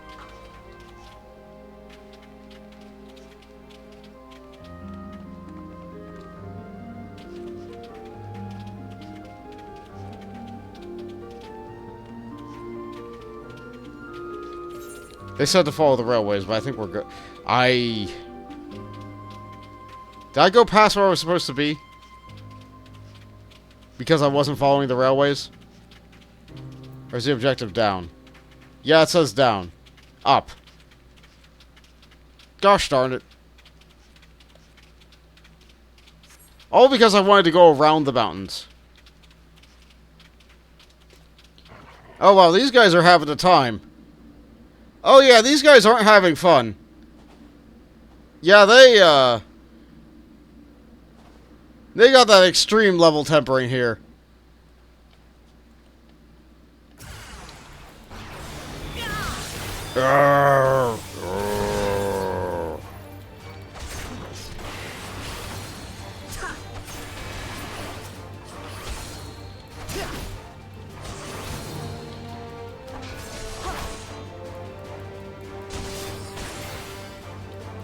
Doesn't look like they're really doing any attacks, though. They're just slapping me with their tentacle hands.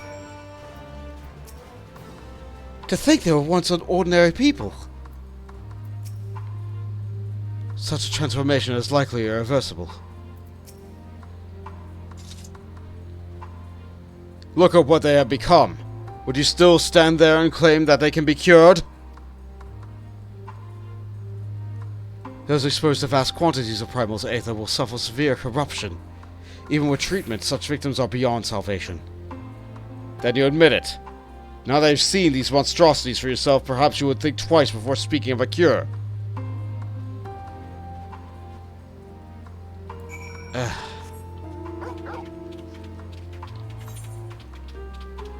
So if we're wrong once, we're wrong every time? Sounds like bad parenting to me.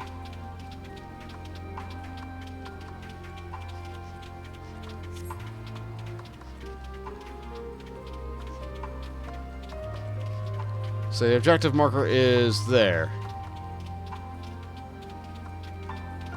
Around the back of it. Got it.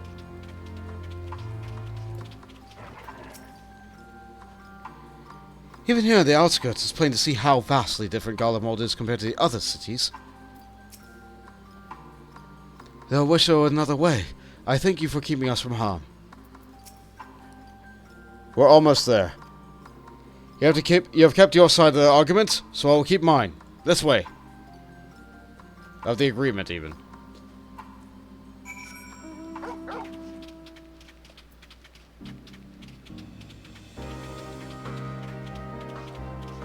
How about the Aether Compass here? 100 west. I'm sure we'll come back out to get it.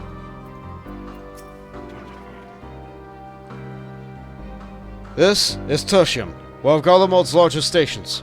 It now serves as our headquarters. I've already sent the twins ahead. I'll be with you soon, so wait for me at the bottom of the stairs. Wait, these are stairs? Go on, down the stairs like I told you. Or is this your first time in an underground station? They're all over Garlemald. Even during severe blizzards, we could use them to travel from one end of the city to the other. Back when they were still in operation, that is. I imagine you can still walk the rails, but that sounds dangerous. This looks more like a ramp than some stairs, my guy, but here we are. She clearly has no intention of speaking with you.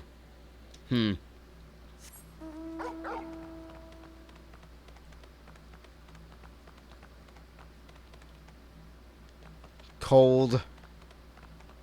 Wounded. Well, it's a train station.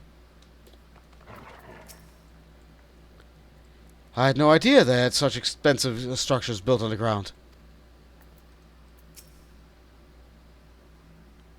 Expansive. I keep misreading.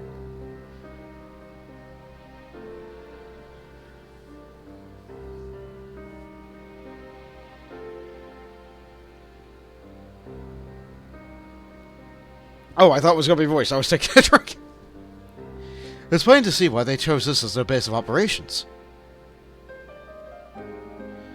They could have done a lot worse. Even so, I imagine it's not the easiest place to live.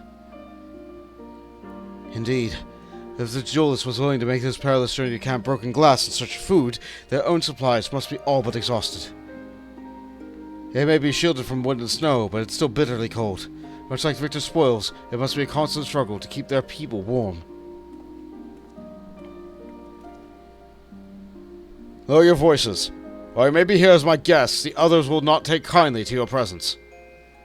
My commander is in the locomotive, over there.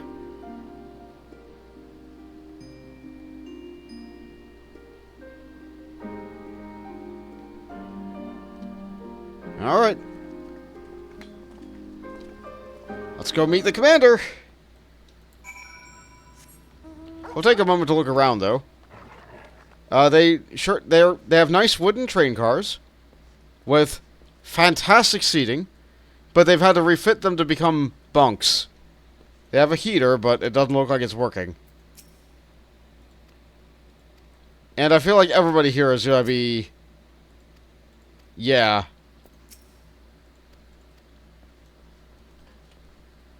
It hurts.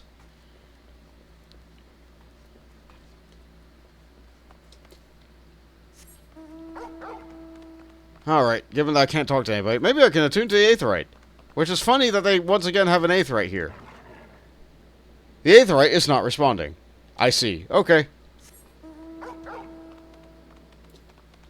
Will you tell me anything about this? No.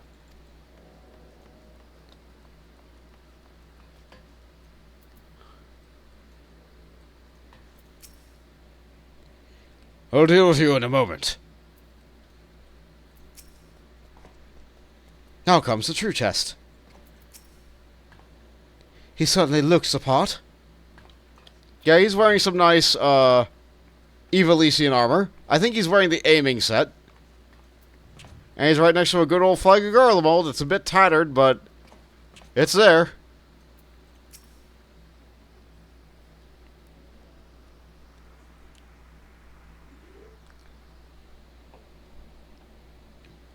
These are their chosen representatives.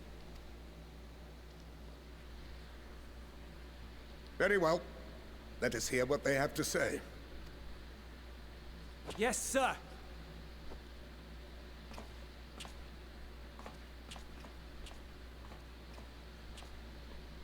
I present to you our commander, Lord Quintus Van Kina, Legatus of the First Legion. The first? I had no idea you had survived.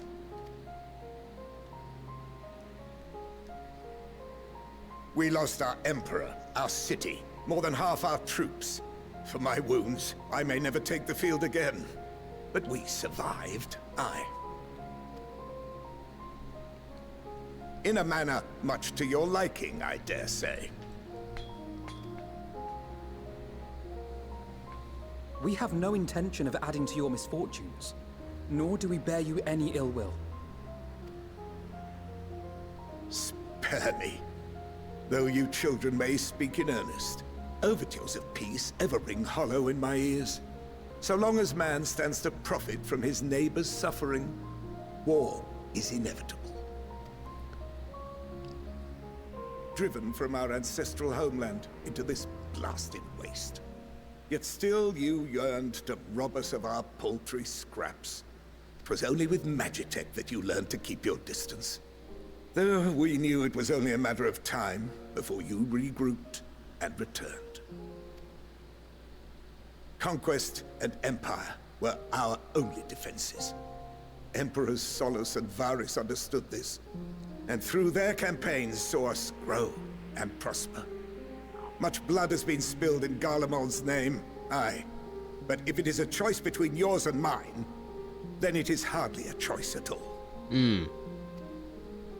I do not deny that a great many conflicts throughout history were driven by the desire or necessity to gain by another's loss. That is not why we are here. Nor have we come to petition your aid in the war with the Telophoroi, grave though that threat may be. Our purpose is simply this. We wish to help you. Let us help you. If there is aught that can be done to ease your plight, we would be glad to do it. Perhaps you would.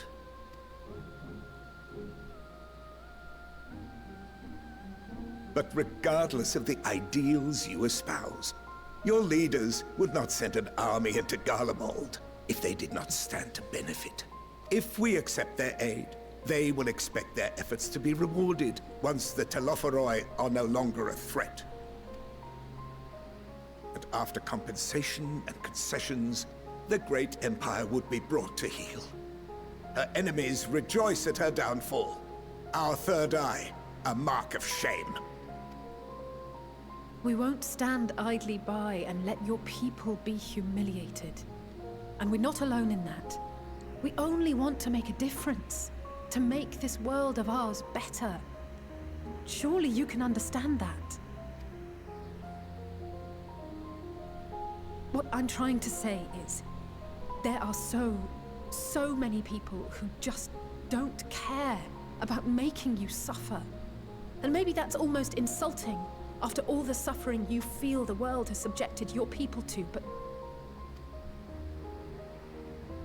believe it or not, that's the truth. And now we're here, and all we're asking is for you to tell us what you want, what you hope for. So much blood has been shed, so much lost. All because of this endless war. Who wouldn't want to end it? Can we not work together to face our problems as one?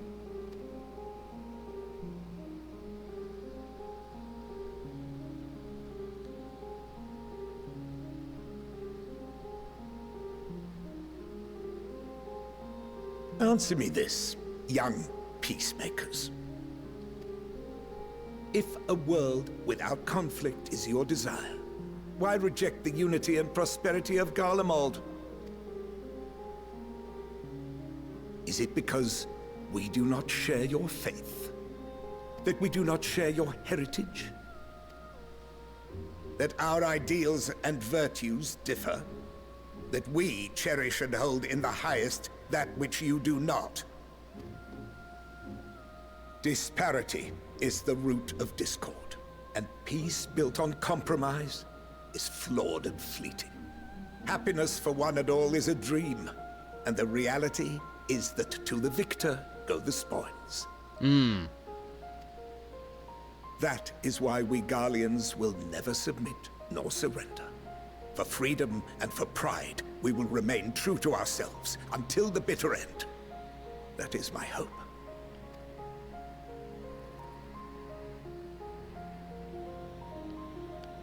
It seems there is nothing more to say on the matter.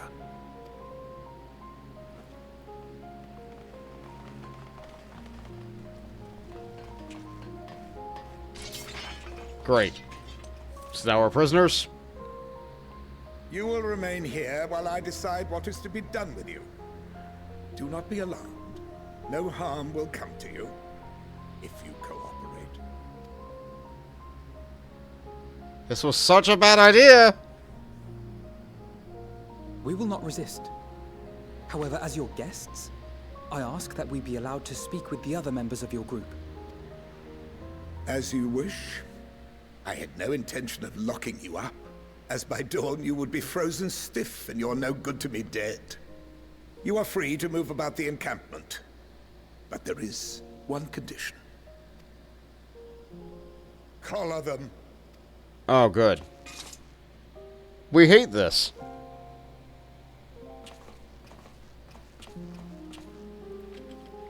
Are they magic suppressing? Are they bombs? Are they shock? What are these?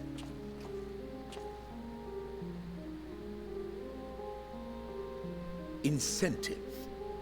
You'll be watched at all times. Stray too far or act suspiciously, and we will administer a rather painful shock. Okay, so at least it's a shock and not explosive. Stop. Keep away from that one.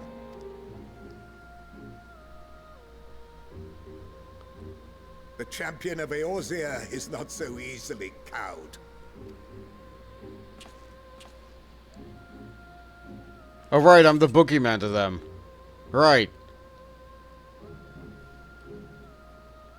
Even if he allowed himself to be collared, the shock would be no more than an itch. No. If he refuses to obey, we will activate the twins' restraints instead.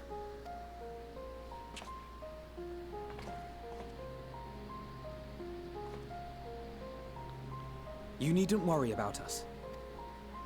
We'll forget we're even wearing them soon enough. Even now, you still... Why go to such lengths? What is it all for? Because even the most bitter adversaries may one day see reason, or, on the coldest, blackest of nights, meager though it may be, we share the warmth of our fire. Yeah. Both of these are not what I want to say right now, but you know what? I'll say this.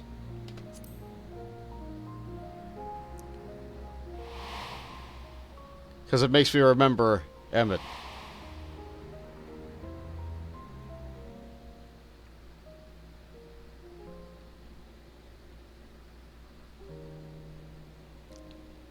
You are a curious one. A far cry from the merciless barbarian others paint you to be.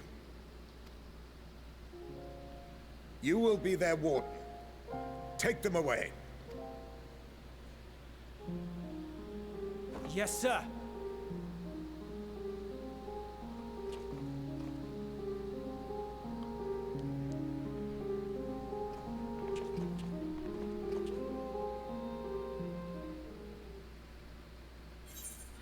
Well, that got ended a lot better.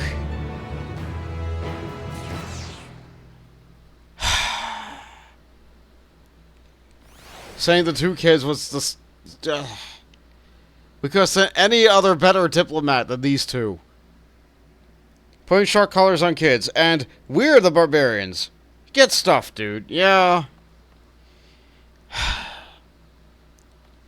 But at least it's not a Fallout situation where there are explosive bomb collars. At least it's not that. Like, shark collars... It's still inhumane. It's still not great. It's still awful. But, like... Of the different various forms of restraints that they could use, like, subduing with a taser shock is... To be fair, I get the feeling that any envoy would be treated the same way. Yeah, probably. Because at the end of the day, they don't care about talking about peace and politics. This is like a grizzled war hero who's seen it all and thinks the only correct decision is going to be his own. But still, I would rather the shotgun bomb collars not be put on children. I have to remind myself not to touch it, even if it starts to itch. I'd rather not set it off by accident. Anyway, enough about that. Let's learn what we can about these refugees. It will take more than a trifle such as these to deter us. Compared to the Garlemald's people have suffered in recent days, these clouds are a minor inconvenience. Persona non grata. I'm butchering this so hard. Julius has been ordered, unpleasant though it may be. As per Lord Quintus's instructions, I am to supervise you during your time here in Tertium. Before you ask, no, I don't have the key or my means to remove your collars. Nor would I tell you if I did. If you try anything, you'll soon wish you hadn't. So do not truly intend to speak with the others, or was that merely a ruse? We're in no hurry to disobey Lord Quintus, if that's what you mean. Or perhaps you doubt the wisdom of his decision.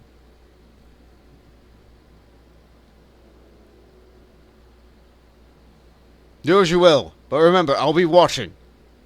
If I catch wind of you doing anything untoward, trying to trick our people into turning their coats and the like, those shotgunners will be the least of your worries. Understood? Though we're somewhat compromised, to put it lightly, let us not waste this opportunity. We'll be splitting up and learning what we can of the situation. And above all else, don't use magics of any sort.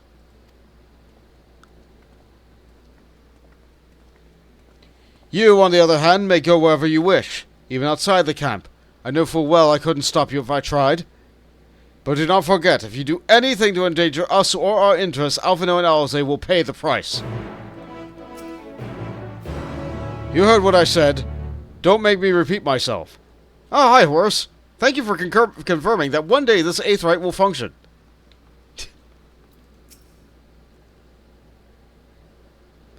You came here with Julius, did you? Well, whatever business brought you here, you'd best keep your hands off the Aetherite. It's deactivated, but I'd rather you didn't mess about with it. There are others throughout the city, built by Guardians. 4 Guardians. Could teleport all over the blink of an eye, provided there was a terminal nearby. These days, however, they use Aetherite power to keep the place lit. though that comes at the cost of normal functions. Okay, so Garleans are capable of teleporting with an aetherite, but only if they are supplied aether from an outside source. That makes sense.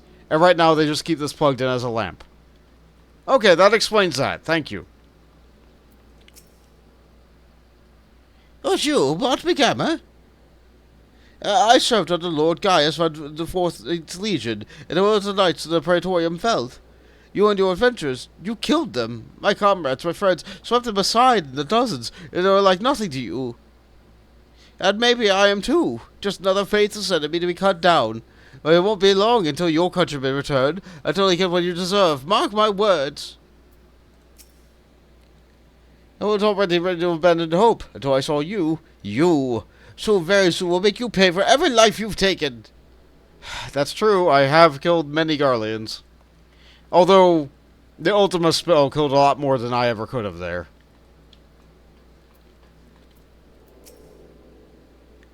My expertise in maintaining Magitech weapons isn't applicable to the machine that you find here, but I will see that you can get this aetherite working again. Anything to keep busy. We have a mender, but I don't think they're going to function for us.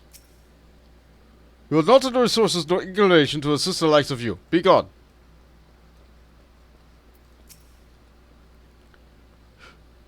I know who you are. The Torkov Campion of the Orta. Come to Gloat, have you? I'll wipe your smirk off your face.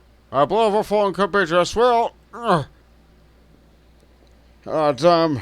Quarter suitors.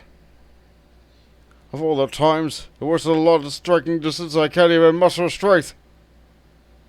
If it were for the third bleeding us, we'd be at the end of you. The gallows treachery nearly cost Lord Quintus his life. It will make our escape. Took shelter in the mansion. Then the wounded as we prepared to strike back, and then...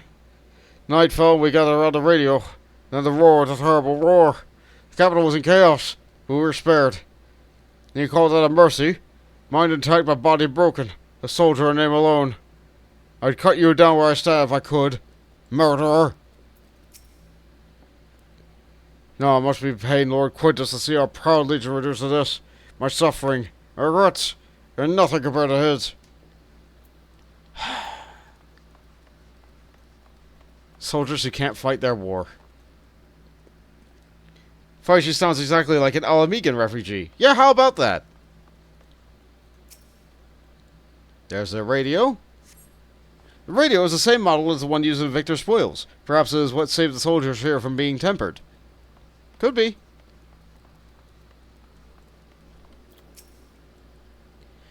So cold. The young soldier's on the verge of losing consciousness. And he's lost consciousness. Guess I was too late for that one.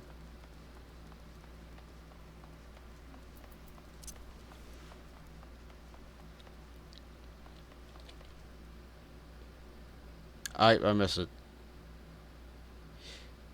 The text is so small and it goes away so fast. I wish I could make those boxes bigger.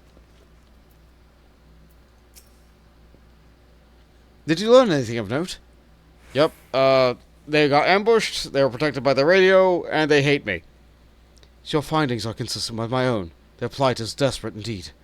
The sick and injured are at great risk. Without warmth and proper nutrition, I fear they will soon perish. I realize this is precious little we can do for them at present, but I cannot bear to see them suffer. Please, will you help me tend to them? How? I guess I have clemency. There are several people in the Excurge I have yet to speak with. Could you travel there? Where does it hurt? My arm. Ugh, it's killing me. Tell me, where does it hurt? Oh, well, so that part's fast and on loop. Weird. So cold. Probably hasn't had a proper meal in days. If only we could brought some food with us. Perhaps I could use a little magic to... No, I mustn't. God, this is so frustrating.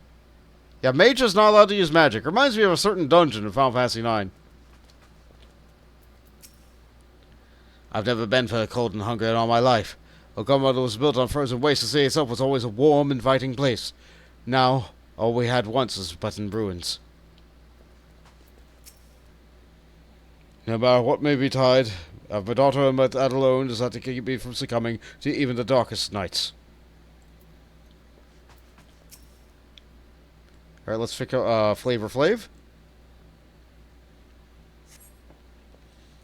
Who's there? My eyes, I can't see all that well. Ah, thank you. The numbers has subsided a little. But I know that won't last much longer. You look at the others who can still fight. Give them my ration. If me going hungry means that someone else lives to see another day, then so be it. At least I can still serve in that way. Oh, God! Would you stay with me a little longer? Hold my hand. This is so much warmer.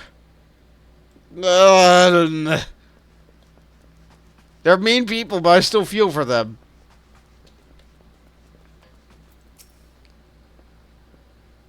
So those who meant fare no better. I was afraid you would say that. I know that they were warned against meddling in their affairs, but we can't leave them like this. Perhaps we might gain permission to have the contingent deliver supplies. Quintus may have made his feelings on the matter quite clear, but even he must recognize that they are not in a position to refuse help.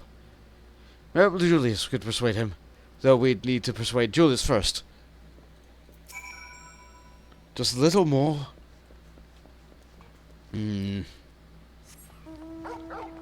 Feels so bad.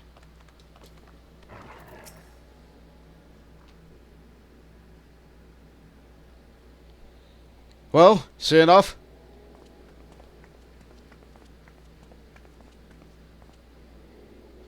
Julius, the people here have barely enough food to fuel to survive. Have you and any of the other soldiers been able to procure any more supplies? We've been scavenging provisions from the nearby houses, as most families kept some stored away from the event that they were snowed in. Still, going out and getting it is dangerous work. We have a lot of mouths to feed. Fuel was the greatest concern, though. We had some ceruleum set aside, until it was stolen. We haven't identified the culprit. Could have been other refugees, or one of the afflicted for all we know. Either way, we're down to our last dregs. Without enough heating that they need, those in poor health are only going to get worse before better. If it's ceruleum you need, our contingent has secured a ready supply. We can have some sent over. We will not accept your charity. If we can hold on a little longer, the situation is sure to change. Aye, everything will change. One of your comrades mentioned something along those lines. Or, there's a serious countryman of yours, I guess, soon. I'll say the first, because that confirms a real person.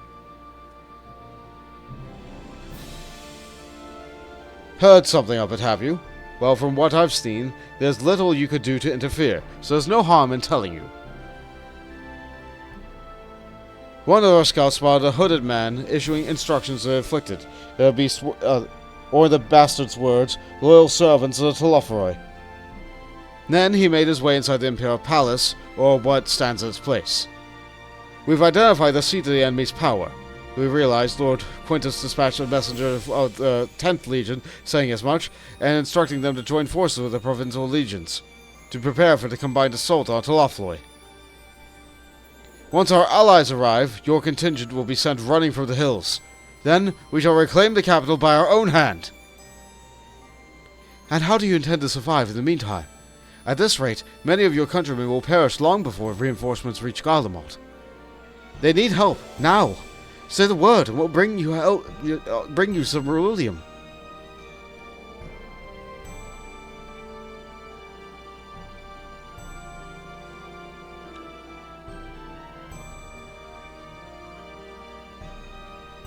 I will speak with Lord Quintus.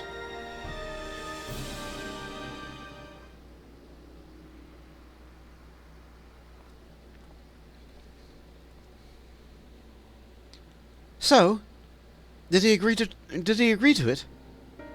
Yeah, no. No, he will not place Garlemald in a debt to our enemies. I have, however, been ordered to search for ceruleum outside. As you are under my watch, you will come with me. Alright. Very well. After all, many hands make light work. You lot are more trouble than you're worth. Once we're outside, we'll follow my instructions to the letter. We depart shortly.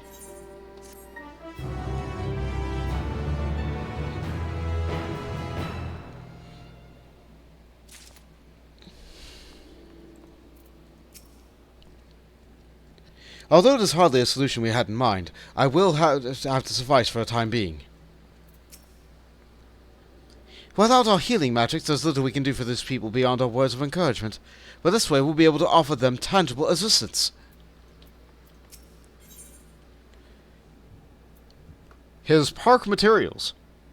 Julius finds himself in a somewhat bizarre position of leading ambassadors of an enemy contingent on a salvage mission. We'll begin our search for ceruleum and radio urbanicium. Our first location is the Forum Solace, a park in the northwest of the station. You are to remain close at all times and act only as ordered. Follow me. I like that he has to walk around those two.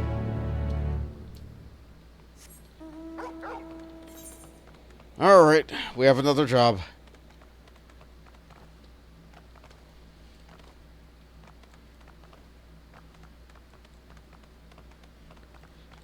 It's funny that they admit that the ceruleum is missing.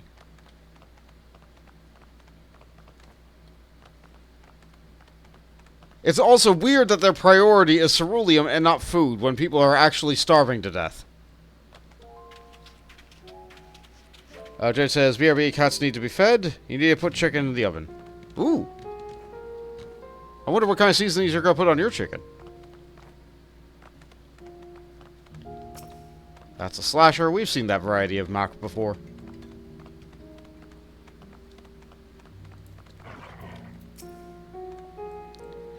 This is the place. To think the macabre graveyard of the War Market was once a park. Yeah. Yeah.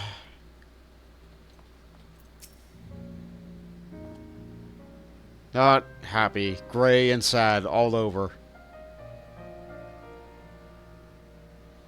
Since they're fearful of invasion due to weakness, the focus on fuel makes sense. So this is a park. I'm surprised they found the space for one amongst all these buildings. Actually, the recreational areas came first. The houses were later built around them. A healthy society requires communal spaces for children to play and adults to socialize. This park was named after the founding father of the Empire, the great Solus Las Galvas.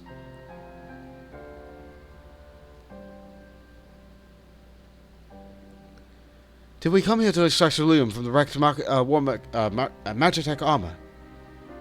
No, we've already drained it dry. Same goes for the rest of the Machina in the vicinity. But as our ceruleum has been stolen, we must scour the city for every last drop. And while I don't expect to find anything here, I've decided to look one more time, in case something has been overlooked. I see. And with your permission, we would like to commence a search.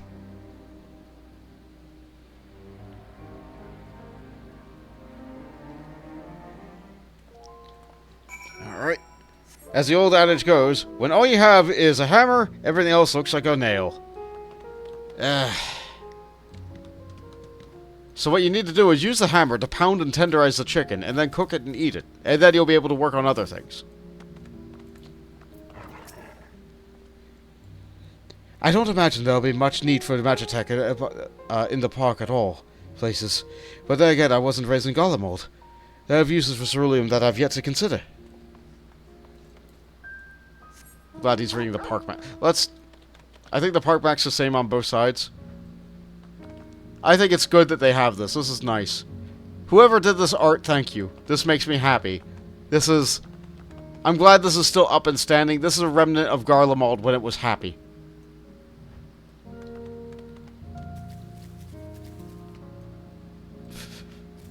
Hi.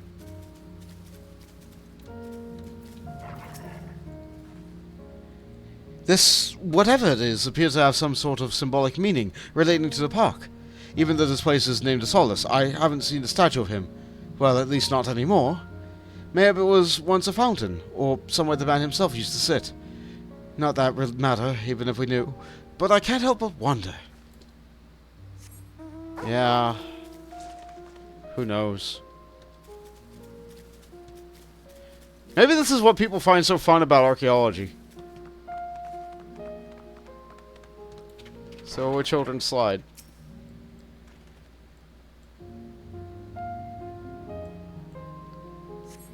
This contraption is built in the style of Imperial War Machina, armed with a battery of weapons and capable of transforming into a different configuration, but on closer inspection, it appears to be no more than a children's slide. I guess we have fought so many War Machina at this point that we think anything that has all these curves and shapes on it is just going to try and kill us if it's given enough fuel. Our own unique brand of trauma.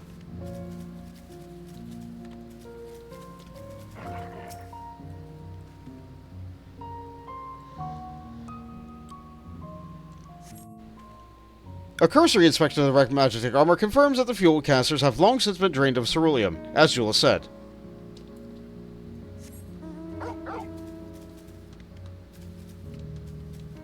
They have nice little ramps here. These have a nice little shop.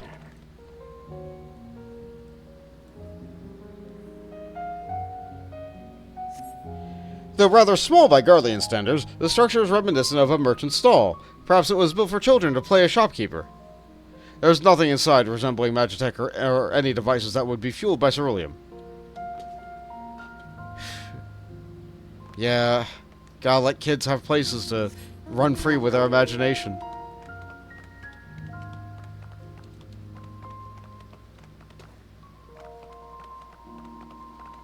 Anything up or around here? No.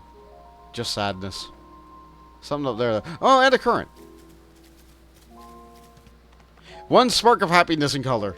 And then we'll just sloop it up and they'll be gone. Map of Forum Solace. Several points of interest are marked on your map from Forum Solace. The pond, the children's play area. To your knowledge, however, none would require the use of ceruleum.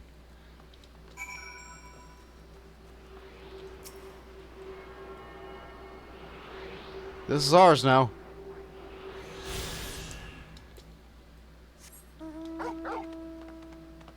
So I feel like we've looked everywhere. Hello. I'm glad you're having a time. Probably waiting for some mining node to pop up.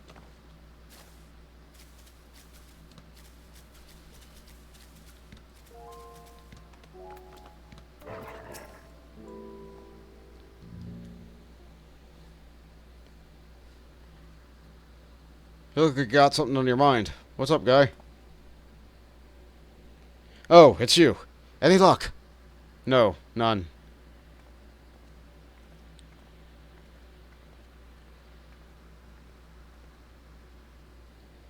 There's no sign of any ceruleum. Huh. Hardly surprising, but disappointing nonetheless. I couldn't help noticing you gazing at the pond. Is something the matter? What? Yes, I mean, no, It's just, I used to bring my brother and sister here to play. The pond was heated to stop it from freezing over, so, like all the other children, they just had to wade in and splash about.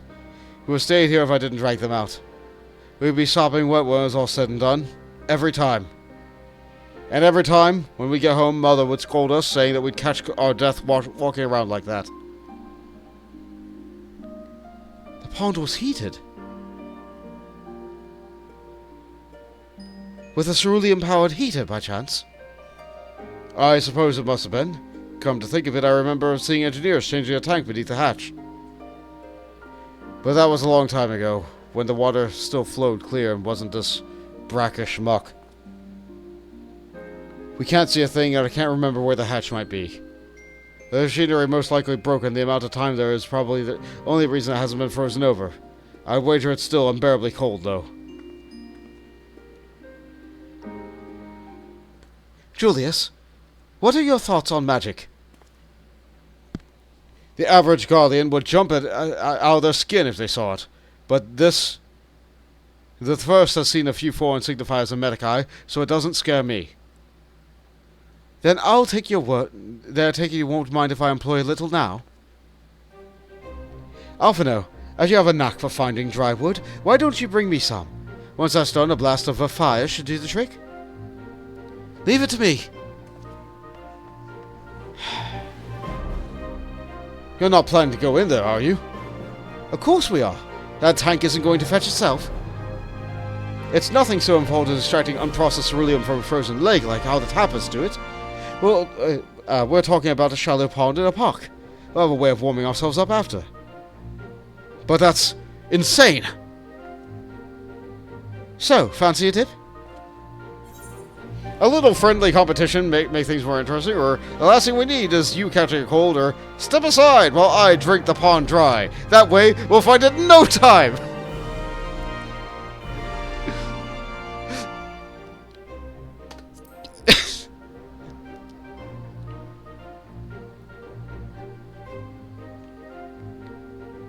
That may be the stupidest thing I've ever heard in a while, and that's saying something considering who my brother is. I can't fault your enthusiasm, though. Let's do it my way first, and if that doesn't work, perhaps then you can try your method, with Alphino's help.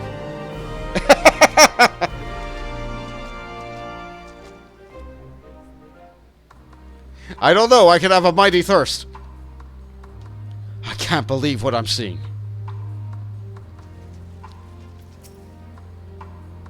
Gods be good, it's so cold. Perhaps we should have listened to Julius after all.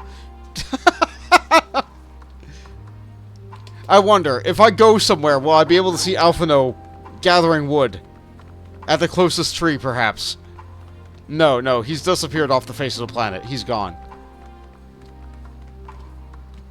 There's no way they would just have Alphino be just outside of eyeshot gathering wood right now. No way.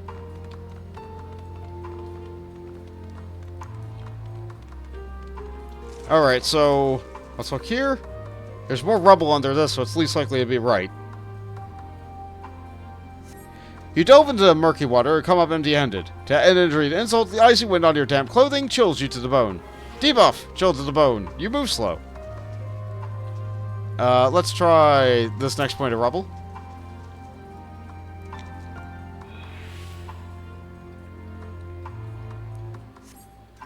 Beneath the water, your fingers catch on what you think might be a handle. Oh no, I got this. Oh, well, whatever.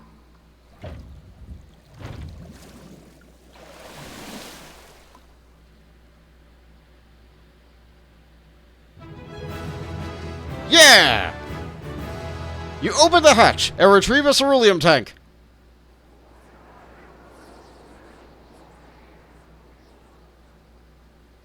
However, your grand discovery comes at a great personal cost, as you become acutely aware of the freezing cold and rancid odor emanating from every ilm of your body. Jules will doubtless feel compelled to pinch his nose shut when you deliver him your prize. I love victory immediately followed by comedic tragedy.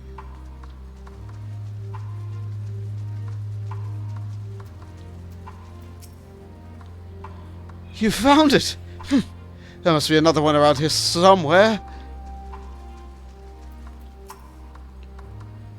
Did you find anything? I hope you did.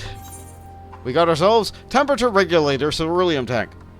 Uncovering hidden treasures and adventurer's bread and butter, though one is not normally required to go elbow deep in ice cold, stagnant pond water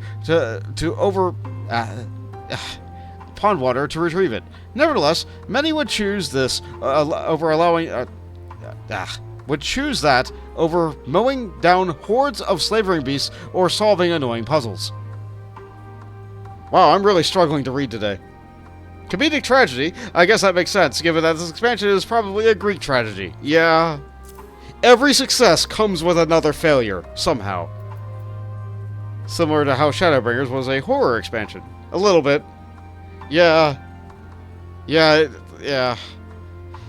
Alright, let's hand it over.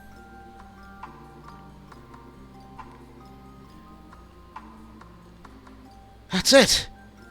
And there's still some ceruleum left. Ah, the fire's still not ready. Hold on, I'll give Alphino a hand. He's helping! Haha, made you care about us!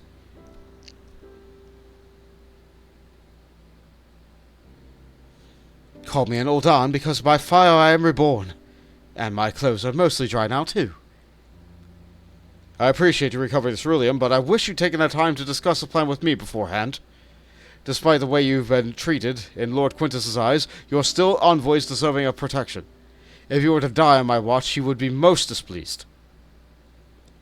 Your concern is duly noted, but all's well that ends well. Julius, you mentioned coming here with your younger siblings. Did you grow up in Garlemald? I did. Not far from here. My father was an accomplished researcher in his youth, and for his contributions to the Empire awarded an estate. We lived well. Better than many. What was Garlemald like in those days? Everything. It was everything you could imagine, and so much more. Even during my coldest winters, we always found warmth and comfort at home. Coming in from the snow, taking off your coat, and sitting down for a hot meal with family. Visiting friends and relatives, receiving that same welcome, knowing that they had everything they needed. Walking down the street, seeing the lights on all the houses, hearing the faint sounds of laughter and song, of happiness. And although the summers came and went all too quickly, in that brief respite, the ice would melt and forgotten grass would make its triumphant return. Grey clouds gave way to blue skies. Some mornings we'd climb to the top of the tallest buildings that we could find and watch the sun rise. Never again. Those rooftops are rubble. Those friends dead, and those memories. But if I could reclaim even a fraction of what we once had. Soon, our chance will come. We just need to hold on a little longer.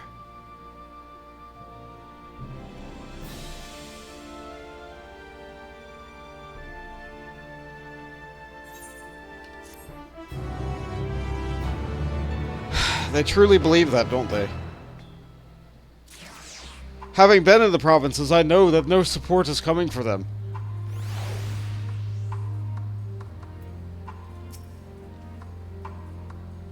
Owing the wealth of experience I've accrued in gathering firewood, I was even able to provide Julius with some basic pointers on the subject. I thought it might help to further build a rapport, and to distract him from his other concerns. Well, at least my clothes are finally dry, though they could still do with a proper wash. Yeah, we're very smelly right now. No good deed! Now that fire has burned out, Julius is ready to move on. Alright, now that we've recovered from your escapades in the pond, there's another location I'd like to search, just outside the park.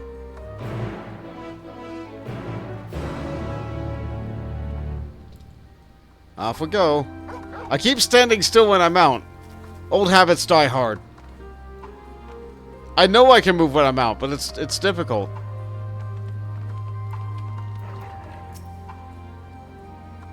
The War Machina appear to be patrolling the area of their own volition. I wonder whether it's simply following its original orders, or if it now serves the Torfloy. Everything was built on an enormous scale, and with thick, clearly cut stone, much like Amarat. Given what we know now, such similarities are no coincidence. Yeah. He always wants to build another Amarat. As you can see, this place is littered with the remnants of various types of War Machina. While my comrades and I have recovered tanks from less damaged units, those who took a more severe beating were harder to scavenge. We decided to save those for another time, and that time being now. Rather than prize them apart piece by piece, it would be quicker to remove the outer casing using a compact explosives. With luck, we'll gain access to tanks without rupturing them. Though the force generated by these devices is relatively weak, I would advise you stand well clear of being hit of any shrapnel. Before even bothering, though, you should check the machine's ceruleum gauge to see if there's any left. It would still provide an accurate reading, even with the unit itself is inactive. If the gauge is broken, I'll let you decide whether to use the explosive or not. Should you need more, come to me.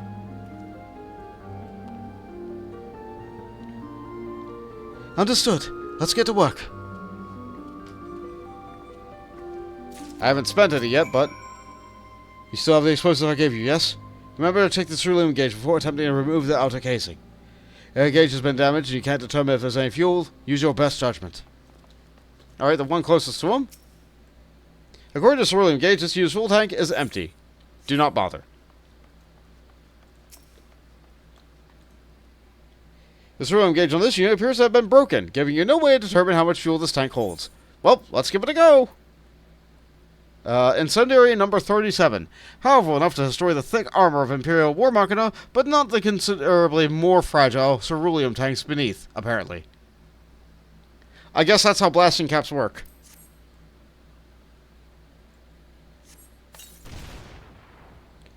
After successfully removing the warmark on its outer casing and retrieving the cerulean tank, you find it to be completely empty. It was worth a shot. How about this one up here? Cerulean on this unit appears to have been broken, giving you no way to determine. Throw the bomb!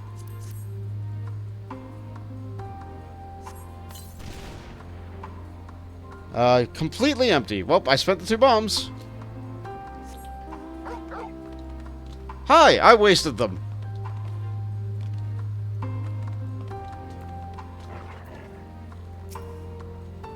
Need some more? Here. A fair amount of explosives spare today, but tomorrow is another story. We can't afford to waste them on units with nothing to offer, so be sure to check the gauge first. Of course, the gauge is damaged. It's up to you to make the call. I don't know. I'm just really bad at gambling.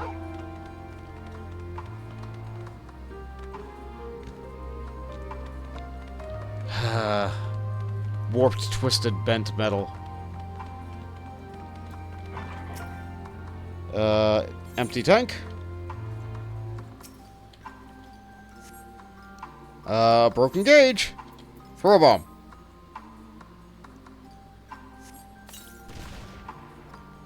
You retrieve the war market of cerulean tank to find it's still half full, or half empty, depending on one's perspective. Either way, Jules will surely be pleased by your discovery. Just needed 3 bombs. I could blow open the empty. I could have blown open an empty tank just to see my character's disappointment at myself, but I chose not to. More explosives? Wait, is that what I think it is? War market and a cerulean tank. Not only did this tank survive the attack that disabled the war market in which it was installed, it also escaped the blast of your explosive unscathed. If medals for outstanding service were awarded to inanimate objects, this champion among cerulean tanks would surely deserve one. The descriptions are getting wild in this expansion. I love it. You've done it again. Truly, luck is on your side. With this, we should be able to refuel quite a few of our heaters. It's time we head back. Wait here while I go see how Alize and Alphino are faring. And so we wait. We wait.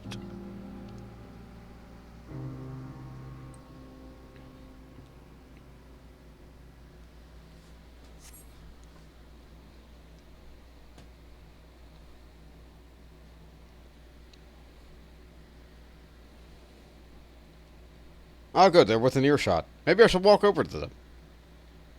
Nah, he did say to wait. Finally escaped the watchful gaze of your keepers, have we?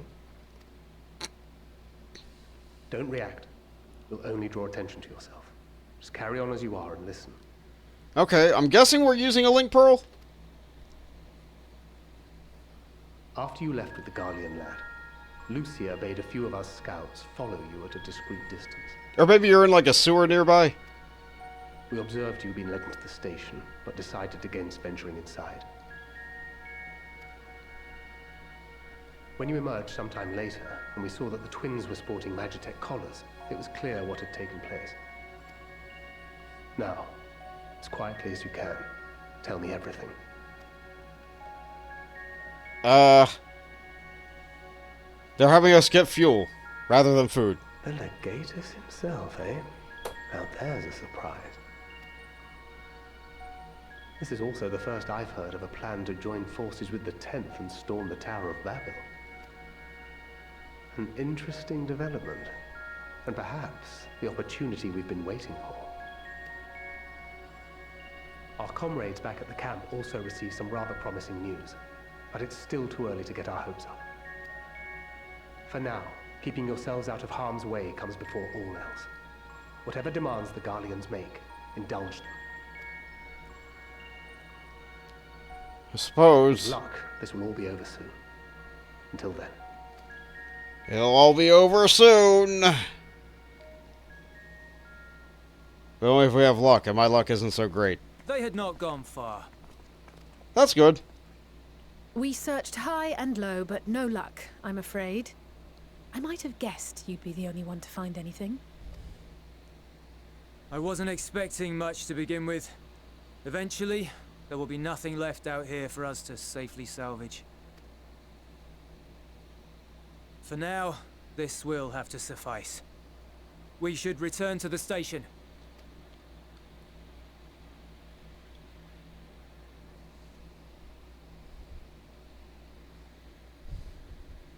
Before I return... Okay, never mind. It took me back to the station. I was going to look around the city for a car. Ah, there you are. Heard you'd gone hunting for ceruleum above ground. Brought back a king's ransom? Hardly. But thanks to these three, we have enough to last a little while longer. Well, well. It's not at all as I was expecting, these ones. For savages, they seem positively docile.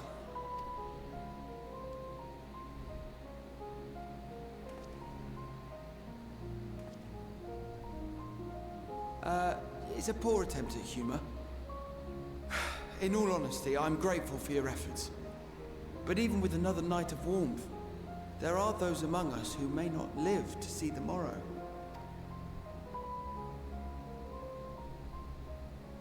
I trust your expedition was fruitful. Lord Quintus!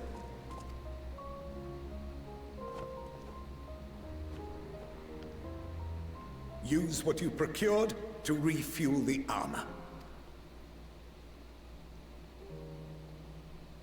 But, sir, what about the heaters for the camp?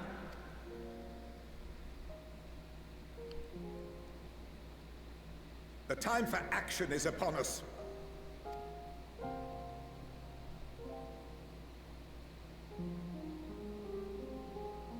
My men and I have matters to discuss. In the meantime, you are to wait here. Do not forget, you are being watched.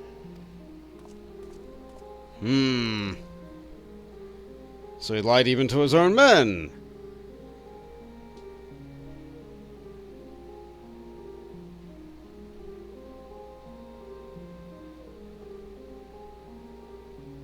The time for action. What did he mean by that? Doesn't seem like the I can time they're only here. speculate. Clearly something requiring their magitech, given what we just heard. Whether they plan to utilize it now, or after they join with the 10th, is another question.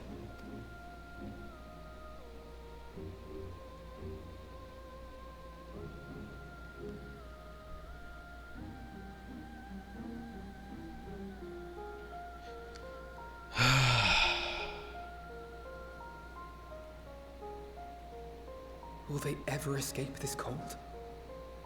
Return to and reclaim the idyllic spaces of which Eula spoke?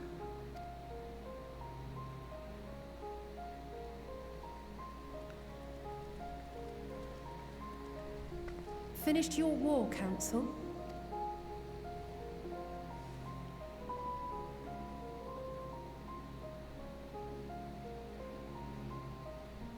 Alphino and Alize are to stay here as our prisoners.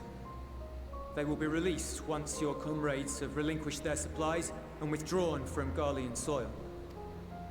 Until our terms are met, they will be detained at a separate location.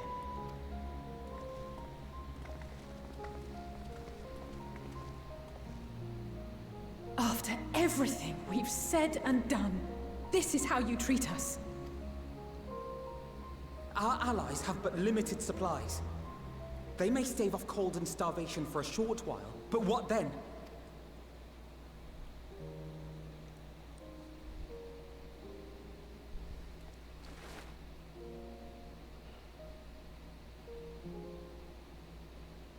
Yeah? You gonna do it? You gonna do it? For now, keeping yourselves out of harm's way comes before all else. Whatever demands the Garleans make, indulge them.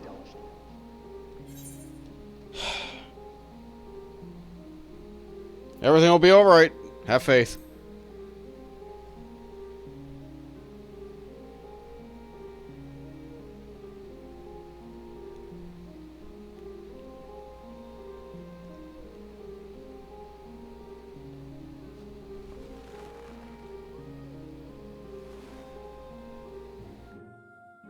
Get them out of here.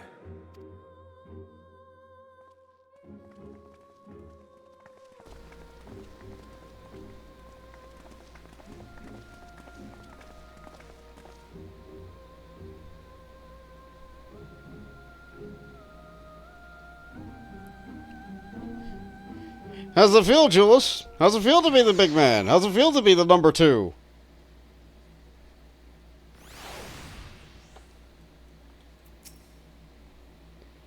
Alphino and Alizé will be fine, provided they do not resist.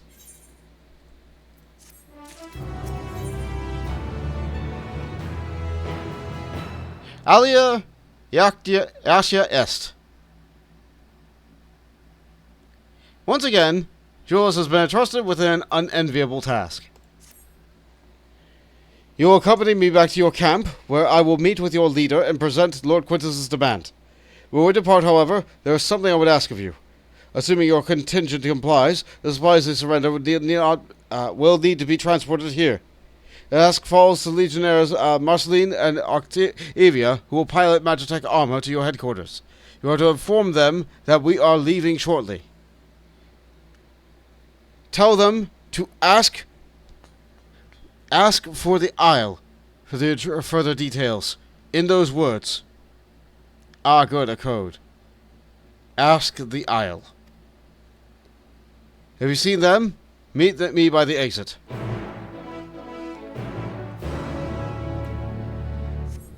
Yeah, this sounds like a bad plan. That's gonna be bad for, like, literally everybody involved. Change your outfit again. Looks like you're ready to fight for Ishgard. Or maybe for Valhalla. Or both.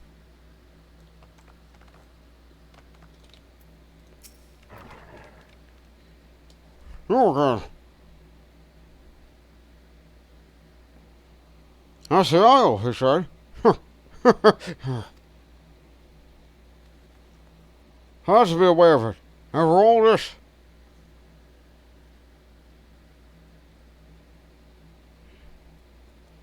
I realize that you should be the one to deliver the news.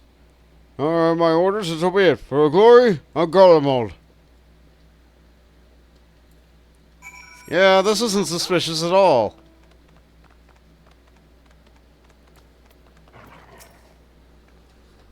What do you want with me? Ask the Isle. So Lord Quintus has reached a decision. I knew he would understand. I would recognize the savages as ruthless, merciless creatures and defeat him. We must too be uncompromising. I am ready. In the name of Emperor Ferris, for the glory of Garlemald, I will fulfill my duty.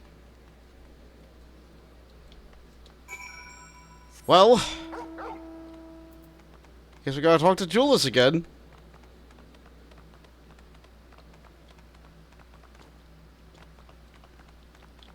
Is he just outside? Of course he's just outside. And the last Adkiragh is going to be way in the northwest part of the region. That makes sense. I haven't seen any quests to get currents yet. Maybe it'll appear after this. And that's how much faster you are when you have this riding speed benefit. Have you done as instructed? Their duties involve more than the transportation of supplies, don't they? Duty is rarely a simple thing. We have been given additional orders, though whether we will be required to follow them depends entirely on your contingent. You and I are in this together now. Like as not, we have to cooperate. There's one more matter. A place I'd like to visit by way of your camp. It's a short walk from here. Follow me. Sure thing. More of your mount collection.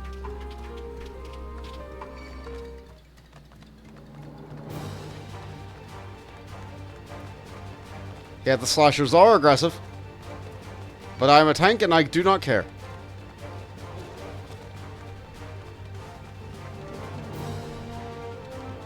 We can overcome the rubble. Here's a car. They're so scrunchy. Garleans were driving around in these Autobahn. Oh, they're so small. But then again, I guess Garleans, like, this actually looks like a normal-sized car for Bont. I guess he's kind of more normal-sized. On my Rogadin character, no, he would not fit inside this car. Nicely done. Thank you, Jade. Oh, wow, there's a lot of people here. Oh, this must be a big cutscene. Oh, this must be a big one. Well, give me a moment, please. Julius lingers by the ruins, reluctant to leave and reluctant to stay, unable to move on. We will wait here with Julius.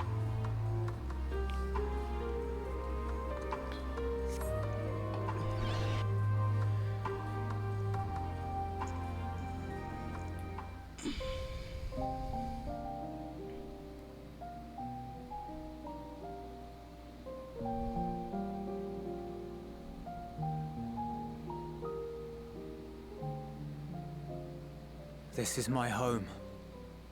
Our home. At least it was, until that night. I was with Lord Quintus when the capital fell, and thus spared. My family, who did not own a radio, were less fortunate.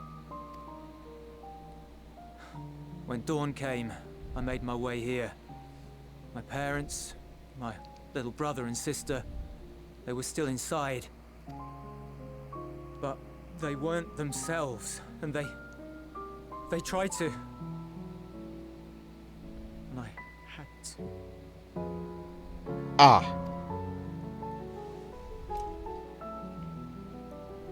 I'd promised to take them away from the capital that very morning, to somewhere safe, to hide until the fighting stopped. I promised.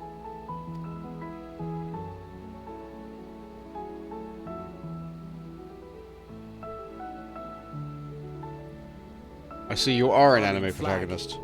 There's a chain. The bonds between our countrymen. A red link at its center. The blood of the fallen. Our loved ones who lived and died for Garlemald.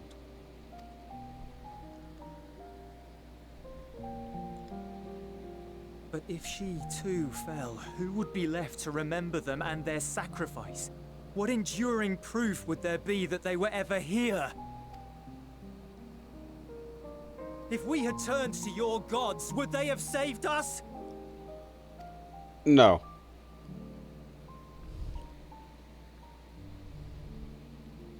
I'm sorry, forget I spoke.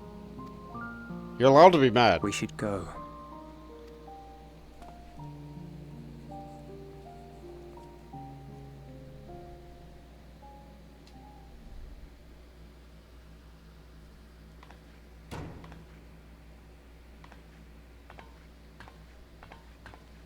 It's no use. Believe me, I do not enjoy being here any more than you. But he wanted us to play along, so that is what we will do. Jade replies, you asked earlier what I season my chicken with. You need what you usually do. Dixie oven fry mix with a bran mix. It contains flour, cornstarch, buttermilk, solids, paprika, oregano, season, all salt, paprika. Is that paprika twice? I guess it has lots of paprika. Mustard powder, and black pepper. Ooh.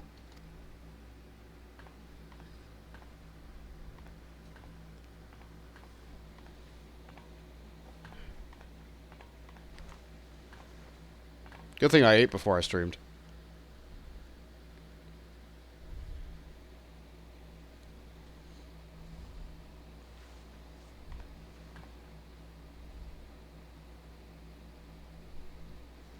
They're cold.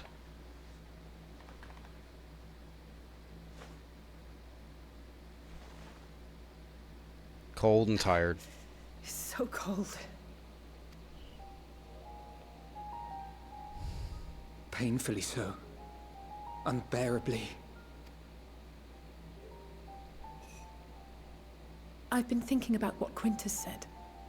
About why no one would accept Garlean rule. Irreconcilable differences. When coexistence isn't an option, only conquest remains. Varys at Gimlet said much the same. Only by uniting the world beneath a single standard would we rid ourselves of the Ascians. united as one people, one race cleansed of imperfections, a cold and unforgiving vision. And when we fail to live up to their standards, what place is there for us in their world? But the truly sad, truly frustrating thing is how damnably similar it all is to the lofty ideals of Father and the Forum. Non-intervention. Always non-intervention. Protect our knowledge and our people, and to hells with the rest of you. And yet, I can see how it happened. Varys and Father looked to their elders for guidance and took their virtues as their own. But for this world was of their making. In who else could they place their trust? All of us lost in a sea of chaos, searching desperately for purpose and meaning. But it shouldn't just be an extension of another's. It has to be ours. It has to be. We all have a stake in this world. No one should be silenced. I won't deny that we lack the experience of people such as Father or Quintus. Perhaps they've come to see the world as a series of problems, and the most efficient way of solving them, to reduce everything to fundamental forms. A stone is a stone, a cloud, a flower, no more than that. Simple descriptions that strip the subject of distinguishing characteristics. A man is a man, divided according to race, creed, or allegiance, and to some, defined by such associations. Is that what you think? In my misbegotten youth. But what I believed wisdom was no more than aggressive ignorance. I've since learned to look beyond the banners and the politics, to see people as individuals with their own hopes and dreams. As for my dream of building a better world, well, every day I'm reminded that it is far more complex than I had ever imagined. But it only spurs me onward, to find the wisdom and the strength to see it through to the very end.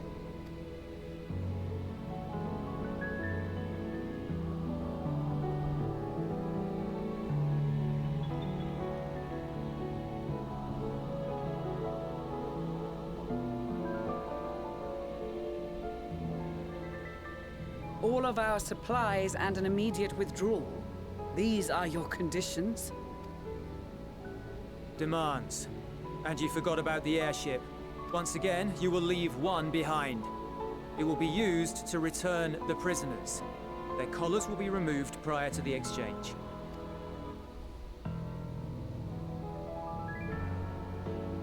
So in the end, not even Father's expertly worded rhetoric could deter you from your chosen course.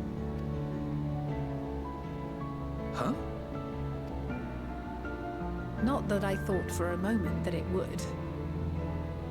I've no love for violence, of course, but ours is a cause worth fighting for. I just wish he'd realize it too. Sometimes the only way to protect the ones you love is to take a stand, to refuse to suffer in silence. I want you to know I share your conviction. Whether it be on the battlefield or in the debating chamber, I won't back down. I guess what I'm saying is...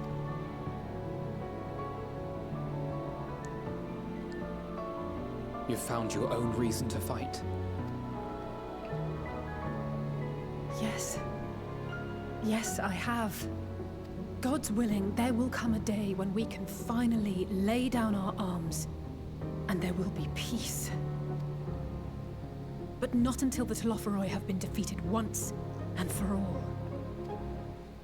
And you, brother, will have a vital part to play. By your words and deeds, you'll lead the way.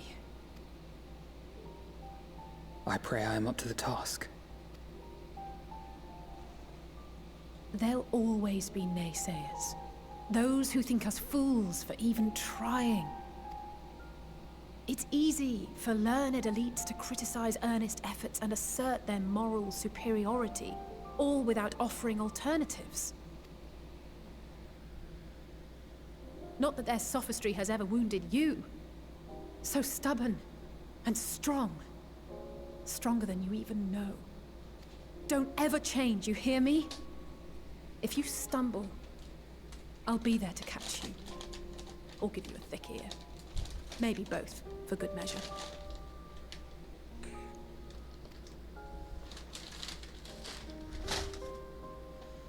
Thank you, Alice.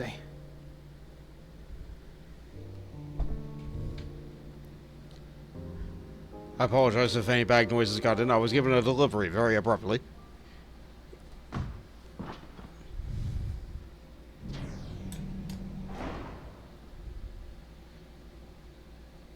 Oh good! The third sibling, Astidian! I'm glad they were able to have a nice conversation as siblings.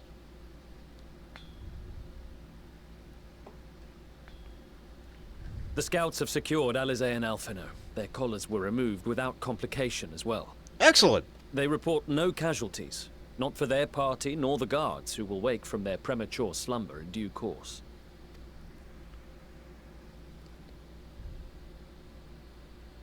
It would appear the situation has changed. I propose new terms. We have information that will be of great interest to Lord Quintus, and I wish to speak with him in person.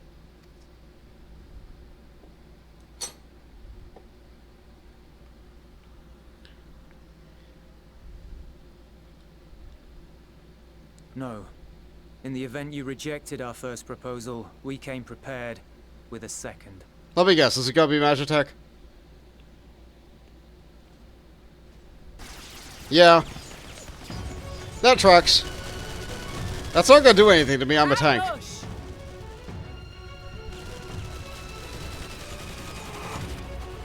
More are coming! Make ready!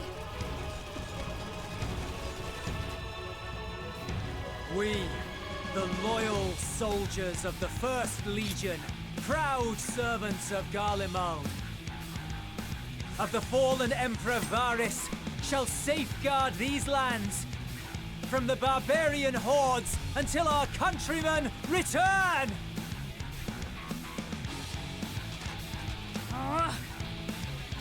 Idiots! Stop, both of you!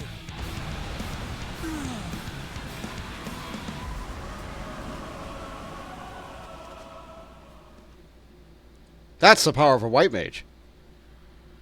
This child may be the worst emissary I have ever seen.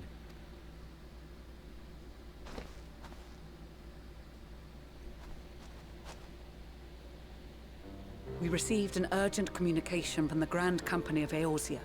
Envoys from the Imperial Army, led by members of the 10th Legion, came to Alamigo and requested an audience. They explained that their efforts to coordinate the reclamation of the capital with the aid of the 4th, 5th, 8th, and 12th had ended in failure. Communication between most legions has broken down entirely. Most of the 10th's conscripts have deserted, leaving their forces severely depleted. That is why, unable to continue the fight on their own, they and their allies turned to the Grand Company of Eorzea for aid. Lies. Every word. It is the truth, and I have not finished. The 10th has requested that we deliver a message to Lord Quintus. Have the ill stand down.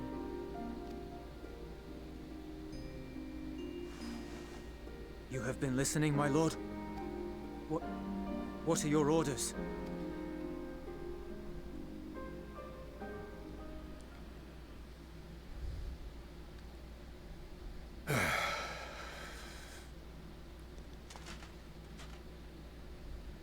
Inform her that we will honor the 10th's decision. Gee, dads, we almost ended the world once to white mages being that powerful. Well, granted, the Assassins have done that many more times, but... And now dignity. There's a reason there's only like 3 or 4 of them.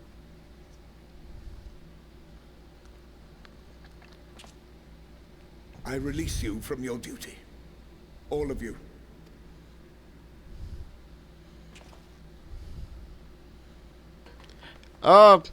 Trigger warnings! Red flags, trigger warnings going up! I take solace, your radiance, in the knowledge you are not here to witness our debasement. 'Twas a grand, glorious dream we shared. Trigger warnings about people who are sensitive about suicide. And so far, going up now. Of a world united, of peace and prosperity.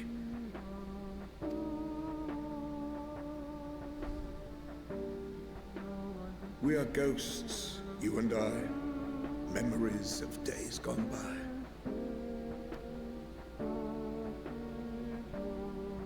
Bonds forged in blood that I will not see tarnished. We all knew it was going to go this way. I hate this tremendously, and I am not happy.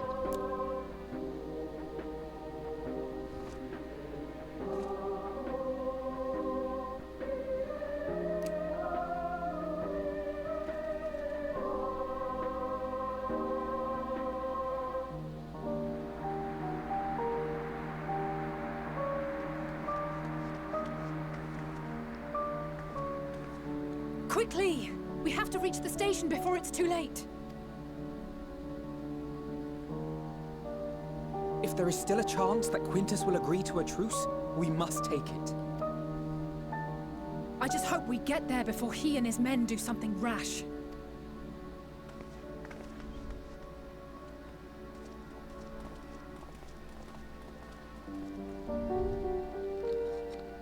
I hate this.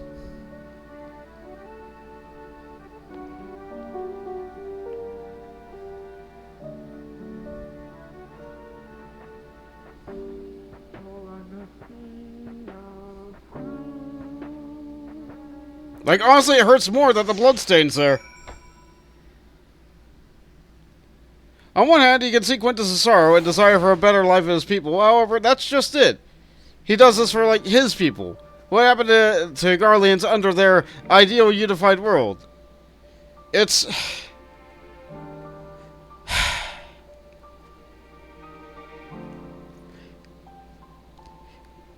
Being the war general that he was, he saw that as long as he existed, that kind of future was not possible, and so he saw no other way out for him. But... Damn! Damn it!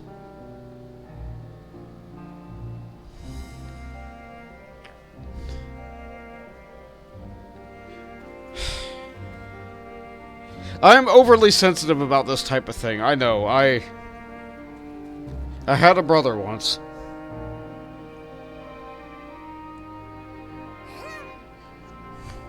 Thank you.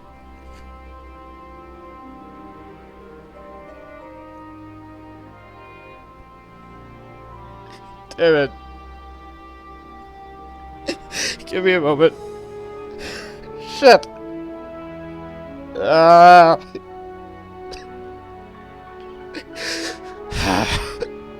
I'll be fine.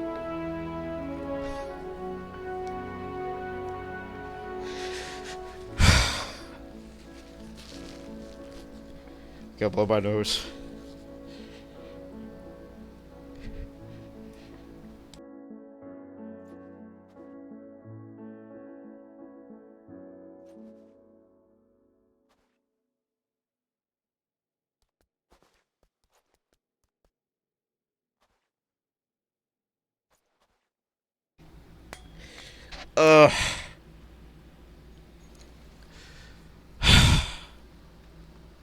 Hi, Jade. Thank you. And this is why I can't play Persona 3. Thank you. Like, you didn't even see it there. This is why I can't really look at or play Persona 3. Like, I know it's not real. I know it's not... I know it's just a video game.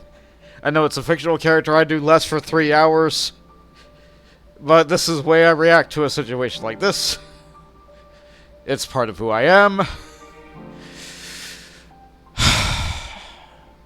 Thank you, Jade. Do I want to call it for today? That's the part that was... Will says, hey man, it's going to be okay. It will be. The story gets better. Things get better. It can only get better from here. It's...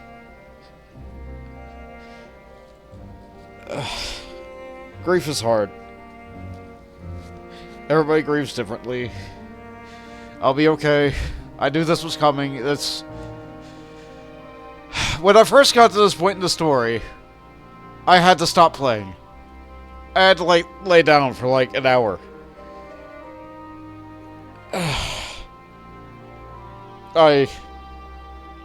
This sucks. This sucks, but... It gets better. Things will improve. Thank you, Jade. Thank you, Bills. Thank you, Syndicate Master. It's good. It's just...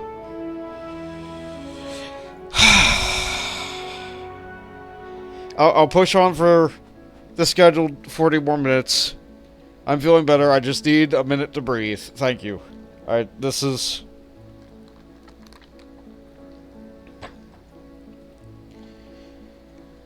This is me. That's Boltage. That's without a filter. That's just raw.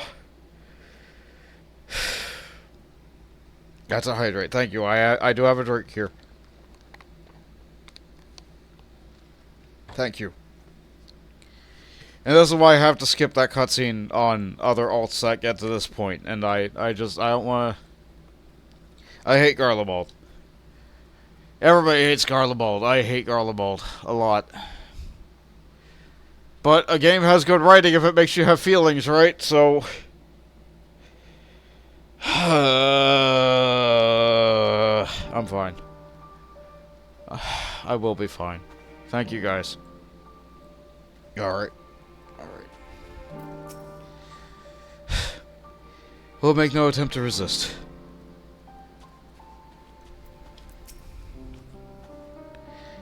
Much more has occurred since last we met. As for determining what comes next, we must speak with Lord Quintus. That's gonna be hard. I leveled up.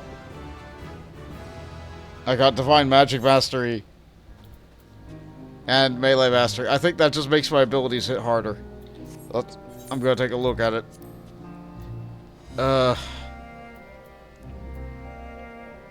Adds a healing effect to my magic. Oh yeah, this is what I thought I had when I said I had plenty of healing, but I don't have that now. Okay. And yet there, this is just a lot of potency increases. No animation changes, just potencies.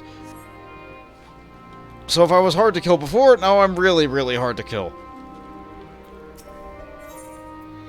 Strange bedfellows. With the immediate crisis averted, Lucius... Immediate crisis averted. Lucia seeks to gain a clearer understanding of the present situation. Before we proceed, tell me what you know of the First Legion and the disposition of their forces. They were all hoping that everything would get better, and it was kind of a false hope. They were preparing for a war while the refugees in their care were left to go hungry.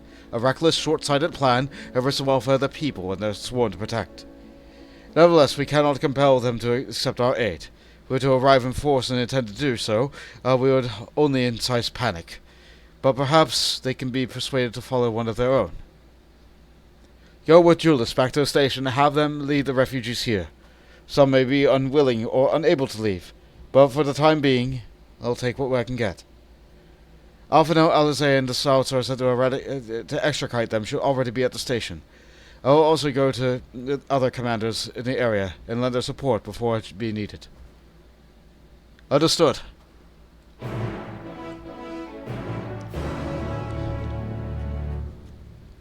We got our gemstone trader up now. I think there's also an Aether Current quest that we can start. Here may be chilly, but I've got some great deals on the rare items that are sure to warm the cockles of your heart. All I ask in return are bicolored gemstones. What do you say? So if we do fates here, we can buy things so we don't have to worry about getting milk here. I think, for this region in particular, if you do all... What is the number that you need to do? 60? 66? If you do 66 fates in the Garlemald region, if you bear with the cold and the snow and the bleakness of everything here, you can buy for yourself and your house a portrait of Emperor Solus, who we better know as Emmett Selk. Thank goodness the 10th Legion declared to sue for peace as they did. We have been spared more senseless bloodshed, which is the last thing anyone, including the First, needs. From their perspective, though, the promise of reinforcements was the last hope, and now they have no choice but to capitulate to the invaders. But we will prove to them that all is not lost, and we may yet stand a chance at casting out the Telefloi. With the Empire and rulings, the Guardians have not lost their will to fight. That strength shall serve them in the days to come. There's yet life in the cold soft. Wow. What an inspirational thing to say at this adventure, Magni. I've just returned from guarding our airships, and now I've got to keep my eye on the captured Imperials. Maybe a bit of chit-chat will help lighten the mood? No. It was a grave error not to post sentries further from the camp. Had we seen the Garleans sooner, we could have slain them long before the truce was called. They engaged us of their own free will, and deserve to die a warrior's deaths. Even so, I have not forgotten why we are here, and I will stay my hand, for now. When the Imperials charged upon us, we were able to avoid any serious injuries on either side. In truth, most of the Garleans were in no condition to fight. Sunken eyes, hollow cheeks. It must have been a long time since they had a decent meal. I am sure they will be much more amenable to a conversation with food in their bellies. Yeah, probably. Where's the white mage boy, whose name I can never remember? It's like Irun Senna or something. Can't find him. I appreciate that he stopped more battle.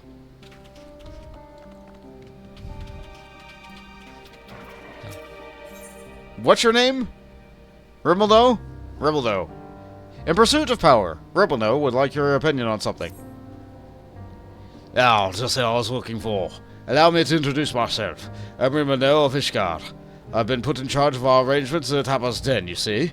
However, the very first the Tappers came bearing Ceruleum has asked for quite a lot of us. I do say so. They wish my help in getting the Judean Platform G up and running. The very same platform that's at the head of the Imperial's primary energy pipeline. What's more... Sorry, I burped in the middle of that. What's more, he's a Guardian, and he's convinced the only engineers left at Tapper's Den were from the conquered territories. In any case, I'm not qualified to judge the motives of man, and I feel much more at ease that they had someone of your experience to help to make the call. Sure. I thank you for your willingness to assist. Let us go and speak to the Tapper in question, then. He should be a man by the name of Aplis. Where are we gonna go for this? Oh, just inside camp. Okay, you're real close.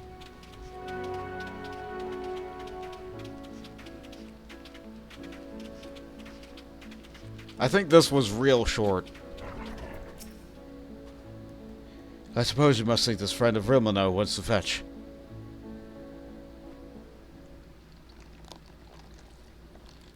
You have my thanks for getting him to agree to my proposal. Do not misunderstand, I have yet to agree to any such thing. I merely wanted someone else present during the talk. Very well. Though I do believe my proffered deal would be a boon to us and the Ilsabard contingent alike. I need to work on Jotun Platform G, you see, and so I used to know more than most about the facility and its operations. That may well be so, but your relations to the facility notwithstanding, why would the Guardians, such as yourself, still be willing to take refuge in the Tapper's Den? I've been led to believe that the former workers residing there were from other territories. You're right. On one technicality, I was a supervisor rather than your typical staff. When the platform went down, it only seemed right that I stay with my crew. I always thought we were close, but living alongside them in Tapper's Den has made me realize that I took them and their skills for granted. That's to say nothing of the blind eye I turned to their struggles. That's why I came to you. It's high time I be of some real use to them, and everyone else if we're lucky. And if we're to manage the platforms back into working order, it'll dramatically increase our capacity to pump and refine ceruleum for everyone in the region. Sadly, we're more than a few hands short of a full workforce, not to mention the lack of supplies, which is precisely what we've come to come for. Help us get things up and running again, and you'll have your share of ceruleum coming by the rig. You couldn't come up with a more mutually beneficial arrangement if you tried. So he says. What do you think? He seems trustworthy to me. Yes, I've been leading on the same way myself. Ultimately, what he says about the potential benefits is true. Nevertheless, I doubt the higher-ups would assent to this. I suppose that's how it goes when you're dealing with military types. For what's worth, I do understand the hesitancy to throw in your lot with someone from a hostile nation. Thus, part 2 of my proposal. I shall do you a service and prove my worth of the contingent's trust. I look around the fringes of your camp before you arrived, and I've spotted a few ceruleum engines in need of repair.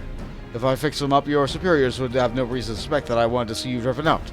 Less reason in any case. Assuming your wish local technology would go a long way, I imagine. That said, I've not heard anything of ceruleum engines we've scavenged breaking down.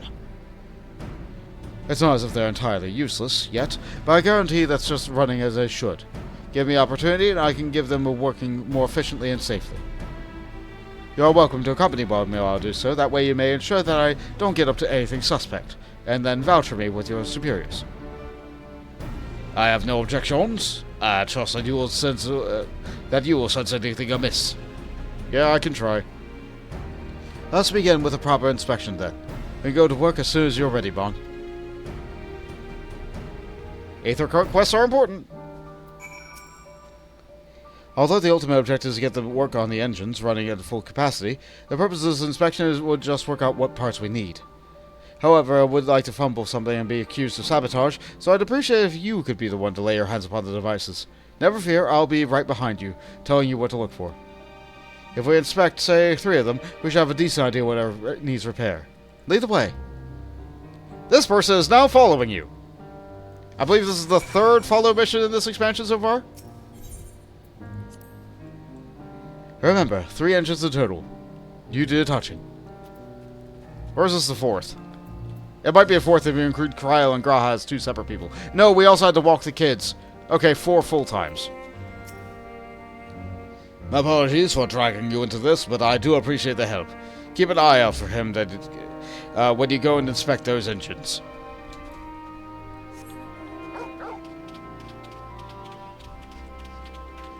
Alright, so we just have to find some engines. Easy enough. Here's the ceruleum engine. Nothing? Okay. No dialogue whatsoever. I was expecting him to say this and that and needs a new wrench or whatever. And this one? Oh, you spawned on top of me that time. I'd rather these quests than follow without being spotted once. Yeah.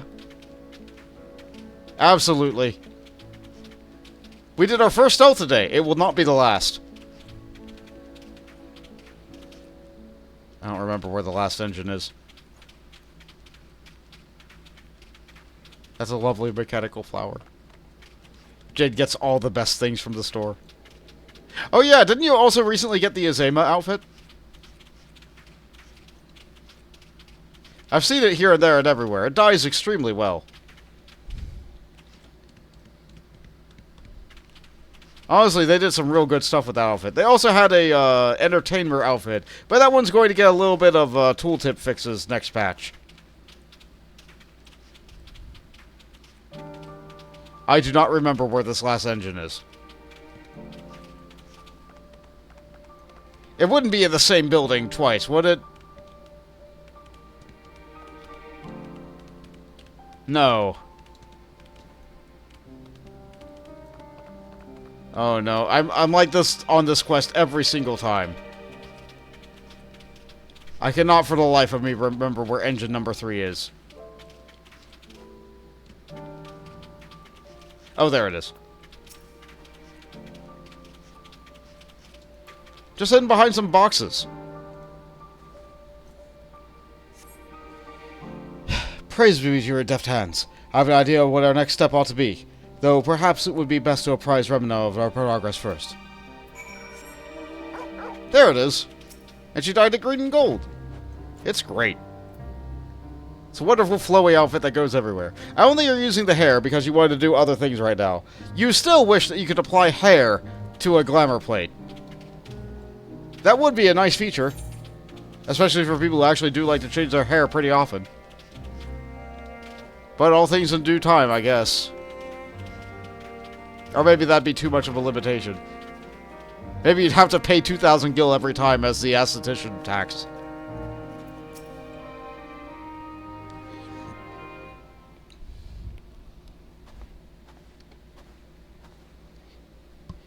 How are engines? Alas, I fear that each of them we examined were guaranteed to break down sooner or later should he continue using them in their current state. Isn't that the true of anything mechanical, though?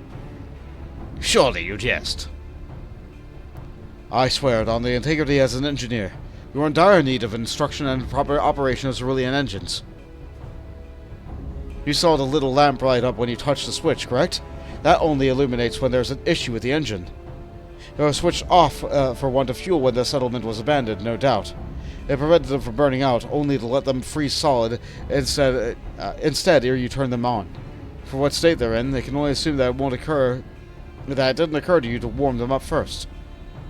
I notice you have a heating technology of your own, but it will do you no good since the engines to power them break, now will it? You have nothing to lose and everything to gain from my assistance. Huh. I'm a machinist from frozen climes myself, and what you say sounds plausible enough. Very well, on behalf of the comp, I formally ask you to repair the cerulean engines. I suppose that means I will be taking responsibility if anything goes wrong, so you may as well use your own two hands this time. That's the spirit. I knew you'd come around. And we could follow that quest line to be able to continue to help out the tappers, if I wanted to. But we got our Aether Current, and so we don't need to help them anymore. So, now I have to get back over here. However, they didn't let me attune, so I have to walk back over there. This is an unkindness of the game.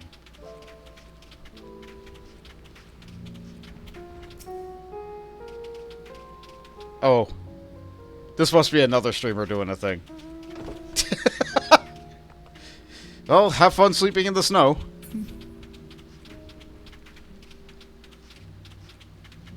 Either they're gatherers waiting for something to pop up, or they're a streamer, and they're all just sleeping in the snow. That's my only guesses.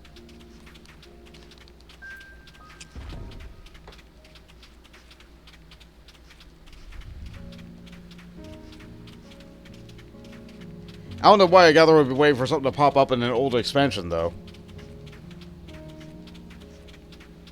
Unless they wanted to craft something very specific that I'm not really aware of. Oh, there's a B rank hunt. Yeah, this one's not hostile unless you hit it first. That one is, though. Go ahead, spit your fire. I don't care.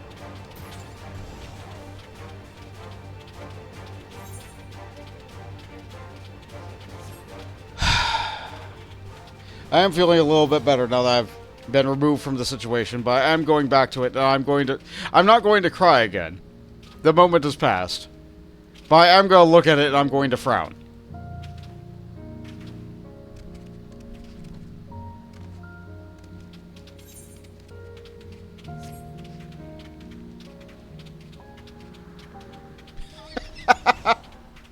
I probably should have asked if I could have gotten in their car. But I'm already almost there now.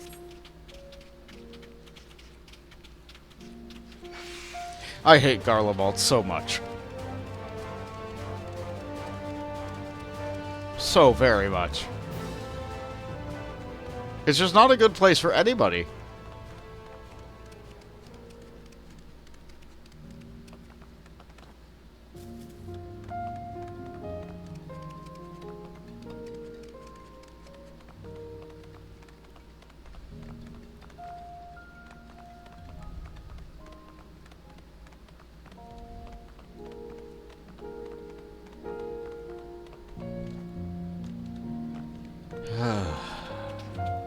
Okay, we're here. What are you doing back here? Where's Julius and the others? Oh, I did not expect you to arrive so soon. There's been a development. Perhaps you had best see for yourself. Or maybe I shouldn't. Maybe you could just tell me, Graha. It's a comfort to see that none were worse for their wear for thy recent ordeals. Yeah, thanks, Arianja.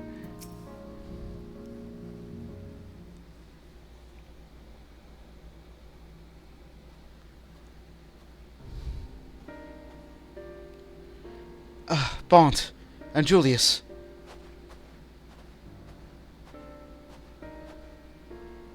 We've arrived just before you did, and too late.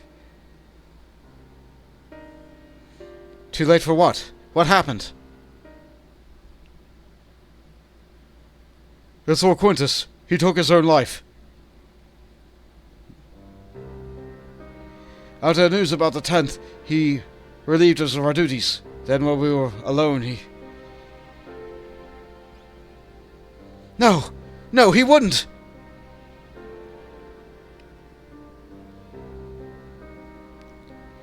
Thancred and the others, assisted by the soldiers, have seen to the remains. In due course shall the legatus be afforded a proper burial. He released us from our duty. He wanted us to be free. Free to choose our own fate. Without him to guide us, I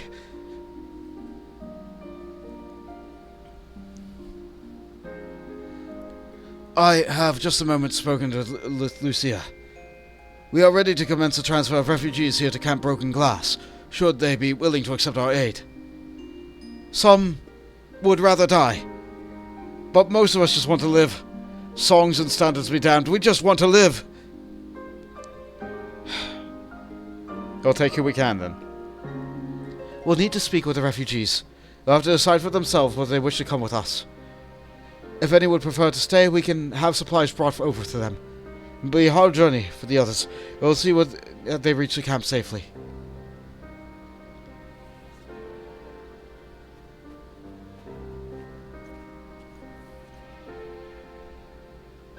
I.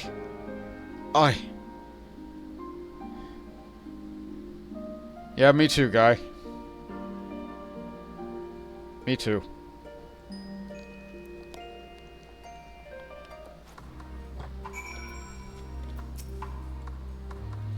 And what happened to his family? The first was all Julius had left. Now even that's been taken away from him. He's not alone in that either. There's a comfort in having someone to follow. Someone to lead.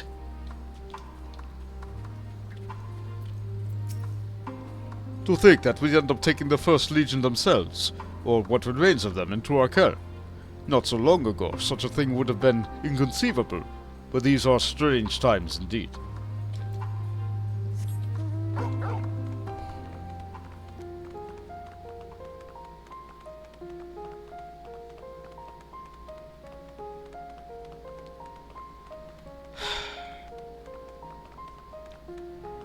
Wait, you're from the Pugilist Guild. Why, the road's covered, don't you worry. Things will get chaotic out there, but just take it slow and steady as you can, alright? Oh. Just being helpful and nice.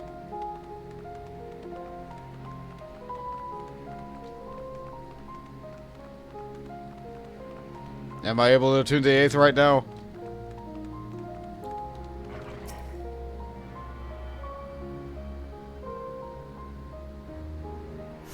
I can. Great. Thank you. Thank you. So, I will point it out, you guys already saw the stain, but, that's not going anywhere. And that's never going to go anywhere. So anytime the game puts you in here, that's just there. So I'm going to frown every time I get sent here because that's just there and never leaving. I'm like, come on, guys. Can't you just, like, clean the flag? Take it down, put up a better flag? Like, do you really need that? I mean, it's not there now. Thanks, Jade. It was only ever a dream, wasn't it? To think that we could reclaim it, rebuild it all ourselves. Before this all began, I sent my wife and daughter away to the provinces. There's a chance I might see them again. I'll take it. So take me. Take me with you, please. I can walk, I think. Just give me a few more moments. Yeah, take all the time you need, guy. Oh, I see. It's a choco booty. Yeah, thank you, Jade. Well, got the Aetheryte sorted up in the end. All it took was a few adjustments, and now it works as well as it ever did. From what I can tell, this one in Lanterm is also functioning as normal. That's where your lot are staying, isn't it? Now most of us are packing up and leaving this place. I reckon it'll be more use for me and my skills over at your camp. Since the Aetheryte's functioning again, why not give it a try? Be a waste if no one did. I already did. It was my first reaction. Try as we might, any words of comfort we offer are like to fall on deaf ears. We are but strangers from foreign lands, perhaps in their eyes the very cause of their suffering to begin with. Nevertheless, we mustn't give up. Engineer down on the rails, too.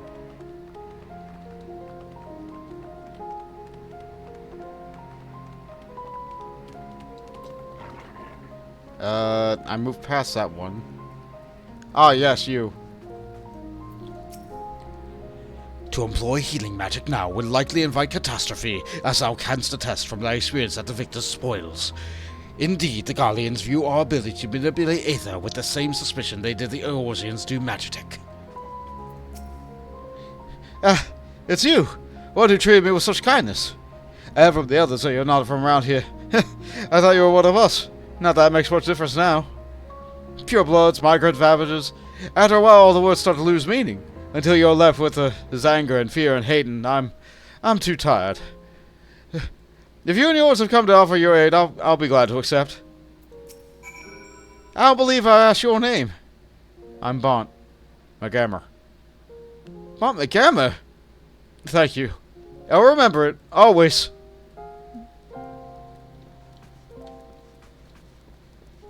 I wonder if I could ever give them the ration back. I hope they'll get their eyesight back one day. And thank you for covering, Jade.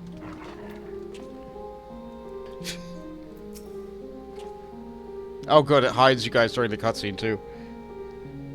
We have much to discuss. Our rescue, the attack at Camp Broken Glass.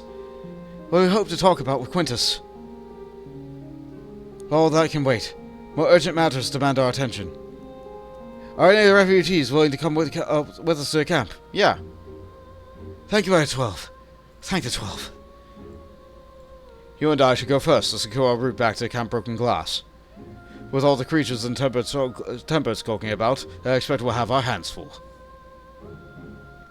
It should come in handy. Conqueror's Chain, courtesy of our Lamentsant friends. I'd save it for tempered, though.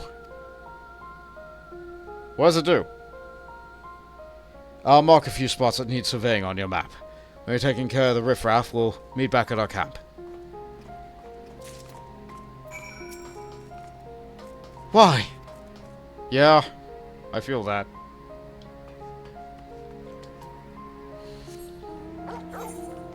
Just staring at Julius and just nodding and be like, yeah, I've been there.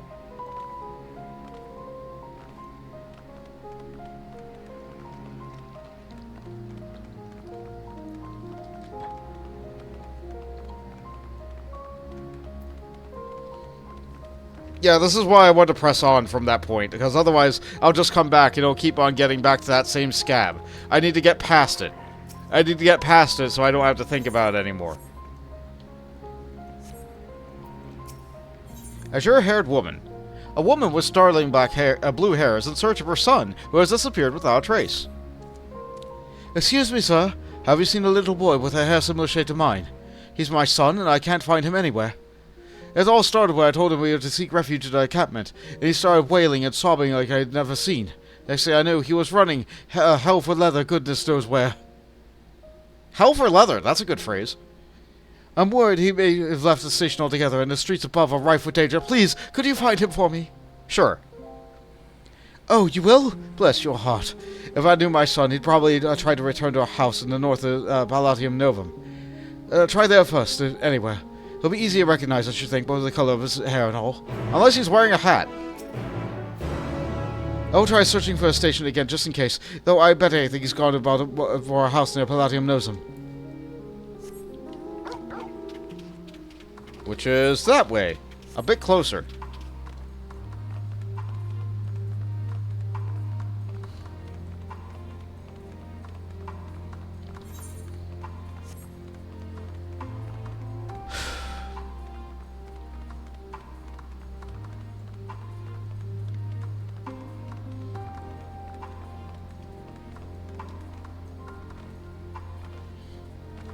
Yeah, the Final Fantasy XIV is a pretty good game. It makes me have feelings.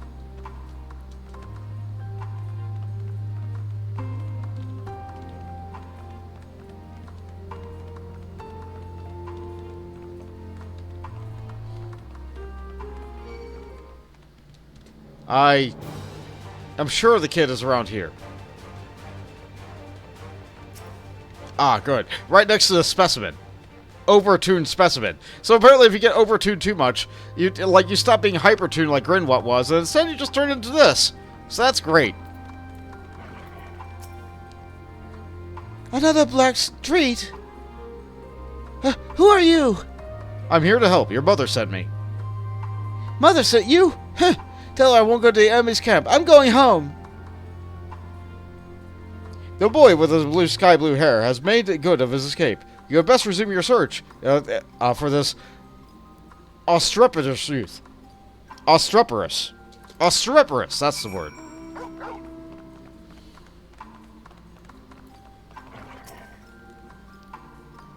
Are you ready for stealth 2?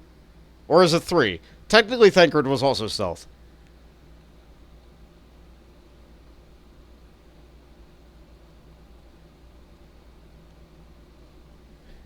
Stop following me!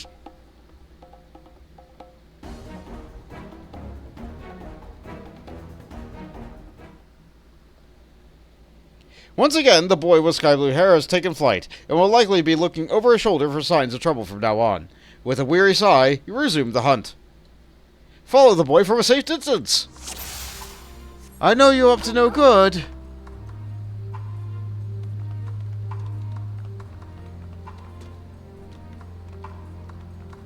So I might get attacked by War Machina while I'm doing this.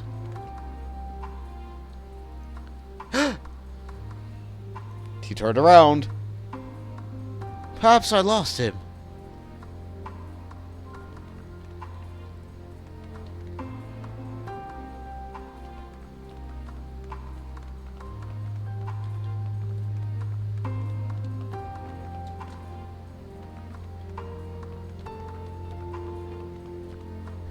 This way's blocked too.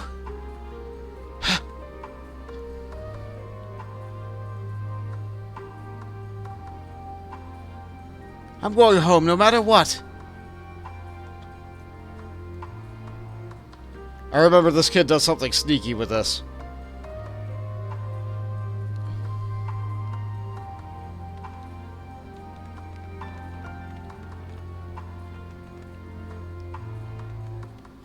Ha! Yeah. It must have been the wind. Yeah, you almost got me. You almost got me, kid. Good grief, I understand why to use some new words to make the script a little bit more interesting, but some of the words they use are a little too much, I agree. That's... I'm pretty sure...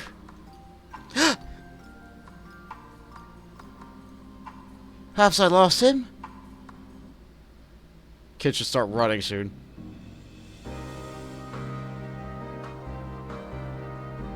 Must have been the wind.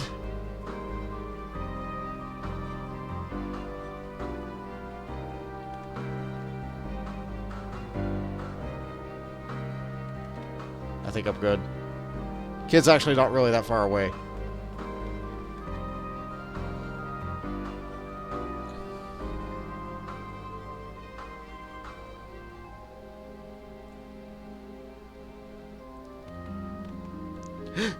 What? Oh, you sneaky kid! Is someone there?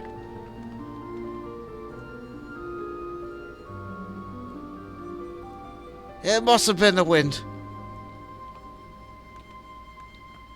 You kid! You will rue the day!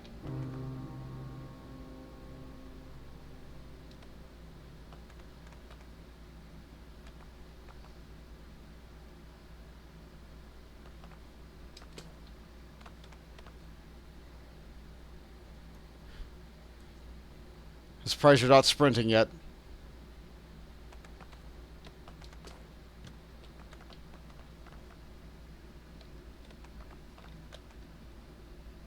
This can't be.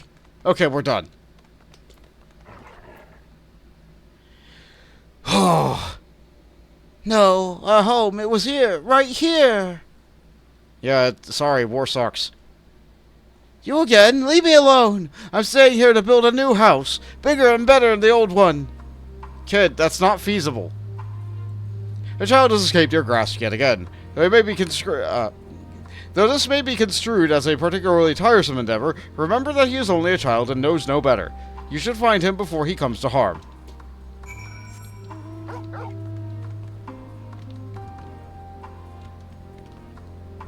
Literally a baby.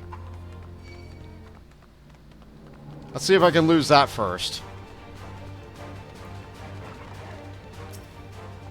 Okay. That way I'm not fighting two things. Okay.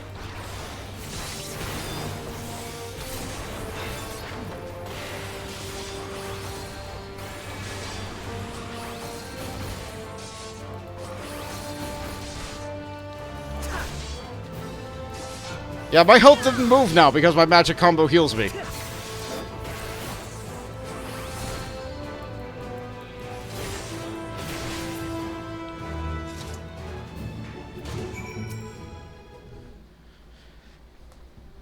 Now, it's not as ridiculous as warrior healing, which heals per target hit. This is just one heal, regardless of how many things I do. But when you're fighting one thing, you don't really feel the difference. Why do you care so much? We're enemies, remember? Why are you trying to help me? You need help, and I'm offering it her. How would your mother feel if something were to happen to you? Let's punch him in the feelings. If the game's gonna do that to me, why don't I do that to you? Oh, I bend down to get to his level. I don't care what you say. I don't need your help. We don't need your help. But Mom's worried. I should go back to the station. It worked. And the Aether cover is even further to the west. We'll get that some other time.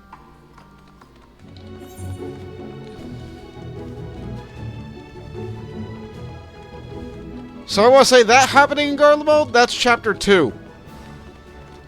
That's chapter 2. There's still... Garlemald's not done with us yet. We're not... Garlemald's not done with us. I'm almost done with the stream. Garlemald's not done with us yet. That's not even the thing that most people care about from Garlemald. That's the thing that affects me personally. Goodness, I feel like we barely even pushed the plot like 2 feet. But Garlemald.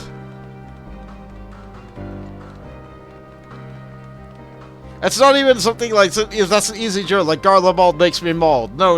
I'm not mad, I'm sad.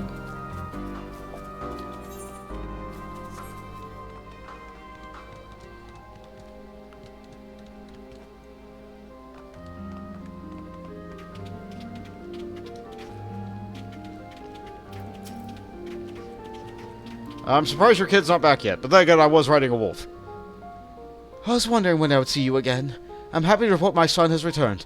Poor creature, you should have seen him, tears pouring down his little cheeks, crying his apologies to me. I know that you were the one who found him, though he didn't mention a word of it to me. I almost couldn't believe my ears when he said he wouldn't mind moving to your camp. He was dead against it only hours ago. What could have happened, I wonder? He saw your house destroyed. What? He was attacked? By that horned Magitech, you say? Goodness, that must have been quite a shock for my little man. Thank you all for coming to his rescue. There's a salutary lesson to be gained from all this, though, one that I hope he retains. Do not scorn a proffered hand when one is needed, whether the hand be a friend or foes. At any rate, I thank you for finding him. It's not much, but please, I insist. Thank you. The Eighth of Courage is tremendous. How are we doing on those currents now? 2. I didn't see any other quests. That doesn't mean that there isn't one. But that's fine. That's fine. Alright. Unfortunately, that puts us there on time. That puts us there on time. Thank you guys for hanging out, in spite of me telling you and warning you that it was going to be sad. I knew it was going to be sad. I knew I was in for a bad time. It's Garlemald. I didn't even get to the part that everybody thinks is bad yet. So you think we're out of the... we're done with the ringer? No, it's going to continue to be bad. It's going to get worse from here. If this was a lot for you, this expansion is going to continue to tear at your emotions and feelings. So, do your best, guard yourself, and know that it will get better. We are the heroes of this damn story, and we're going to make it get better.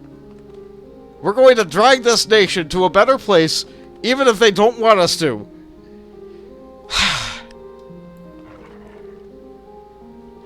I'm gonna stop streaming. I don't think I'm in the mood to raid anybody today. So if anybody does that, I'm just gonna refund it. Thanks, Horace. I appreciate it. It's going it's going to keep happening. Next time I stream Final Fantasy 14, it's going to still be bad.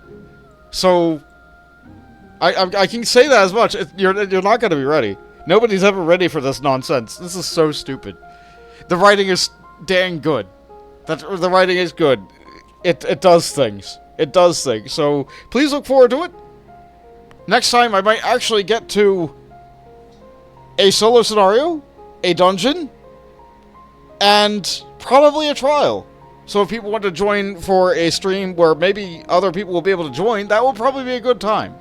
Next week, though, we have a different Final Fantasy game, but I'm going to start the stream with a poll. So if you want to decide what the next Final Fantasy game is going to be there for it early, I guess. It'll be at its normal 6 p.m. Eastern time.